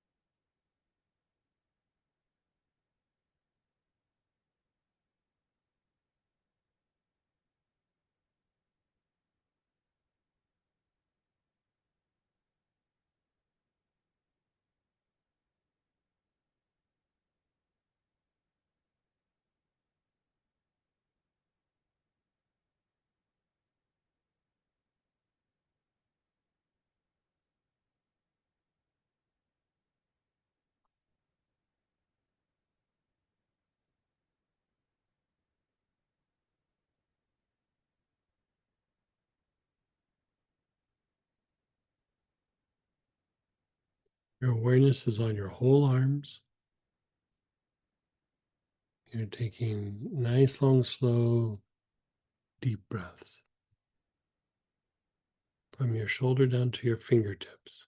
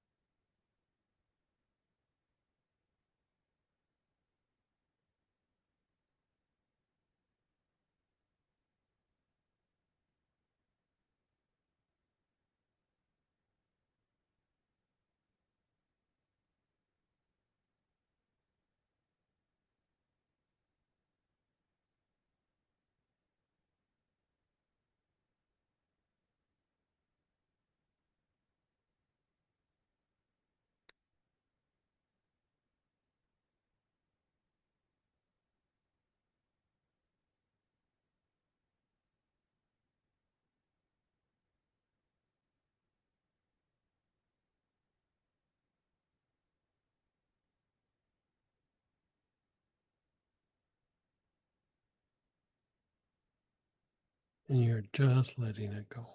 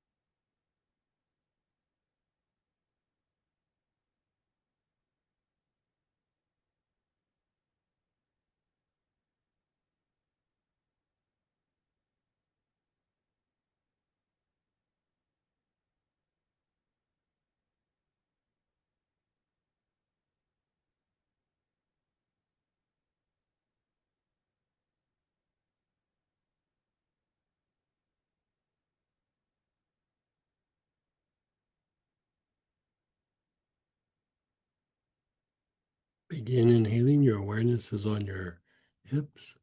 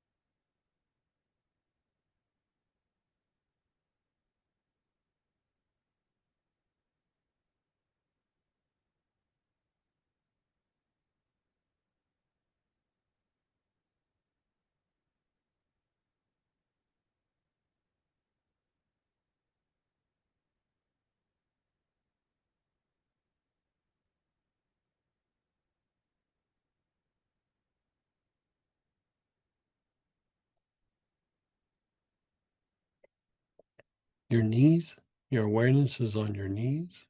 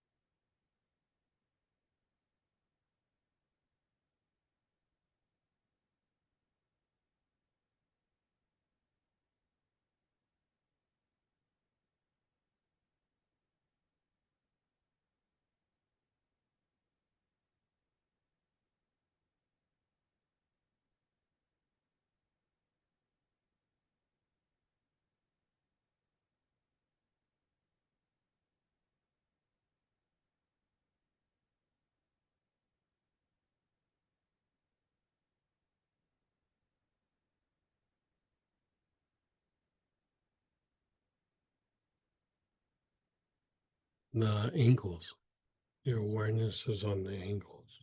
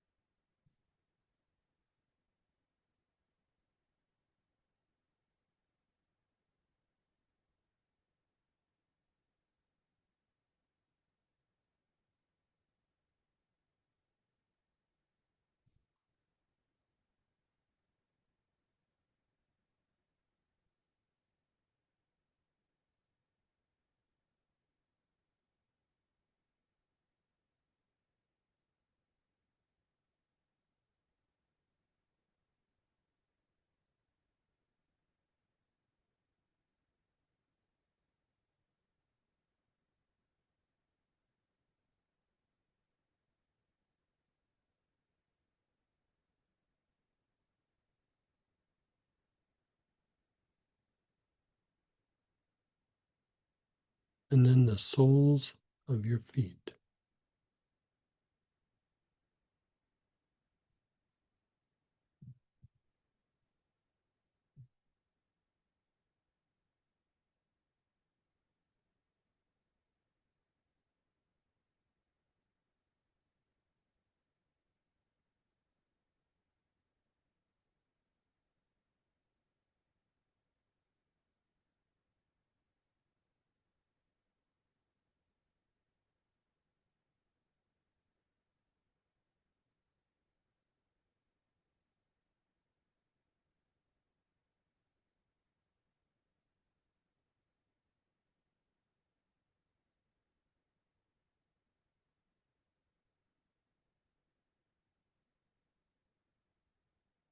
And then just pause and be still.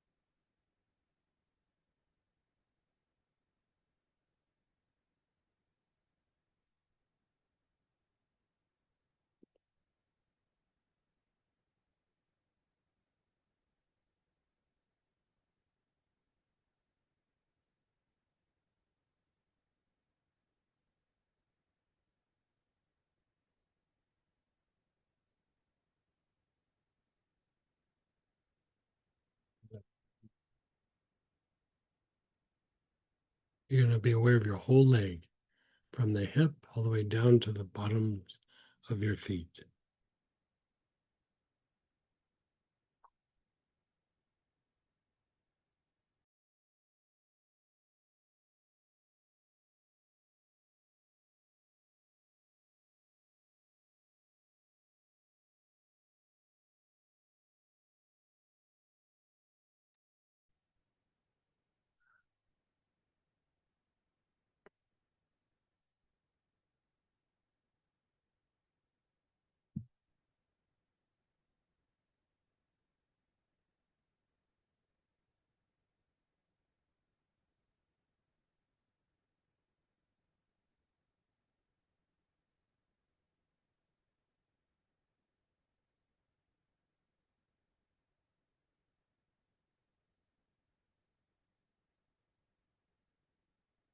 Okay, just pause and let go.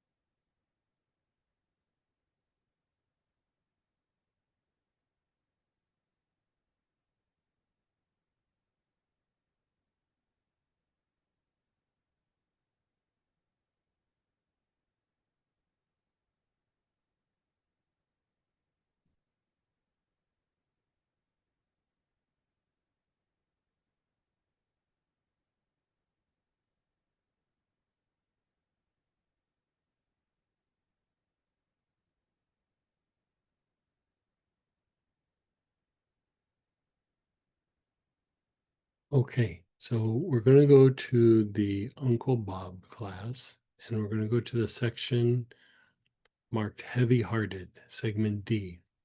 And here's your choices: acacia, cade, cypress, fennel, fir balsam, frankincense, ginger lily, juniper, lantana, nootka, St. John's wort, ylang ylang.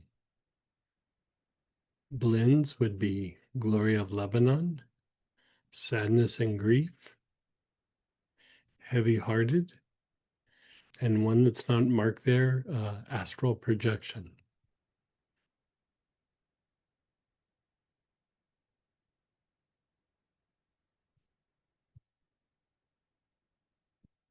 Actually, for those that did the sleep yoga class or the dream yoga class, what do we call that? Dream yoga? We didn't call it dream yoga, we called it something else. Yeah. Alchemical spirit would also work.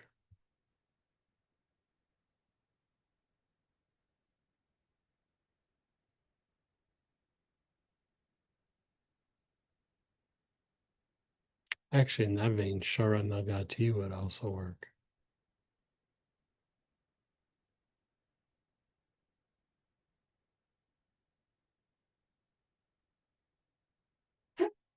Pleasure.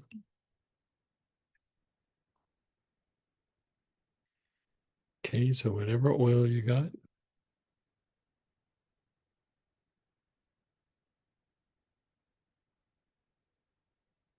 What were you looking at your list from Uncle Bob? What part?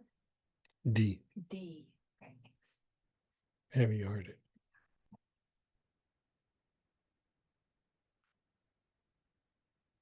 Okay, so get your oil, choose your oil, and give you a minute.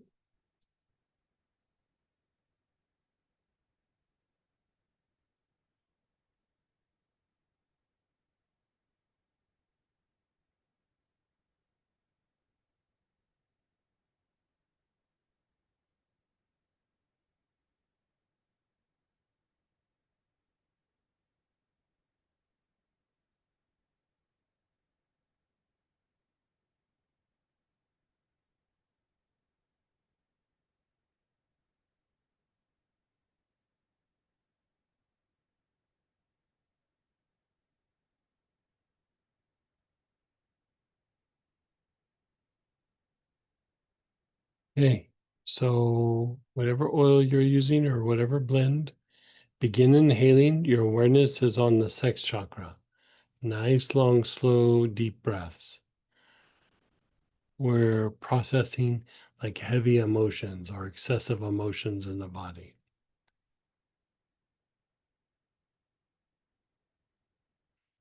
Nice, long, slow, deep breaths.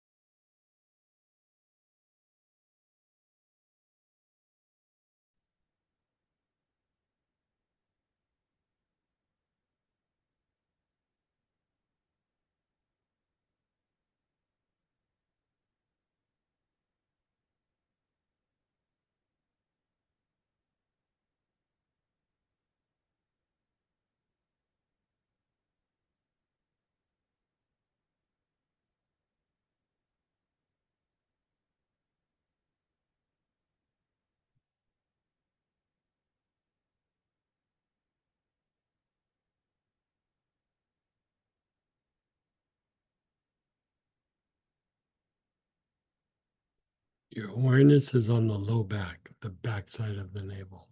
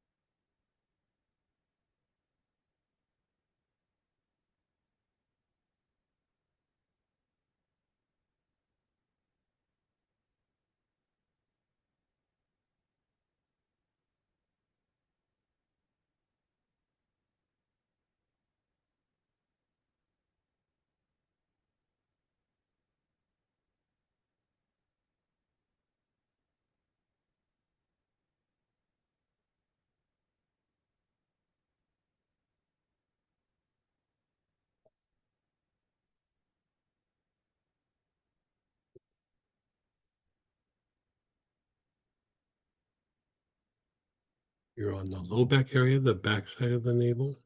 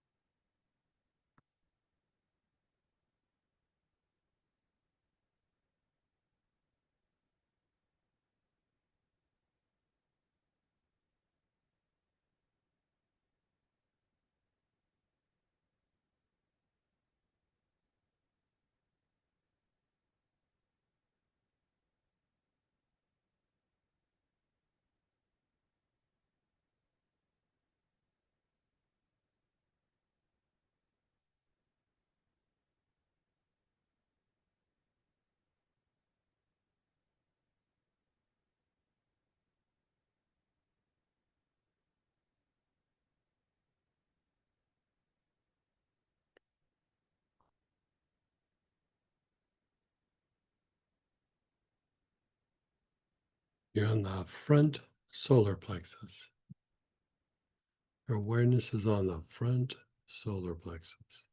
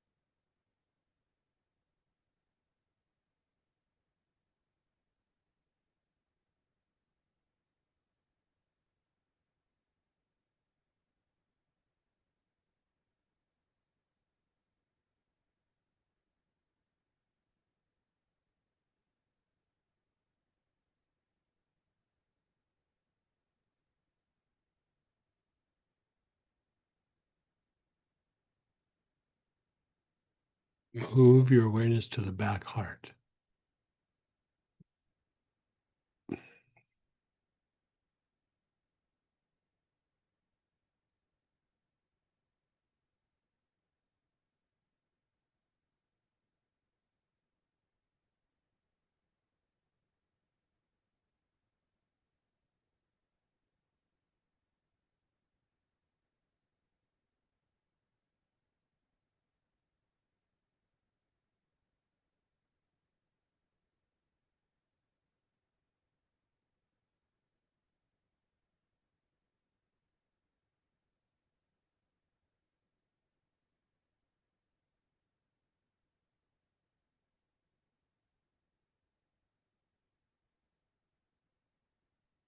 And then the brain, your awareness is on the brain.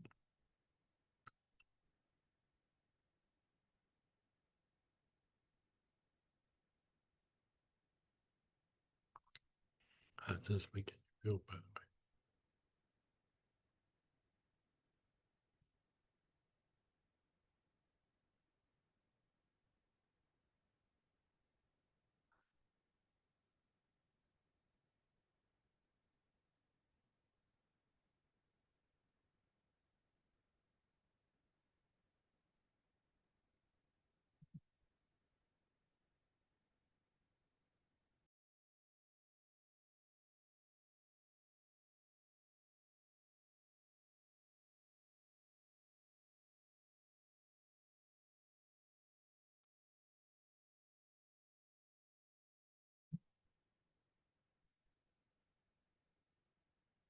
Your awareness is on the brain.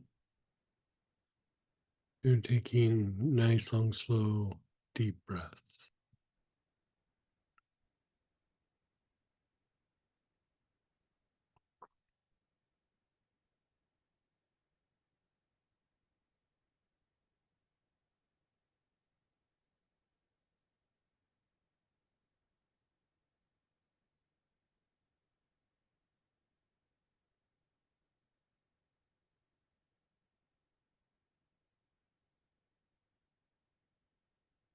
Your awareness is on the crown.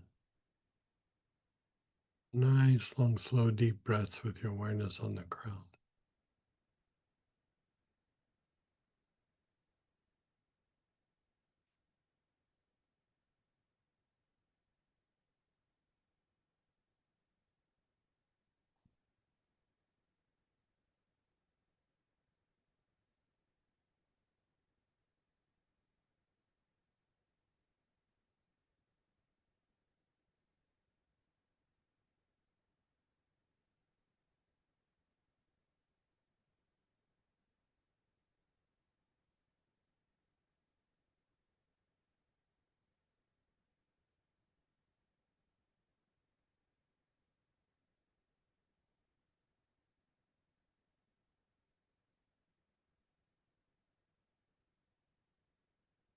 Your awareness is on the crown. Nice, long, slow, deep breaths.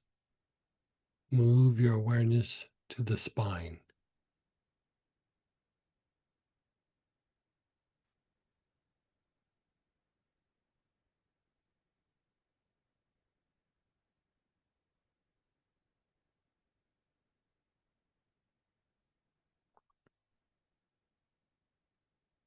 And then just let it go.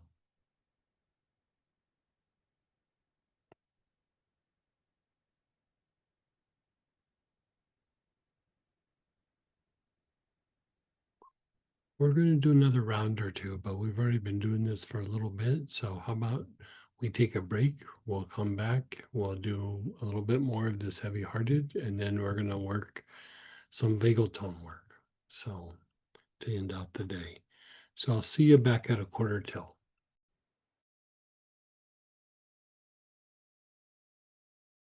Hey, everybody, let's come on back.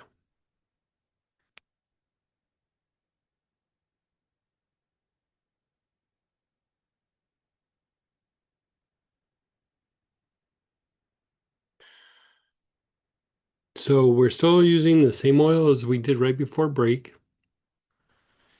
You're inhaling, your awareness is on the sex chakra.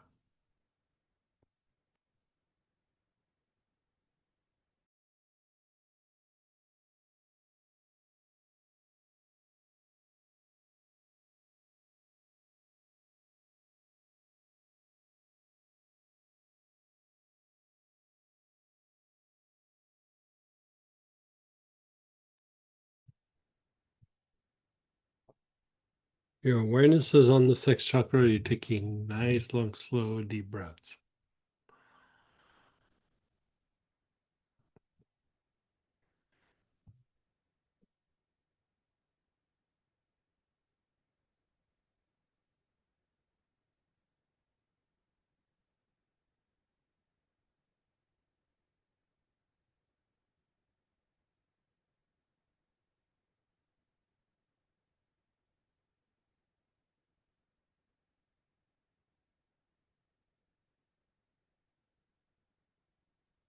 Now, Move your awareness to the low back area, the back side of the navel.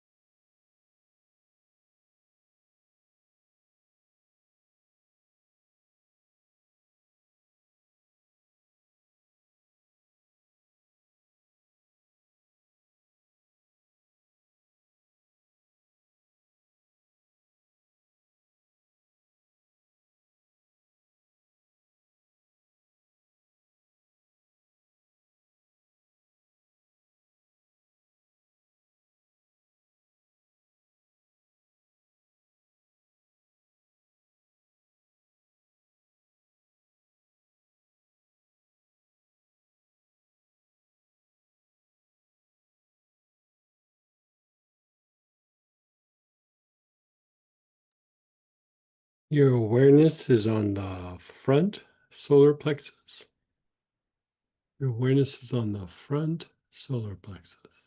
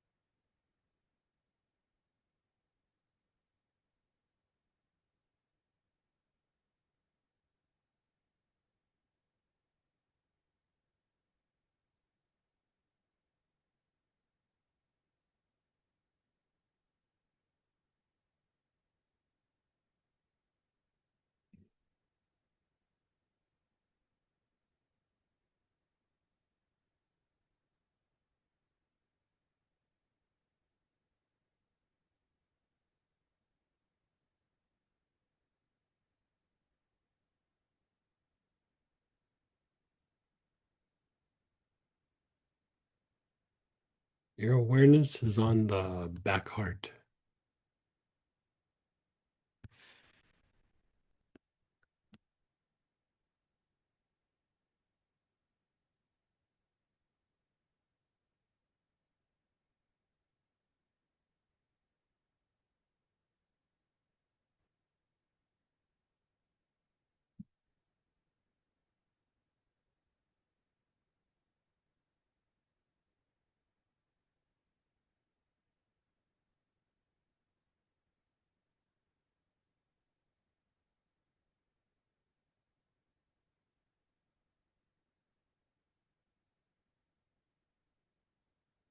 The brain. Your awareness is on the brain.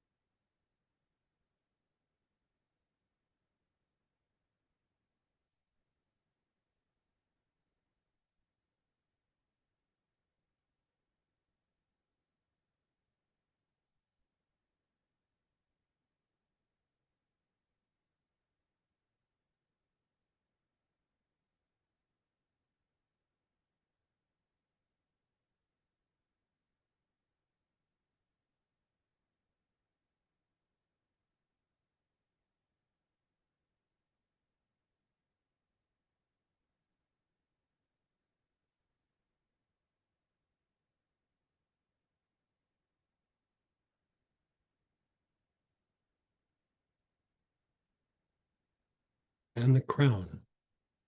Awareness is on the crown.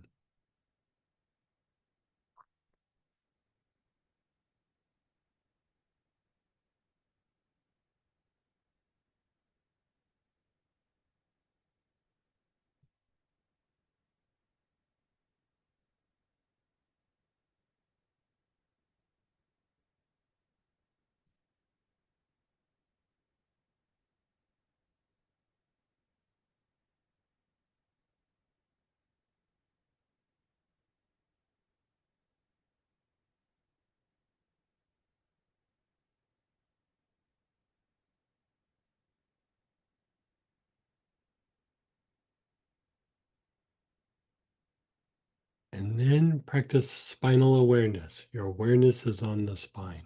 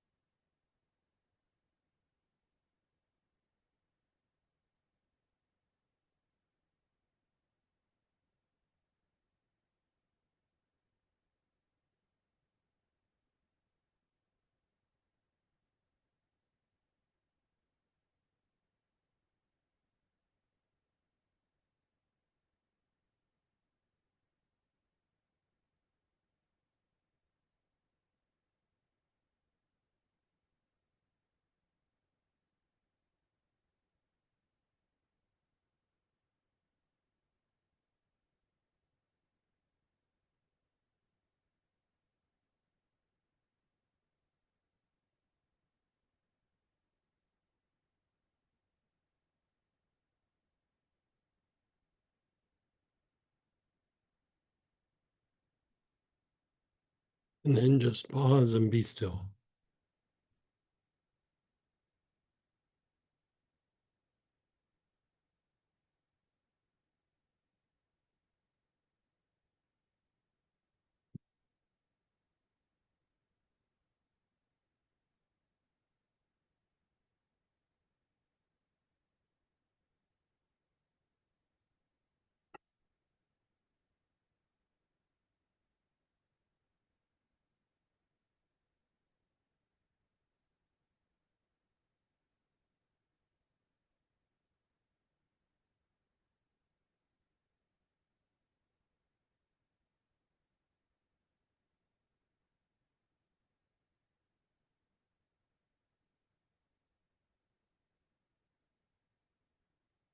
Okay. So sit with it. Notice how you feel.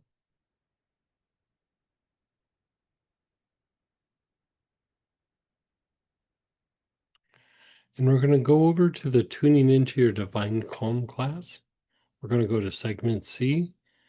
We're going to do the cardiovascular system, which means we're going to do vagal tone for the cardiovascular system. Now, the reason why this is important for this, like we opened up the arms, right? We opened up the arms with mugwort. Anytime you use mugwort, it helps to open up the channels. It helps energy to move or it helps energy to flow. When you open up the arms, it makes it easier to flush out emotion from the body, right? Then we did the heavy heart protocol out of the Uncle Bob, which again is about heavy emotions, stuck emotions, accumulation of emotions, right? Now we're going over to the cardiovascular system, doing the vagal tone work there. And the thing with the vagal tone for the cardiovascular system is that it's associated with unprocessed emotions. Like when we have those unprocessed emotions, a lot of it gets stuck in the heart, but it also causes like a kind of disharmony. Anytime we feel vulnerable, it impacts this vagal tone. Issues with abandonment, rejection, attacks from other people, stress, all of these impact the cardiovascular system, especially the vagal tone. It will slow down when the vagal tone's not working properly. It slows down the processing of emotion. It diminishes the regulation of the mind. The mind becomes very chaotic, becomes very repetitive. It agitates the instinctive responses. Like when we have good vagal tone, it calms the instinctive responses. I would say that, we talk about brain fatigue, and brain fatigue is also associated with poor vagal tone in the cardiovascular system. If the physical heart's not working, then we're not getting enough blood to the brain, right? So when we have a lot of emotion, when we have a lot of stress, when we have a lot of agitation, all of this hitting the heart, when we get triggered, also tied to the heart, it starts to affect brain function. So any form of being upset, being triggered, hurt feelings, anger, resentment, any of these things will impact this. Also, the heart chakra is associated with the ability to perceive, right? So your perception.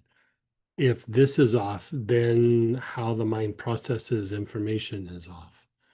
So this area is very, very, very important.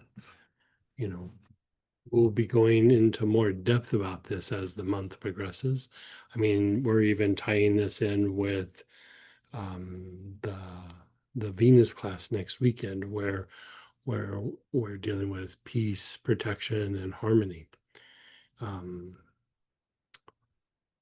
If the cardiovascular system's off, it kind of basically throws everything off, right? So anyway, so you're going to choose between cardiac support, benzoin, anula, melissa, neroli, sage, spikenard, or ylang ylang. Yeah, I'm sorry, cardio support. I keep saying it wrong. Well, I wrote it wrong and then I said it wrong.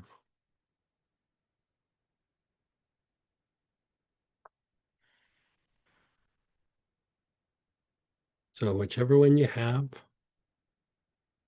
go ahead and grab it. And at first, just take some nice, long, slow, deep breaths.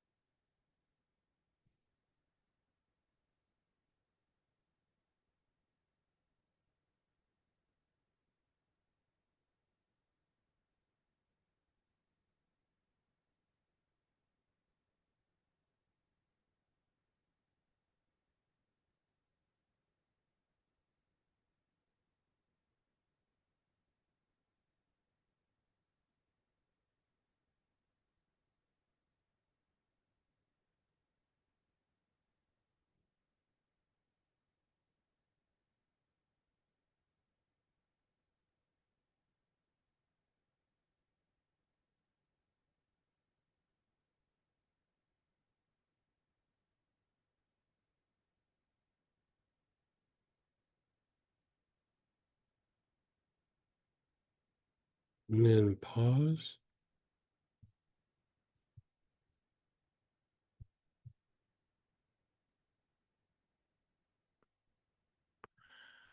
Okay, so now we're going to do the pattern. So your awareness is between your eyebrows. Nice, long, slow, deep breaths with your awareness between the eyebrows.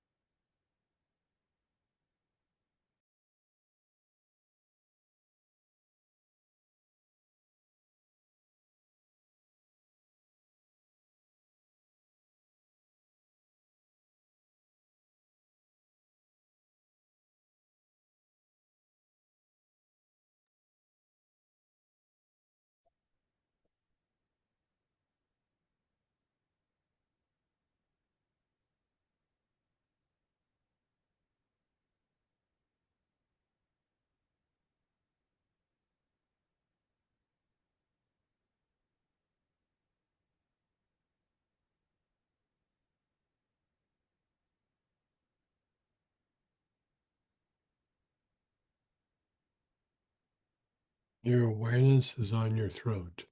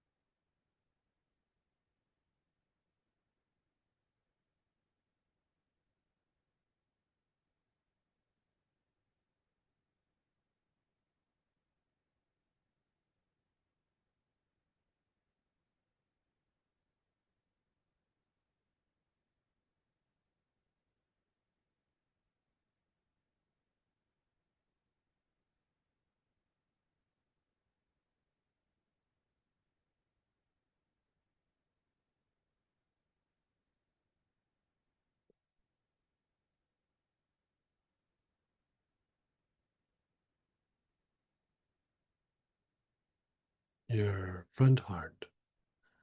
Your awareness is on your front heart, the center of your chest.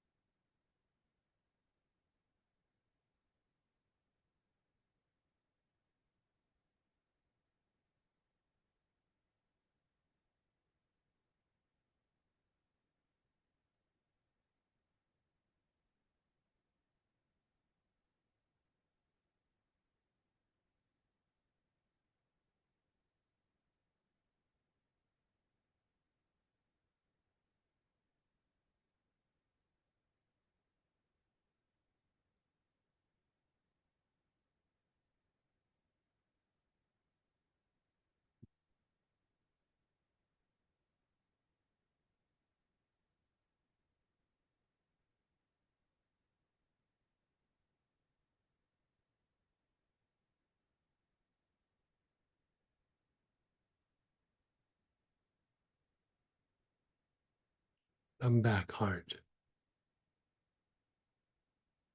Your awareness is on the back heart, the area between your shoulder blades.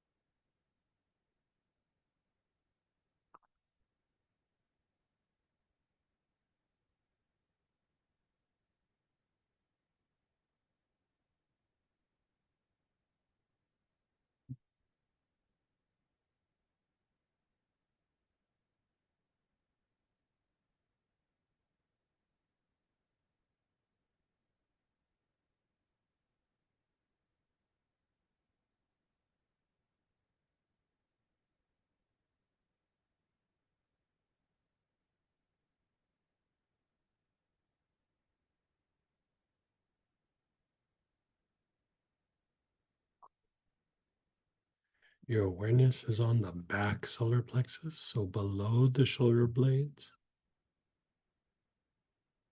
in your mid back area.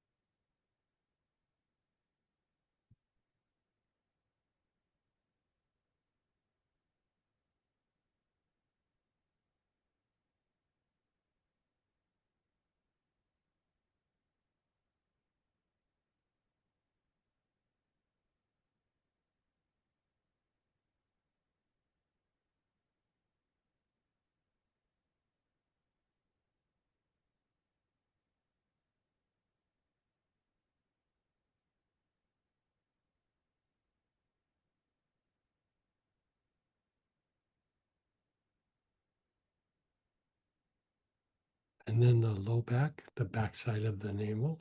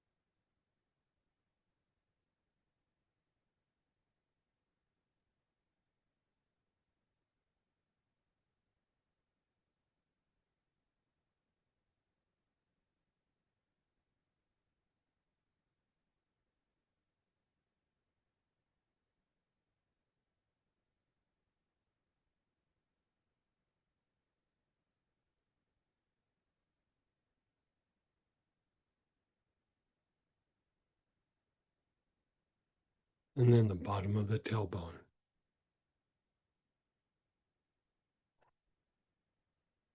Your awareness is on the bottom of your tailbone.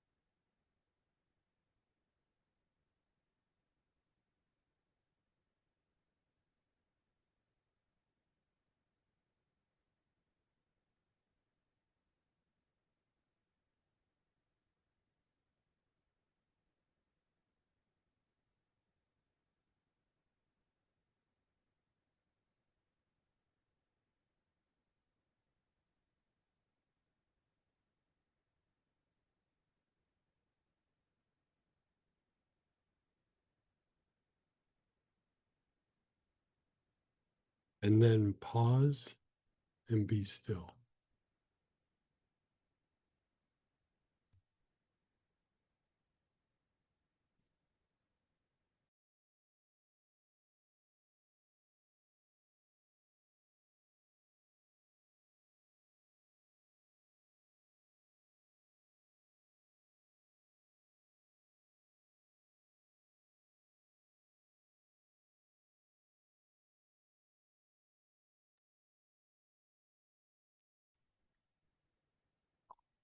You're just being still.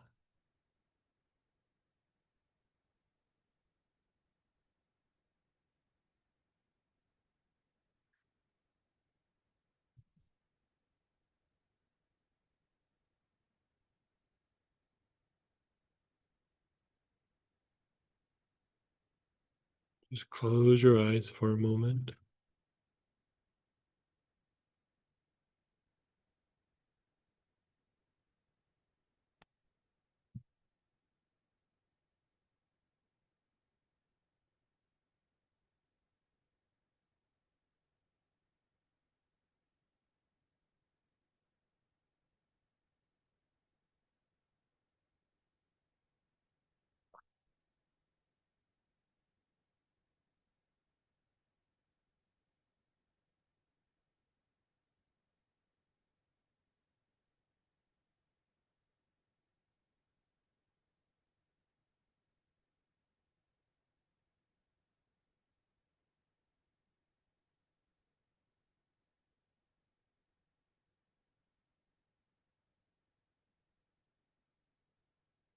Let's do another round. Your awareness is between the eyebrows. Your awareness is on the ajna, between the eyebrows.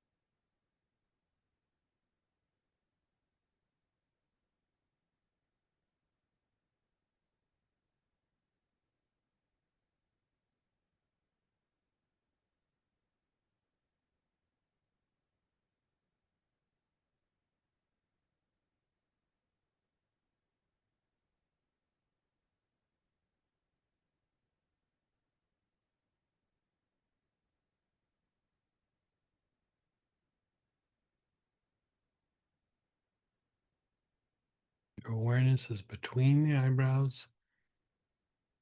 You're taking nice, long, slow, deep breaths.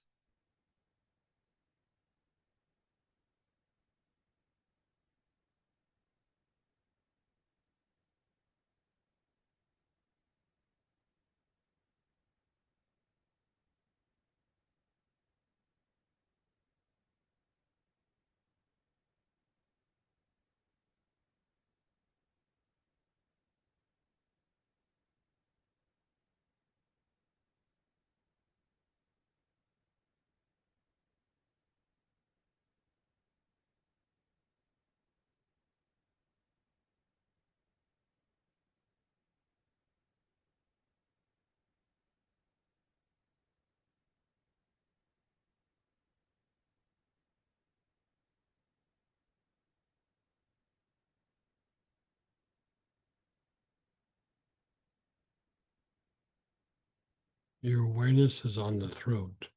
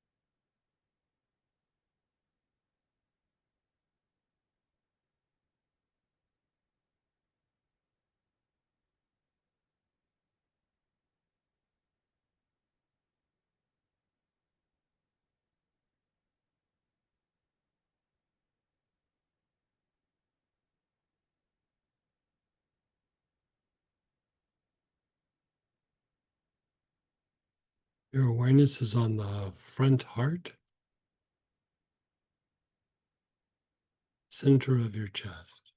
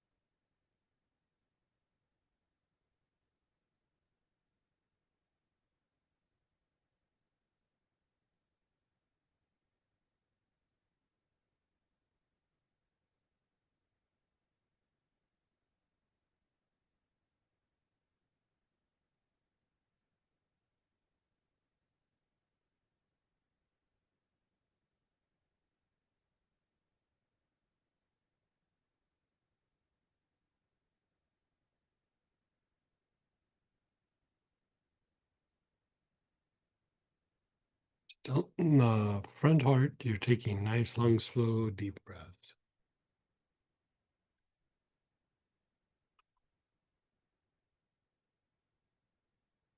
What is this making you feel that way?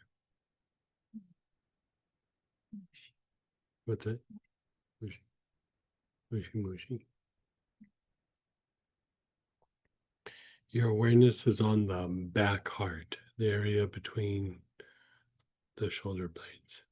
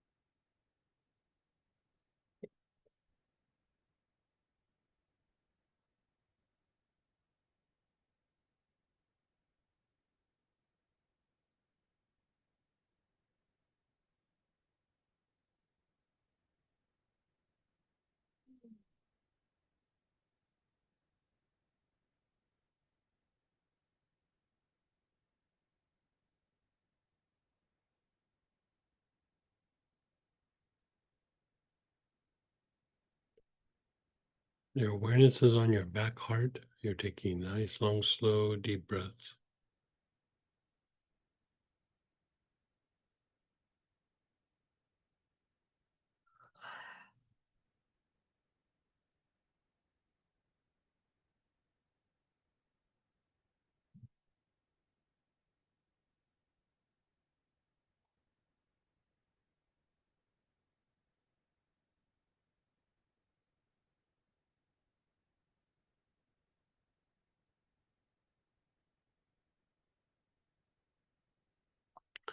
The back solar plexus.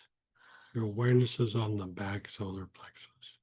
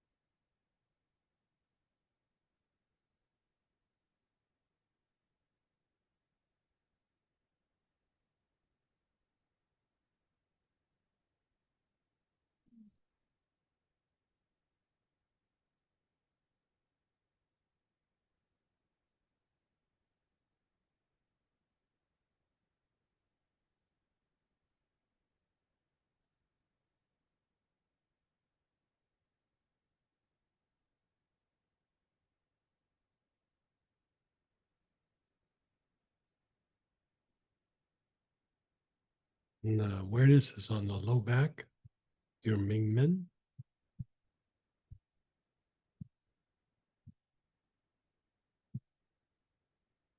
Is that dream? Yeah. Yeah. Yeah, there's something about the cardiovascular vagal tone. Oh my gosh. I don't know about you guys, but the cardiovascular vagal tone, it's just feels so good.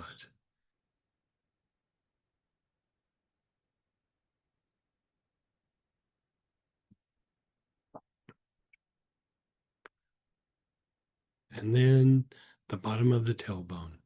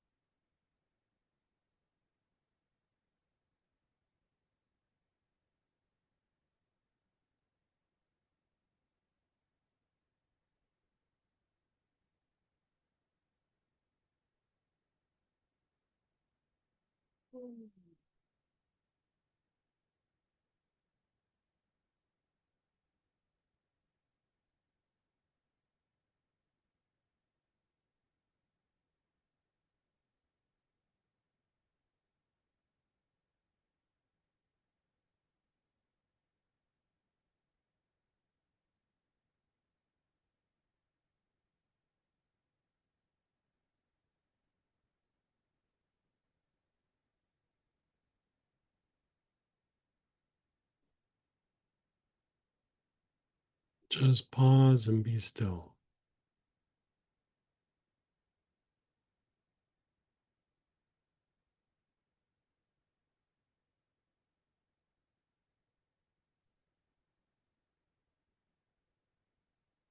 Like, so if you think about it, like any time that you're stuck, like emotionally stuck, mentally stuck, you can do this whole process, or you could just do the cardiovascular vagal tone. When we do the class next weekend, we're going to be using a blend specifically made for the cardiovascular vagal tone, and then also cardiovascular dysregulation, which takes it a whole nother level, much, much deeper. And part of what it does is it flushes out the disharmony within the body and in the environment. Um, in these sort of situations, it flushes it out of your system. So any tendencies to be at odds with yourself or something external is diminished, and it increases or improves the materialization process. So the idea of working the cardiac or cardiovascular system is big for any sort of like emotional, mental processing, especially if the mind's unclear, the mind's very repetitive, your instinctive response are unregulated and need to be calmed down. Issues of abandonment or rejection, under a lot of attack from other people, any of this, cardiovascular vagal tone, just boom, boom, boom. And, like you're having big releases here, opening up the arms and doing the heavy heart makes for a deeper, like emotional release. But, the cardiovascular vagal tone, any form of that, will stimulate that process on some level or some degree. we're going to just do another quick round because we have a little bit of extra time. So I just thought, we'll do another round and then we'll do shares and questions. And yeah, we'll probably be talking about this tomorrow in the morning again. Like a different aspect, but still same idea. So again, your awareness is between the eyebrows. You're doing nice, long, slow, deep breaths.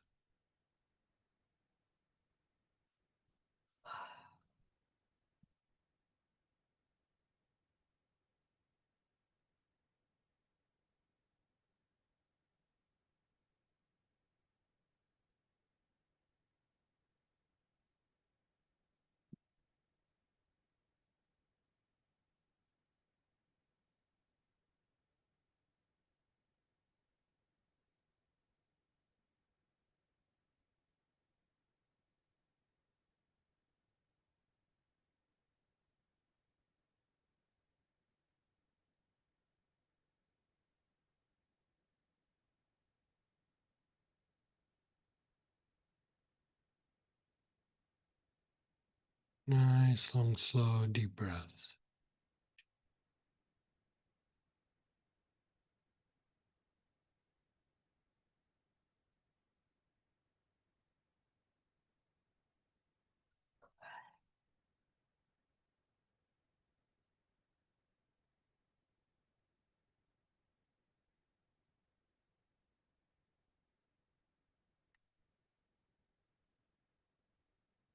Your awareness is on your throat.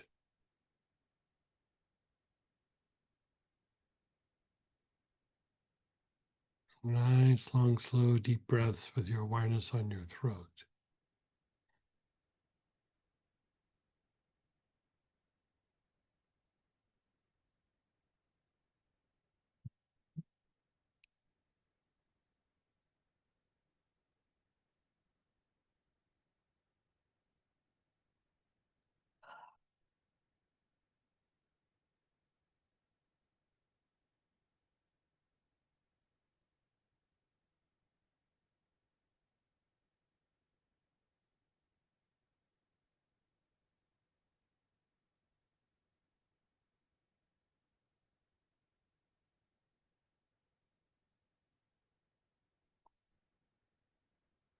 The front heart.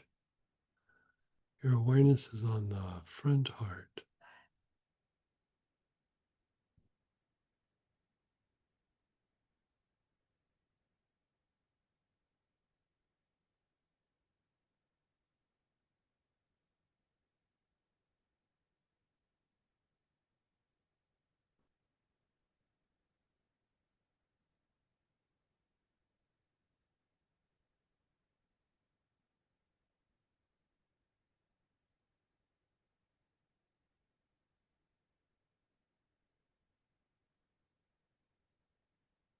Awareness is on your front heart.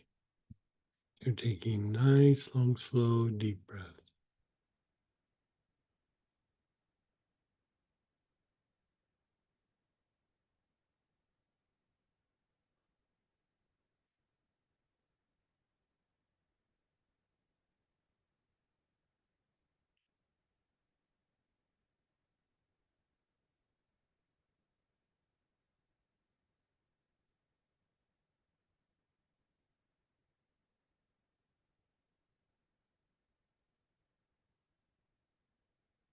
The back heart. Your awareness is on the back heart, the area between your shoulder blades.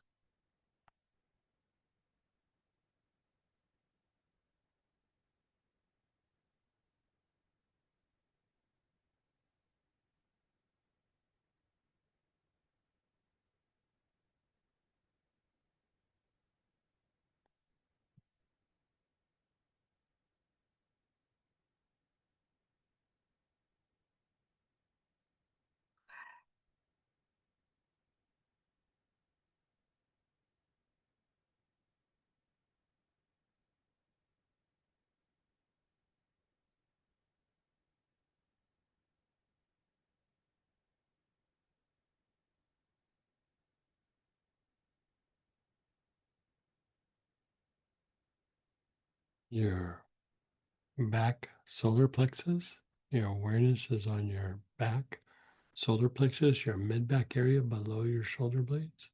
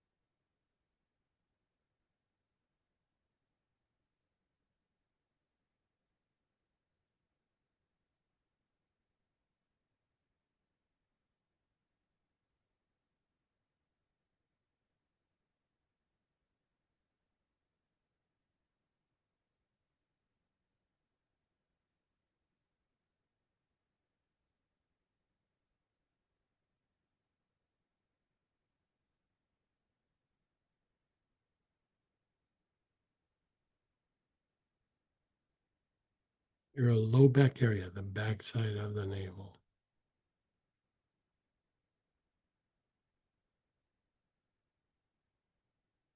It's been a nice mellow day, huh?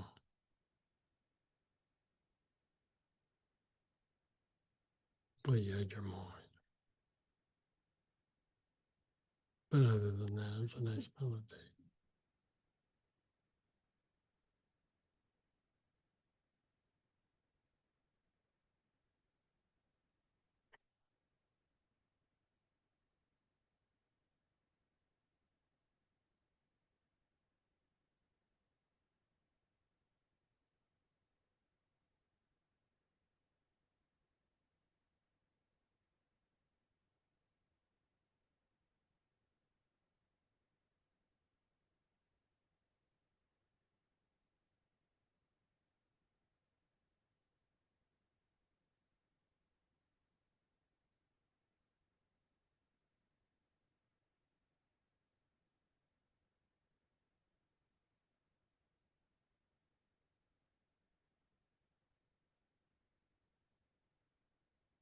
And then the bottom of the tailbone.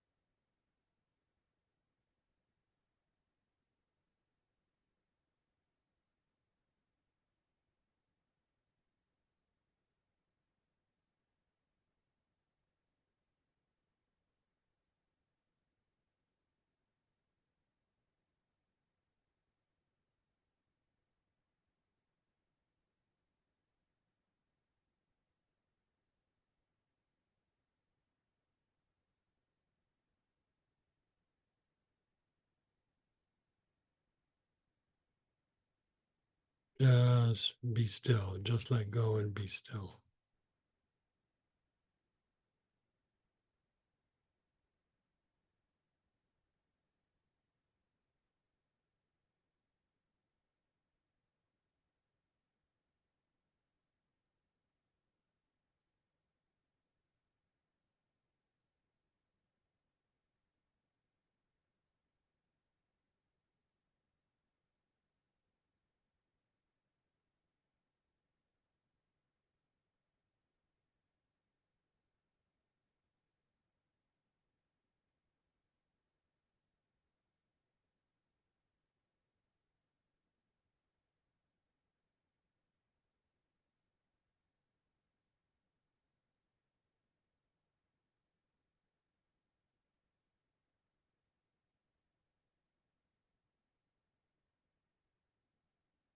Just be still.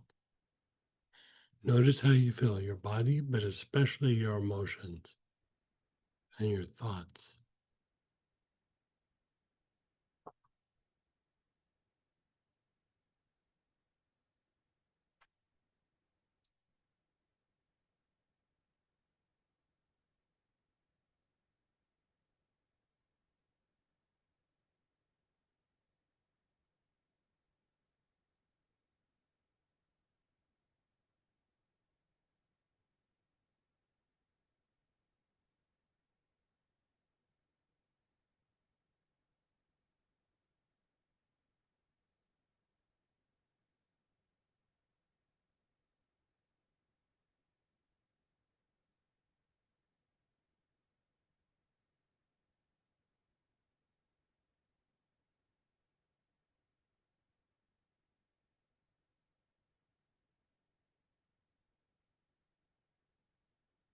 Go ahead and do shares and questions. You can unmute yourself, type in.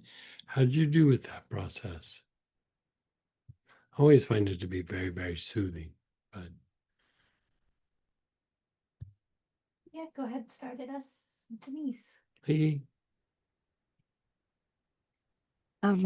Greg, I kind of think I got something stuck, like in either my solar plexus or somewhere, because it kind of just like it was cutting off the energy more. like when you say stuck, like describe what happened. Mm, like I can still feel it sort of in my solar plexus, and it just reduced everything, brought everything, all the energy just reduced down. From just before we did heavy, just as we started to move into the heavy grief area. Maybe that was it. So when you say reduced down, like it reduced, like the emotion got reduced or the process got reduced?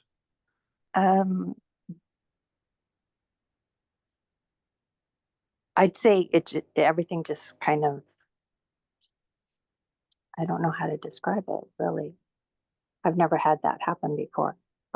When you say everything, what's everything? Is it the process or it was Yeah, it was the process. It was the process. process got Yeah. reduced? Yeah. Okay, I see. So that's why I thought maybe it was the heavy grief, something in heavy grief that got stuck or activated, which is pretty possible. It could have. And at what point did that happen? Almost just before we started into the heavy grief, and then it just Heavy, the heavy heart. yes, I'm sorry, the heavy heart. Okay. So it started like before that, like right as we were. Just starting it. Yeah.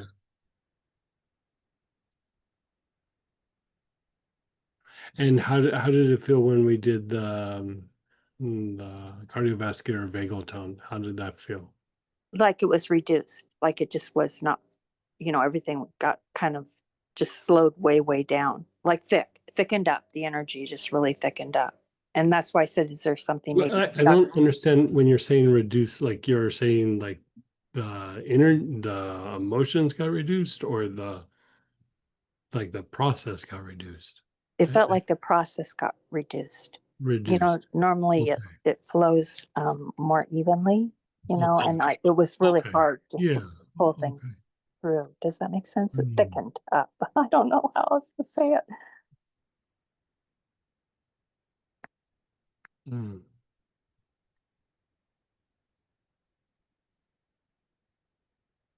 What oil were you using for the cardiovascular vagal tone?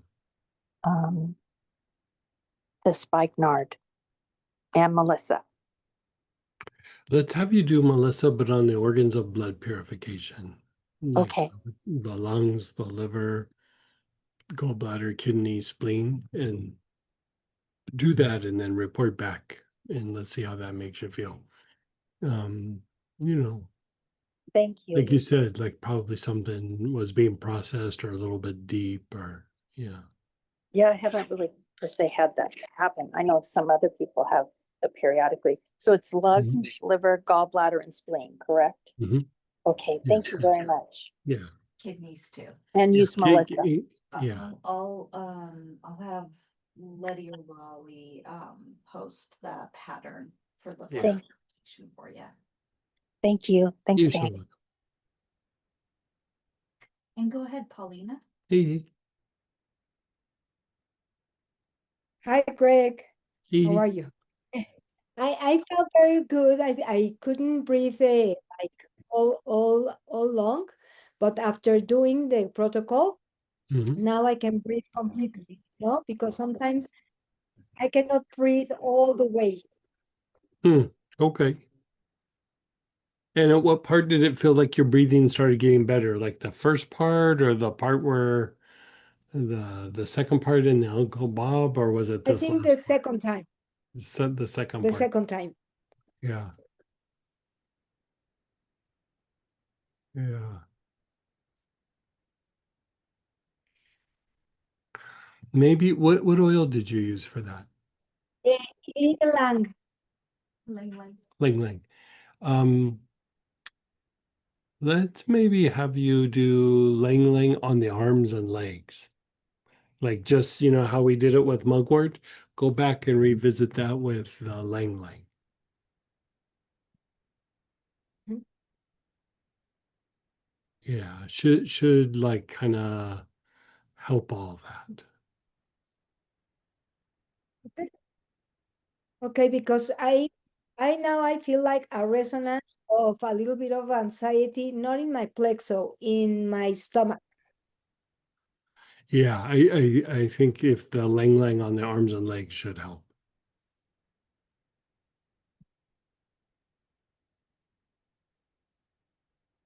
Okay, thank you so Yeah, much. try that and then let us know before we're done here today. Like try doing it right now as we're waiting. And the pattern we did started with navel minor. Do you want her to do that as well? You can just do the arms and legs. Yeah. So yeah, you can just do the arms and legs. Okay. Okay. So more simple. Okay. Mm. Okay.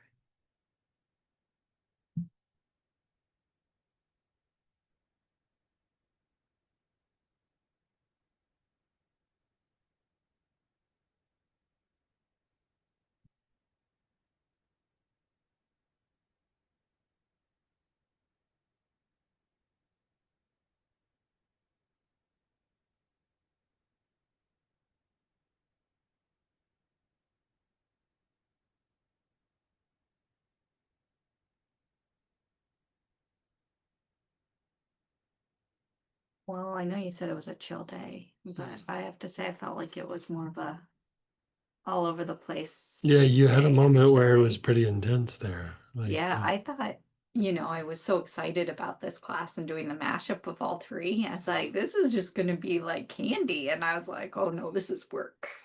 Like working through something. But that acacia, well, the one we did for heavy hearted, I used acacia and I was just like, oh, I feel much better now. And then the cardiovascular, I couldn't stop yawning after, like, by the yeah. time we got to that second round, and I was like, oh yeah, felt like finally yawn, just release. So that was nice.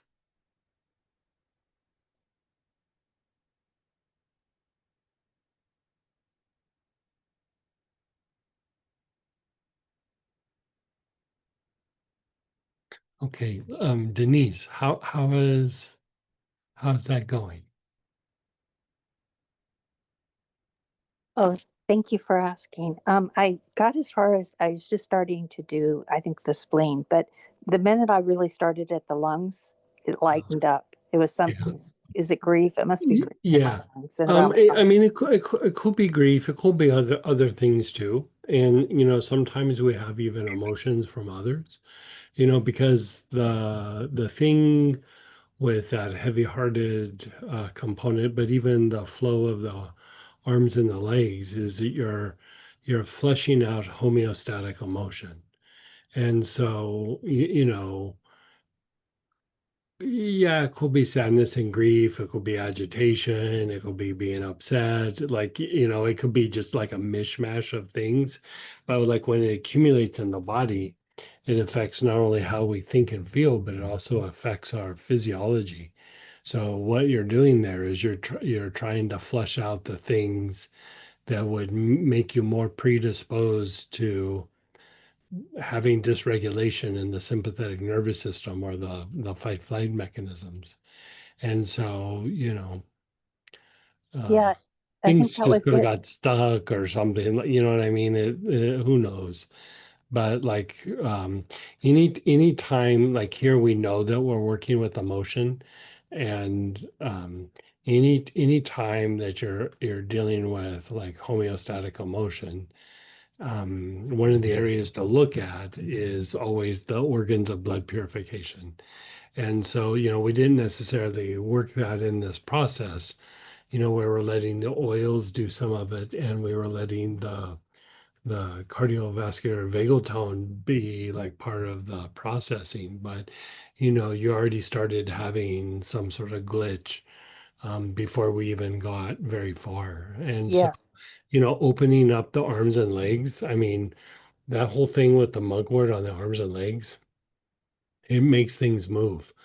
I went through a period, I don't know, it was like a year or two ago, where I mean, usually I'll do something for like a week or 2 or 3 weeks, but I did like 4 months or something of every day I would get up and I would dab mugwort on all my joints of my arms and legs.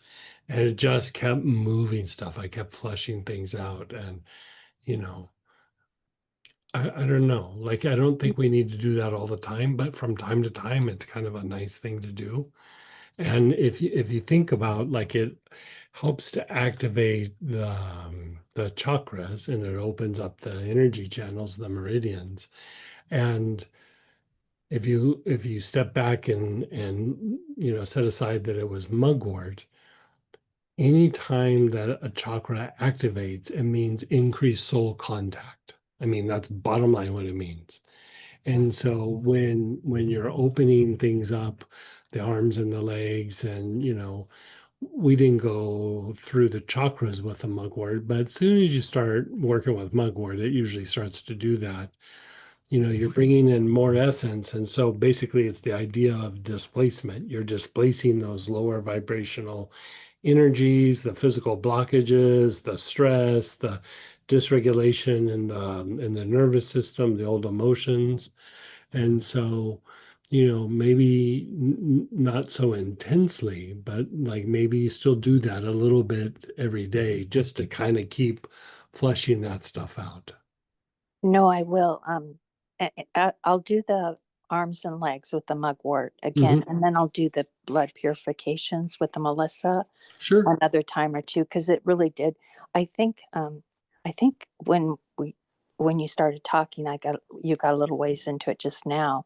I think I got stuck in fight flight somewhere, and it Yeah, just it could have it brought kept me something above. up. That's even when you were talking a little fast, and Yeah. like that kind of goes along with what you just said. Like, you touched something got a little triggered, you had a memory of something, and memory doesn't necessarily mean mental memory, it could be a body memory. You're tapping into some sort of loop or body memory. And so, better out than in, you know what Oh, I mean? complete. Yes. Well, Yeah. when you had us do the situation, and Mhm. you kind of said you did an older accident, I Mhm. did the one where the horse fell on top of me. Oh, that's But probably what it was about. Yeah, yeah, yeah. That's because it like really knocked. Samantha was having a little bit of a difficult time earlier in the day, and she was working on some like big thing. And then at some point she was like, "Yeah, I'm gonna set that aside for Yeah, now." I think that would have been a good idea for me Yeah, too. yeah, I've never been brave enough to do it. yeah. You know what I mean? And Well, like so, big things, I'd say good to do little bits at a time. okay. You know. I don't know why I felt so brave to go ahead and try Yeah. it today because Well, you're feeling good, and yeah, yeah. I get it. Yeah, So yeah, and I think it just trickled down, and then when we finally yeah, got somewhere, boom. yeah. Thank you so But much. it also shows like you can go out and literally flesh these things out. Like, it shows that, like, if you need to get in there, that's the way to get in there. You know, Thank you, Craig. you're so welcome. Yeah, yeah. And Paulina, how are you feeling? I feel much like I am um, li- like leaving all the stress, it's like going out from my body. Oh, good. Yeah. So for you, just like calming down the arms and the legs, I think that's your magic ticket there. You know, you could use Lang Lang, you could use vetiver, um, you could even use like rose if you wanted to, but Lang Lang's going to work pretty good for that. Yeah, yeah. Muchas gracias. Maybe still do that, even though maybe you feel good, but like over the next few days, just keep doing it so that it just keeps soothing out whatever that was, because it came up and you're aware of it, but it was in there and it was bothering you on some level. And so just keep soothing it out, soothing it out, soothing it out. Yeah. By soothing it out like that, you're calming down that part of the nervous system and it will just, start to even out a little bit. Yeah. Muchas gracias. You're so Thank welcome. you so much. And go ahead, Teresa. Hey, hey. Hi there. Um, the last segment was pretty interesting. I also felt like I had something stuck kind of in the diaphragm area. Hmm. I think it shifted. Okay. I was using Inula, Okay. and so I guess I would have a question, and probably it's probably the oils that you've already recommended. But if you wanted to continue to like flush the homeostatic emotion out through a salt bath, is that possible? Oh, yeah. Yeah, sure. And what would you recommend? Well, there's fancy salt baths and then there's regular salt baths. They all would work. Okay. If you wanted to be fancy, Melissa or like ginger lily or astral projection, Mm-hmm. tuberose, um, but just a kind of a regular or standard. Let's see for you.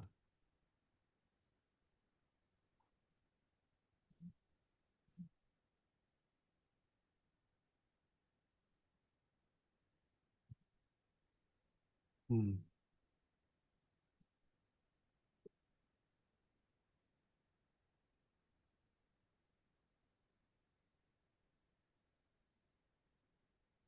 If you have Melissa, I'd do Melissa. You could probably also do like neroli. You could also do like maybe clary sage. Okay. Um, Let me look at something here. Violet leaf, but I don't think you probably have violet leaf. I just have the tincture.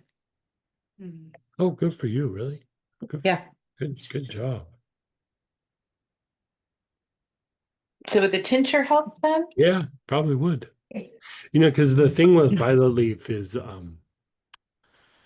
it helps with the dysregulation of the sympathetic nervous system.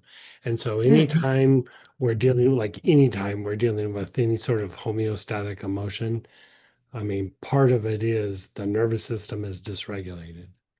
And Mm-hmm. so like just calming it down, sometimes it's not even so much about releasing something, it's just like calming down the different parts of the nerves.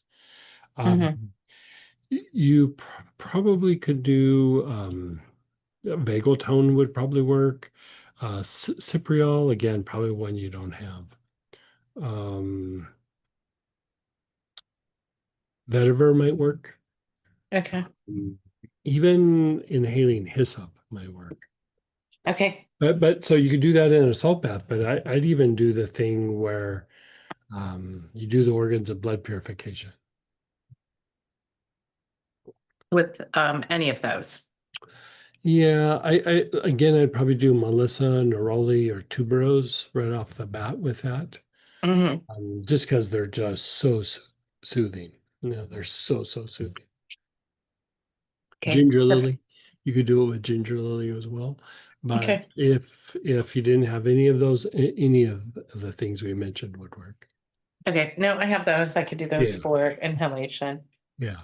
Maybe not enough for a salt bath, but Yeah, but still you could do the organs yeah. and Okay, wonderful. Well, thank you yeah. very much. You're so welcome.